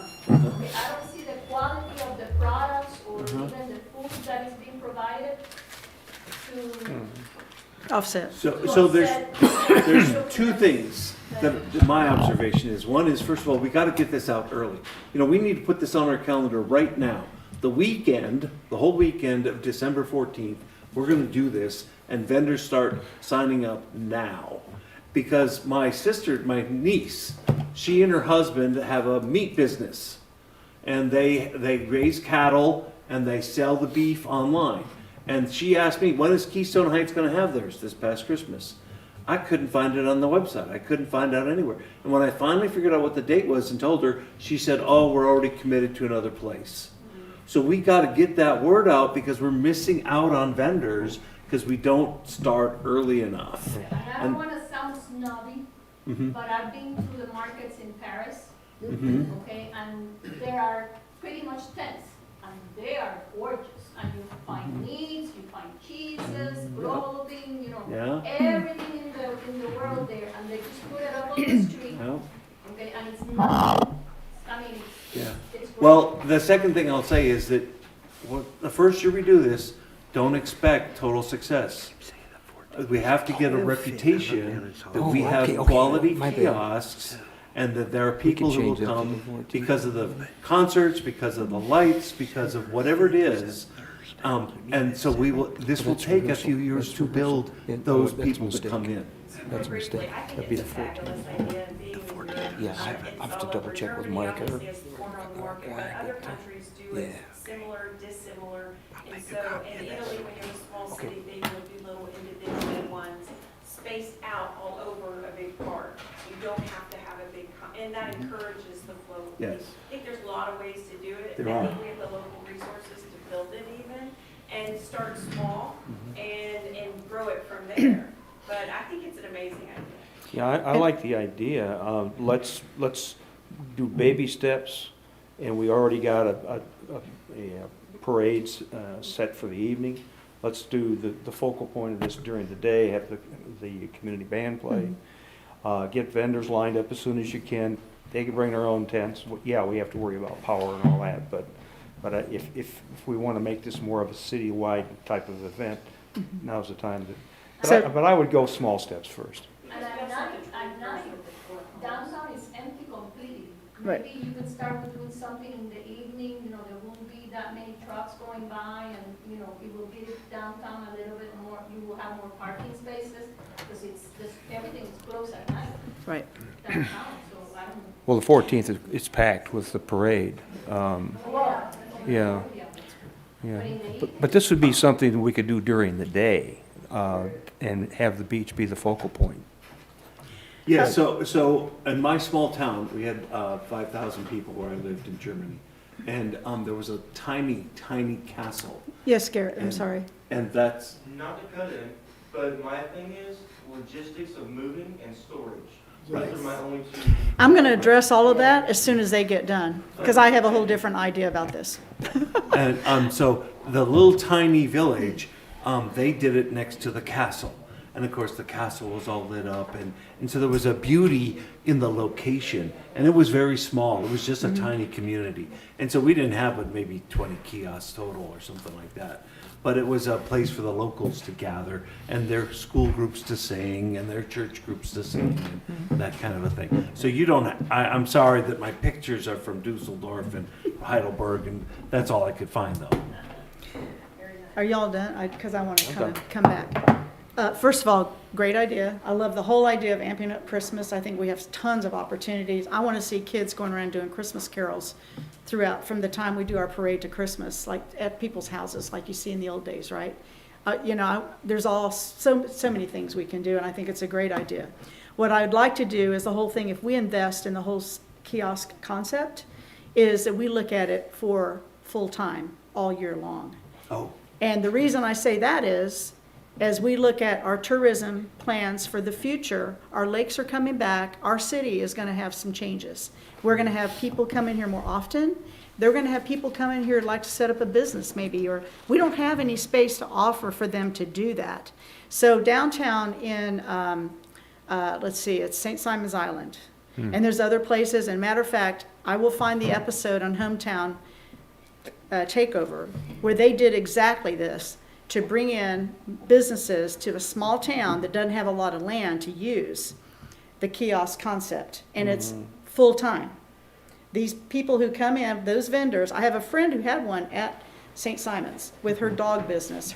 All the stuff she sold with her dog, she lived in a kiosk for years selling right there on the island. She now has a store.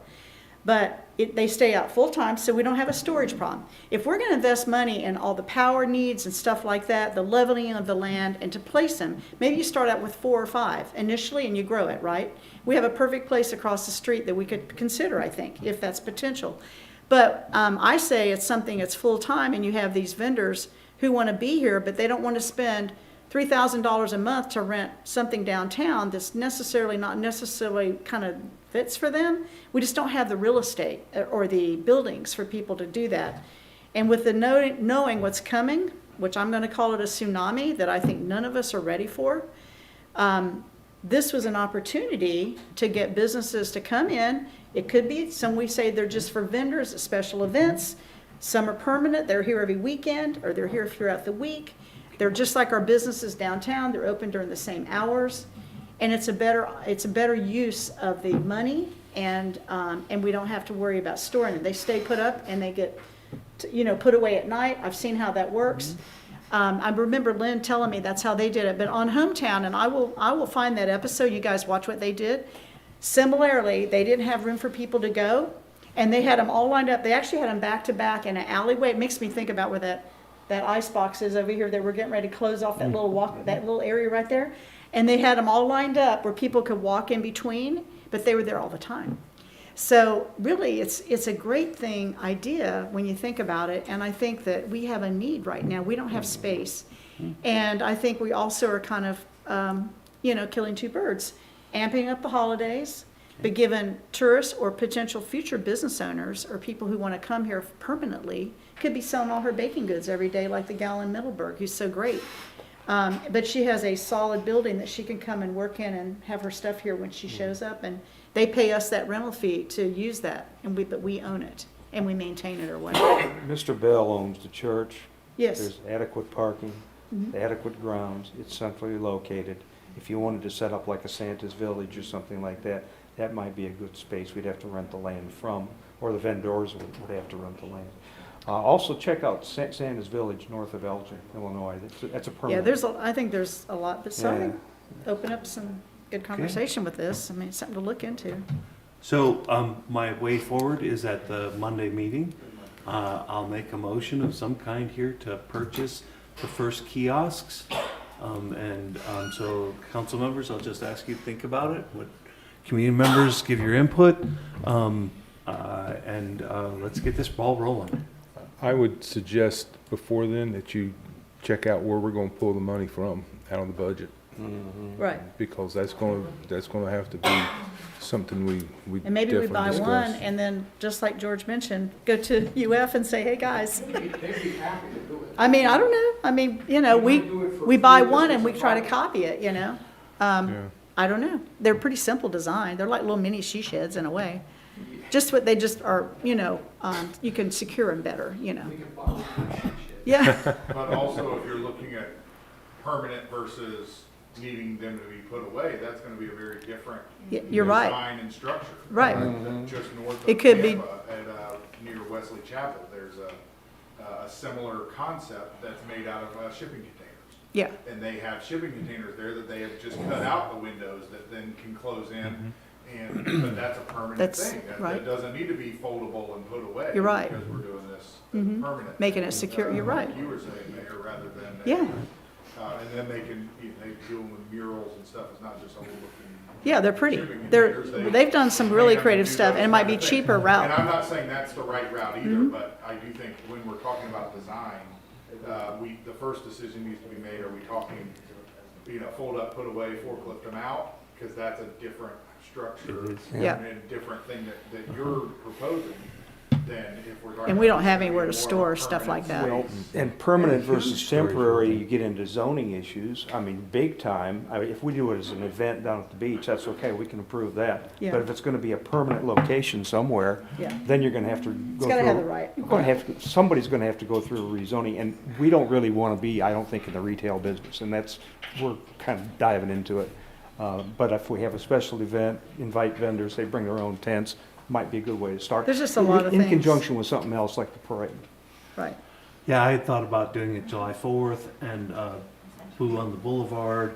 And so going back to what you said, do it more than once a year. I think it's easier to justify cost if it's done more than once or twice a year. Well, you're talking Christmas, so, it'd be a I mean, it's good just- fit. Yeah, But yeah. I also think that the Europeans have been doing this for centuries. Yeah. There's a reason why they don't leave them up all the time. They're only for the holidays, they're only for festive times. And so I think it would be prudent for us to learn from them. We don't have to follow them, but be careful. We just have to It's a figure out business money. model, one of the business Yes. models. All right, we're gonna move along because have we are one late. question? Yes.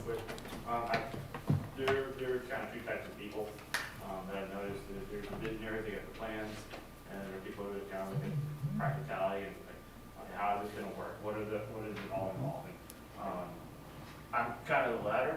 A lot of times that comes across as negative, not wanting to do things, and so I don't want to be taken away. I'm not That's getting okay. it. Uh-huh.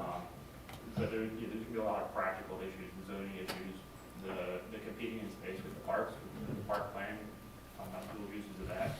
There's a lot of engineering that's going to have to be done with leveling, with providing power and other facilities there. With parking, there's all kinds of stuff that's going to go along with that, whether it's temporary or permanent. Those are all going to be fixed costs. The other thing that concerns me is I'm more of I like small government, right? I want my government to do little things and do it well. I don't think the role of the city is to be a realtor or a landlord for businesses. So that's definitely one of my concerns. That's not where I want to see my tax money going. I agree with that Buying 100%. And Mr. Yeah, you brought that up, and I totally agree with that. I would love for a community organization to come to the city and say, hey, we want to do this, and the city provide, the zoning, the property, or whatever is needed for that. I don't want to see the city. I guarantee you, when the water starts coming in, you're gonna have outside money coming in with all sorts of ideas, and We have no let free idea what's- enterprise do it. But as far as a special event for a Christmas thing, I like that idea, but limited. So my response would be, how does McDonald's control all of its franchisees? It owns the land. That's how it controls them.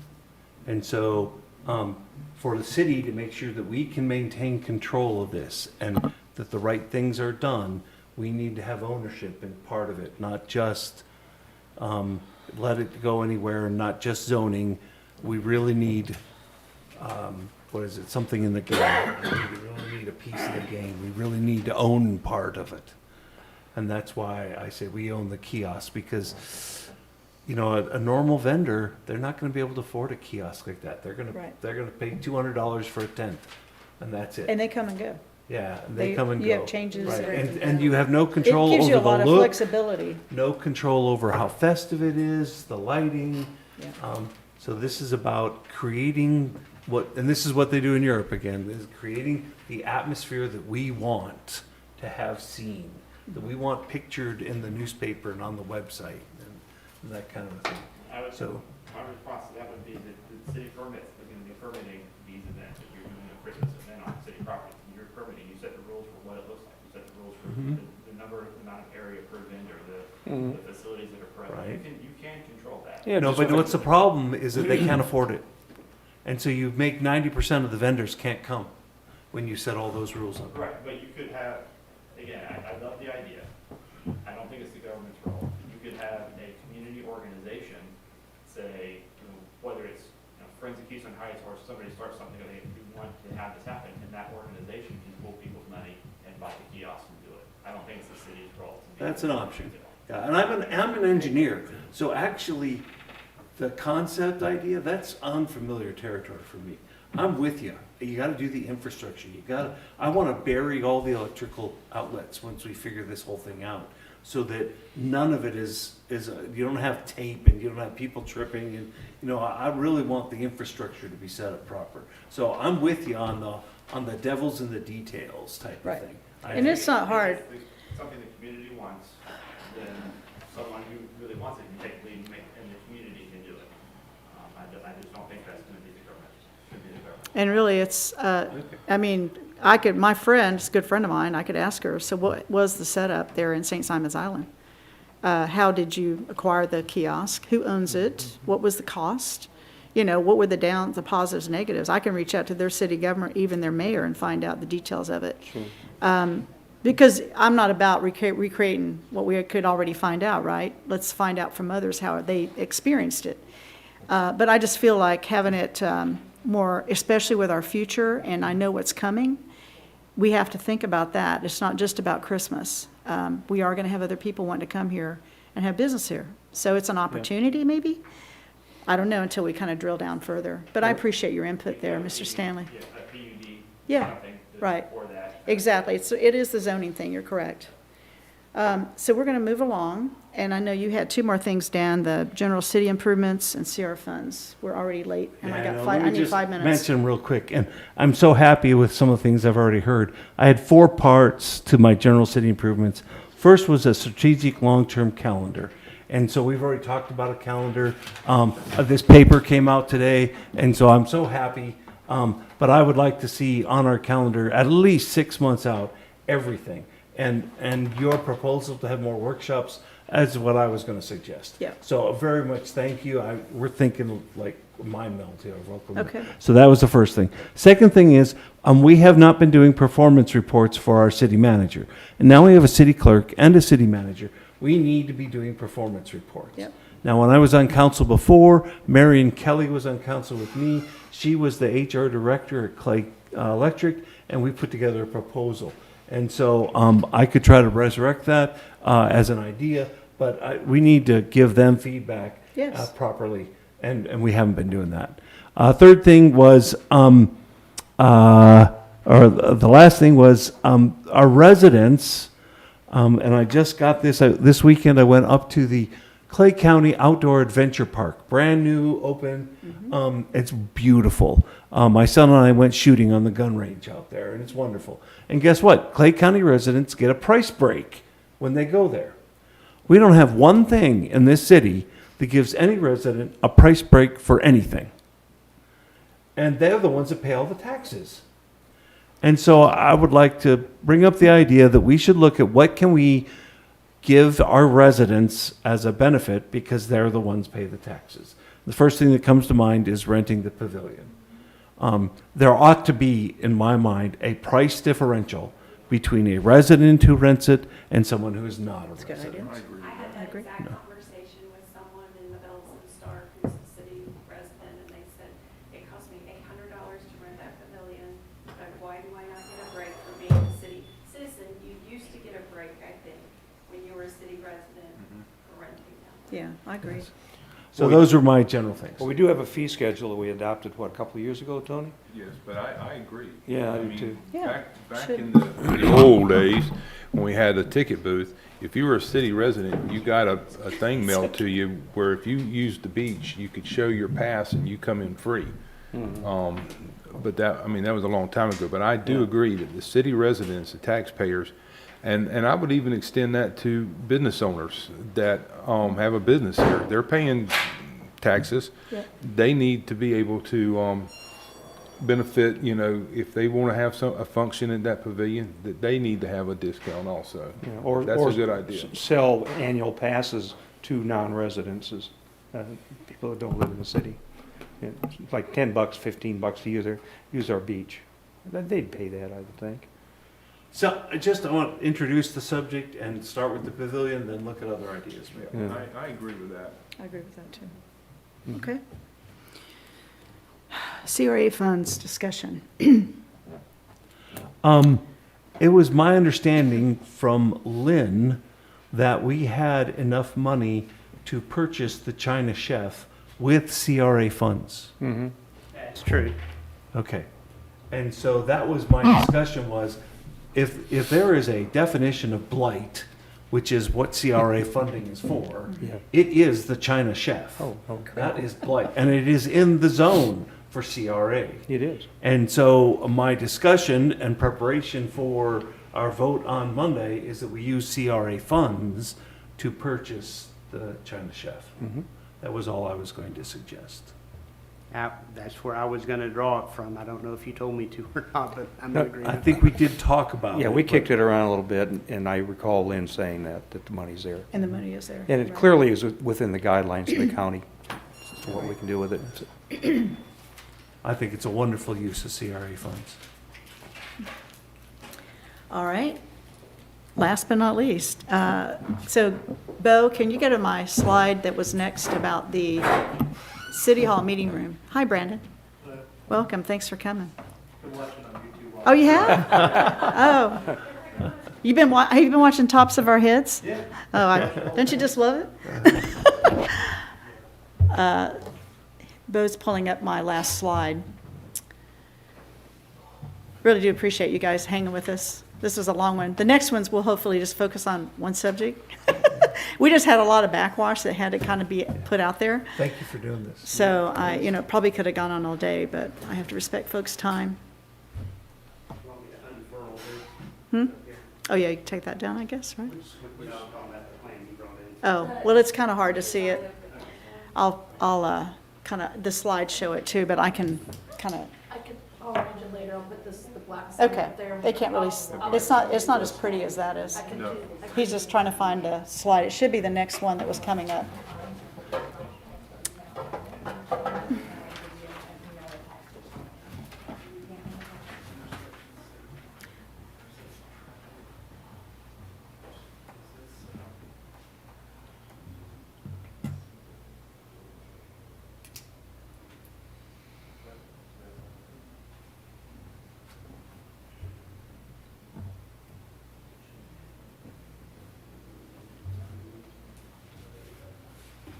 It's toward the end of the deck.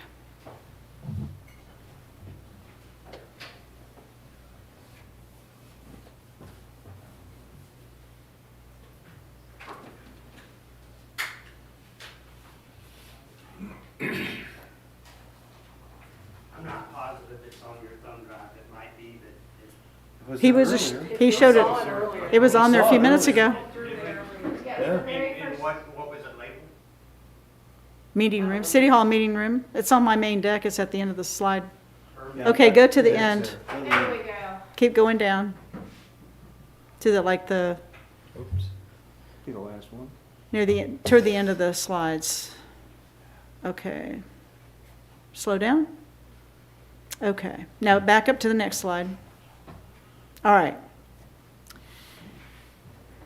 You know, I've been kind of visiting this room as a attendee since 2017. At, you know, Heritage Commission, all the stuff we do. I watch videos. I also have tried to listen to speakers talk, watch what they're presenting. Not to mention, this room as a whole, to me, has some challenges. I think presentations are your opportunity to connect to the audience. And my goal is to get more audience. Like today is one of the biggest audiences we've had since I've been a mayor. And to me, it's like, the reason people don't come is because, number one, it's not real comfortable. It's kind of cold in here. It's not inviting. These are some quotes from people that I've talked to. It's hard to hear and see what's going on. These monitors, just like when Aaron presented and Phil at the meeting in January, all this detail, and we did have 30 or more people here, you couldn't see what was on this monitor. I mean, it really impossible. Not to mention, how many of you walk in and you're like, we're going through an agenda and you're like, I don't even know what's coming up next, right? So in fairness to our audience, which I think is our most important part of this whole thing that we do, is we need to think about them and their experience as a citizen when we have a meeting, okay? Our chairs are very So I know what you're talking about, okay? So again, it's to promote and extend positive attendee experience. I used to do customer experience all the time in my days at Abbott, and I always thought about the customer before I considered anything with the organization. Number two, create an inviting and professional appearance. I'll be honest with you, this room is not professional looking. I go to other meetings, we can amp it up a little bit, okay? To make it comfortable and visually stimulating. Comfortable, like you said, the chairs are horrible. We're going to address that a little bit. Visually stimulating. This is hard to see. I mean, I got these old eyes. Sitting back where you guys are on that back row, you probably got to squint a little bit to see any details. And when she did those plans and Phil did, I couldn't even up from here read what was being presented. So I had to go home and pull it up on that, you know, the 300-page agenda thing, which was impossible to read as well. So we want to change some of that up. So my plan, and I don't know, some of you don't know, I am a DIY queen. And I am a great visionary when it comes to design and decor and making a room feel comfortable, even professionally, not just personally, okay? Pretty creative. My idea is to empty this room out with everything that we can take out of here to come up with what we're going to do next to the room. Meaning, when I say empty, I mean like that credenza thing there, the chairs, any kind of movable, the podium, that desk in the back. So we have basically clear walls, ceiling, and floors. I know we can't move this, and we probably leave that right there. But essentially get a big picture, get the room nice and cleaned up. This videographer desk, I believe we can do what we need to do with our recordings and all that from a simple desk. It doesn't have to be that monstrosity thing back there. It can give us additional seating. It's not very friendly. You walk in, somebody's sitting there like this looking at you. You know, that's the first thing that people see when they walk in here before we have a meeting. It's not inviting. Also, these letters on this front thing, looks like a third grader made them. Excuse, they probably did a better job. Actually, It's what they had under the prisoners, right? He was a prisoner. Yeah, Okay. that's right. Well, we're past that. I'm sorry. I think we can do a better job to look more professional in a real simple way. So to remove those from the dais. My plan is to, once we remove some things that we can take out, and I meant to bring my color chip palette today, but I left it at home, is to paint all the walls and ceilings, okay? The ceilings, solid white. Get rid of all that framing, all that. You can't, because those are drop ceiling. No, you can still paint them. You can paint this, you're wanting to paint the black and white? Yes, you can still do the drop. I know that. It's just to make it visually look solid. I'm trying to save money. I'm trying to do this on a, like I say, DIY, right? Okay, so update the lighting. I was with a citizen here recently, and we're trying, it was early in the morning, and I'm trying to sit down with him and go through the smart city thing and all this detail. He was one that had a lot of concerns, frustrated with information. I wanted to clarify details for him. And honestly, it was so dim, it was kind of light, it was real dark outside that day, dreary. And that's when partly that blind was up, because I think Drew got it up and we couldn't get it to go back up or come back down.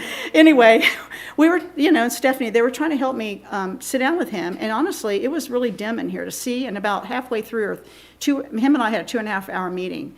And about halfway through, all of a sudden the lights come on. We need to look at updated lighting. I don't know if it's to replace what we have as far as the fluorescents, or do we have the pucks put in, that you have like spotlighting, which are very cheap to do these days. We can get an estimate. I figure that might be the biggest cost, but certainly can't be crazy money. I think there's something we can do better with that. Freshen the artwork. Like I said, take everything down. When I say freshen, I'm trying to get a continuity visualization plan in here so everything flows. To me, it's kind of choppy, botchy. It looks like somebody hung that there, hung that here. It just feels like it could be a little better done, and maybe add some additional historic artwork, which I'm sure we have. Or photographs. Photographs, exactly. Fill in these walls a little bit. The seal. We want to relocate these storage buildings of heritage materials in a safe place. Charlie is looking into that for me as we speak. Absolutely want to be careful nothing gets destroyed. It has to be in a safe environment place, and we think we do have a place to put them. Then I want to take a huge seal of the city, or a logo, to put behind us. Again, you got to remember, I'm going to show you my proposed idea on the paint to show you how it's going to be dramatic. To put our seal back there, and also, so I have new letters for the wall, not for the dais here, but for the wall. It says City Hall, but it'll have the city seal, okay? But they'd be very professional looking. Maybe metal or something like that. We're going to put a seal on the podium. I noticed they had that at Stark. Looked really nice. Biggest thing, most importantly, is a screen that is for the audience. We can keep these like they are, but a screen, so the audio visual in here does need to be improved. So we're looking at a smart city projector screen, smart screen that connects to iPad, computer, whatever. Jumbotron. Jumbo, not real jumbo, but big enough so it sits right there, angled at the audience, so they can see everything that we're doing. They can, if we don't have a PowerPoint, they see the agenda right there in front of them. Plus, we can hand them a copy so they can make notes. Do things that are user-friendly, right? And the idea is that they're connected to us at all times. And right now, we're not. It's hard. This is perfect, but we can't do this for the council meetings. On the video audio, like I mentioned, these cameras right here, they see the top of our head. They do not see our face. That needs to change. The all this vocal stuff, like the girl, so when they're doing the minutes, they have to use those recordings to get specific. They can't just take all these notes. They match that to what the recording is. And we've got to make sure that people's voices are getting caught and captured throughout. So I think it's a matter of just looking at, I think it's okay, but we could amp it up a little bit. Realigning the cameras. There's actually even cameras now that will pick up if I make a smirk or I smile or something. It will move to my face. The camera kind of scans when you're sitting up in a situation. Not that we need that, but they will do that these days. And also, like I mentioned, the whole thing about the desk. I think we don't need all that, and we can make that a little smaller, create additional seating. I think it's going to look a little better. Next slide.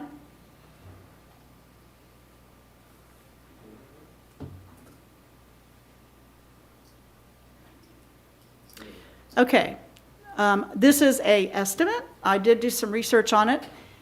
So painting the walls, I'm looking at a two-tone type of coloring, a lighter and a darker to offset the, really it's the architecture of the room. This is totally like a, deco or mid-century style building, and I want to enhance that a bit. It is a pretty special building the way the setup is. Update the lighting, freshen the artwork. The seal, I purchased that for the behind the wall here. Letters above the dais. They might even be letters that I can buy and paint and make them look like metal. A seal on the podium. These are just things that are like decal. Okay, nothing crazy. big. Also, this portable screen for audience viewing, realigning the cameras, kind of figuring out if there's a cost associated, or is it just a simple realignment? I don't know. And then also a desk. I even downloaded a desk today that could be used, that I can get in town here for $175. That would work ideal, and I can paint it to match our decor. Chalk paint. What, I mean, you know, it's kind of what we got to. Painted everything in our house. I am, yep. If you can't buy it to make it look it, you can make it look like it. So in all that cost, I'm estimating around $1,600, not more than $2,000 would be my goal. The unknown, of course, is the electric, and I do think, you know, we just want to do something that just gives us more lighting that's more crisp and brighter. I don't care about dimmers and all that mess. I just want to see it enhanced so you can light it up the room if you want to have it lit up. So the next slide. All right, where's that poster board at? And you can hold it up, and you can pass it around. So I was here the other day. I took photographs, and I could have done better angles, but this essentially it's all 4 walls. Just pass it, and I'll put it up. Yeah, you can pass it around. And then next slide. It's all 4 walls. Floors are beautiful. Now you can see a subtle color change.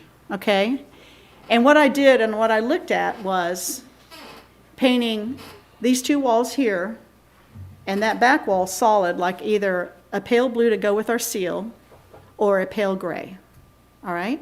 Again, I'm looking at our blue chairs and our blue window treatments that we don't want to get rid of. Then take either a cobalt blue to accent this wall and cobalt blue that goes only on those little squares to accent the mid-century look. Or not. Don't know yet. But I think it becomes an art element in the room because of the way those blocks are, you know. And then the little things that would happen would be, so here, imagine these are gone, and this room, this whole wall right here in the corners are like, let's say it's like a cobalt blue or a slate gray, something like that. This big seal is in the middle.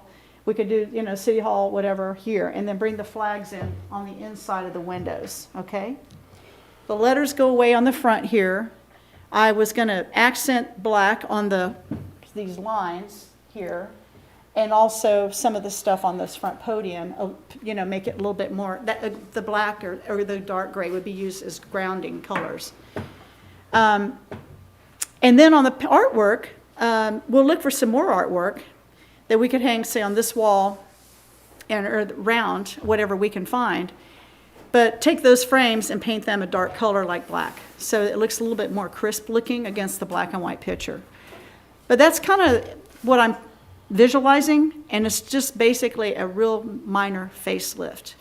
These chairs, I also not crazy about the chairs, but that could be a bit of a cost element unless we can find somebody that might be selling some that we want to take a look at buying, and then we sell these, right? So I was just trying to go with the most minimal facelift and better experience, I think, for the room. Back there, this little desk I saw was a L-shaped desk, low desk, chair, computer, lamp, whatever they need to use to record and all that for us. But it would be, like I say, it looks like a conference desk, but nothing like that. And it's pretty cheap. What do you all think about that? What's above this Walmart drop ceiling? Huh? There's a lot of wires. Probably A lot of wires? Yeah. We kind of, because we're down the road, probably going to kick around the idea of a new city hall. I mean, don't know yet. I think for now, we just kind of got to deal with what we got. Well, Tony, you've seen it. Could you do furring strips and do a pressed tin ceiling with can lights?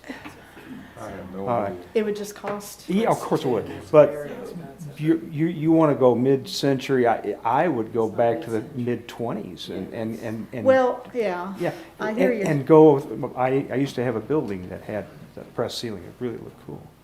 And it's expensive. It's expensive. And that's my whole point. It's Yeah, I expensive. know, but I'm just trying to be very sensitive. No, I know. And then also looking at money. For audio or for video either. Yes, Brandon? Just because I've just completed a renovation on houses and a commercial building like this. Mm-hmm. I had the same awful ceiling. To drywall the ceiling here would not be much money. Yeah. How much is much? I think I just re-drywalled an entire house. I mean, So, really, to drywall? I thought it'd be a lot more than that. I've got good contracts. We're trying to keep it under Charlie's little number that he's allowed to kind of, so we don't have to go out on bid or whatever. With the, you know, the drop ceiling, and you'd be able to put the can lighting in. Can lighting would still be very expensive, probably $200 for all the lights, because the electrical's there. You could do that. What about the press tin idea? I know there's faux press tin. The tin's expensive. Yeah. But is there a plastic, well, whatever, we're getting the committee work now, but. Well, I would love that personally. I Would it mean, keep it warmer? It would keep it warmer Yeah. a little bit, but you have a bad echo in here. Yeah. I hear it on YouTube every time yeah, I I know. And so even if you did some deco, sound deadening tiles of some sort on the walls, it would help with that echo. Yeah, I think the biggest thing is, you said it's 2,500, right, Charlie? Right. Rich taught me a term, waive your purchasing policy. So you can waive that if you want to do something. Everything you've proposed will make it aesthetically more pleasing, warm up the feeling, support all of that. What I would like to do is, and this takes time, it will require, I can't get it done for you by next month, but if you give me a little time, I can probably get somebody to come in here and do you an interior layout that doesn't cost you any money, and we can then, I might go to Brandon or somebody else that has contractor connections and price out drywall.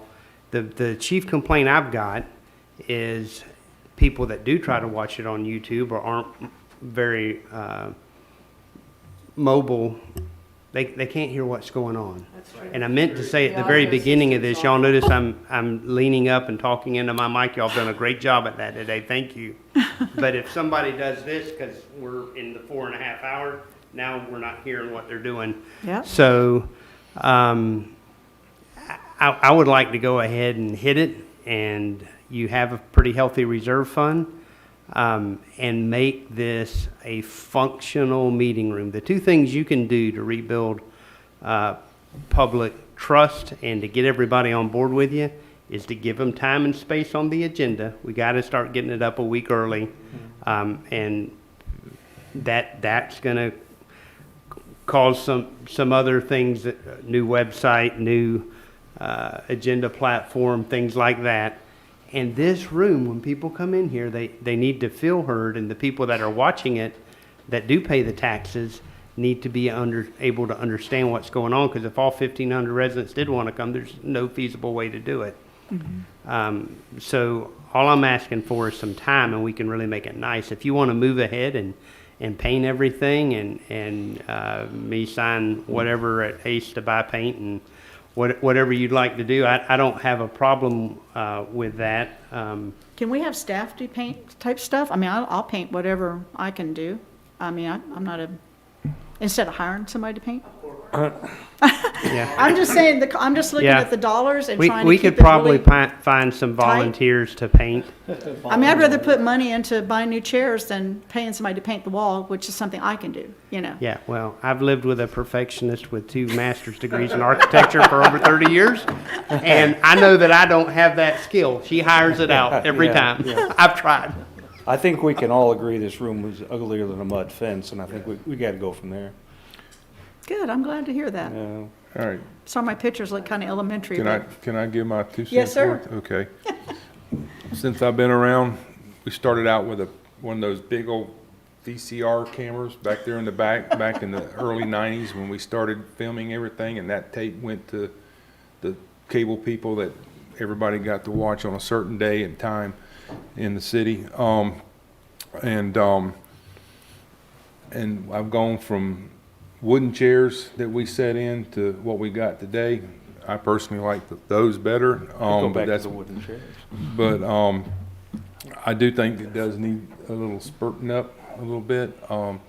I know that the youth room at First Baptist had a drop ceiling for years when they had a daycare in that particular building, and they've taken that all out.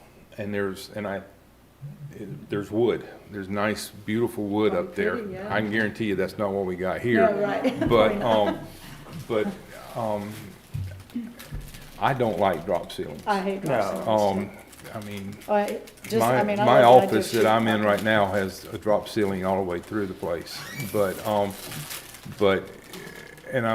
I just was confused about how we're gonna paint every little, I mean, I guess a small paintbrush. Listen, I prefer what Brandon has proposed. I If we can prefer the afford that, drywall. I'm all about that. This is, Yeah. that was just a Band-Aid is If all we're that gonna was do it, but then on the other hand, if we're gonna look into this building, I mean, we were told by the previous manager that there's major problems in the other part of the building. I think that needs to be researched too. If we have electrical problems, that needs to be addressed at the same time when we're looking at something like this. Well, this building was built in 1964, Yes, correct? yes, So and it's that's not 59 energy years efficient ago. by any stretch. Yeah, and I think for what we have, we've utilized it very well. And I agree with the letters. When they put them up there, I didn't like them, but I mean, it was free. No, So, we'll save them, but I want to move on. I think Yeah. it's time. I think having a seal and being in different locations of municipalities, there's always a seal behind us. I think that should be. Artwork, but all this other stuff, that's not my territory. I don't care. Can I say something? Yeah. I know that we have a certain criteria when we deal with the businesses. You know, we try to hold everybody to the 1920s, you know, to make everything cohesive. And so this building doesn't, but hopefully maybe a new facade or something else in the future, maybe we can steer towards that as our end goal, because this is definitely, you know, we would try to get a business to change this look. So the city hall should kind of match what we require. Well, this room could match that. We don't have to Right, make a well, I mean, you know, whole change. you gotta start somewhere. Yeah. We should fight this building. As like I said, it's like I was saying when I was saying initially, it starts out with the citizens' experience. And I am all about trying to keep things, because we know what could be coming. I don't want to put a lot of money in it. I look at things and what's the best plan for the money overall to get the end experience, right? So to me, it was just those basic things. And I think we can add, it's all about adding the right decor to give the feeling of the vintage feel of the city. It's a 60s building. And I love this wall. I think it's a beautiful wall because of the architecture of it. And it's kind of hidden kind of back there a bit. I just feel like we may or may not decide to accentuate it, but I think there's an opportunity to make it an art piece in a way. And then I love these pictures, but those frames are very dated. They don't really fit, I think. So I think. They used to have the mayor's pictures up here. Yeah, so we have, I'm sure we have, I mean, we got plenty of wall space to make it feel like, wow, this is kind of nice. I like being here, you know. But I gotta say. I mean, Hitchcock's got more artwork than we have here in their store. I've been coming for almost 20 years to, I spent a lot of. Well, I think we could all agree it needs to have a, Same chairs. yeah. Well, the Heritage Commission has enough photographs of good enough quality. Oh, I know, yeah. They can Listen. be blown up to 11 by 14. I got a whole drawer of them, or cabinet of them in the living room, so I know. I gave one of the local merchants a bunch of pictures, just small ones, and they put them up. I'm done. Well, I think, Can I make a suggestion, the next workshop, is maybe we have it in the afternoon, maybe? I so know do it's we want to good on make, do y'all staff. want to pick that date right now? No. Instead of Monday? Instead Can we of do it on Monday? Because We'll I do it on have to Monday. check. Okay, we can do that. I don't have a problem with that at all. Okay, sorry for running behind. This workshop's adjourned. Thanks for all of your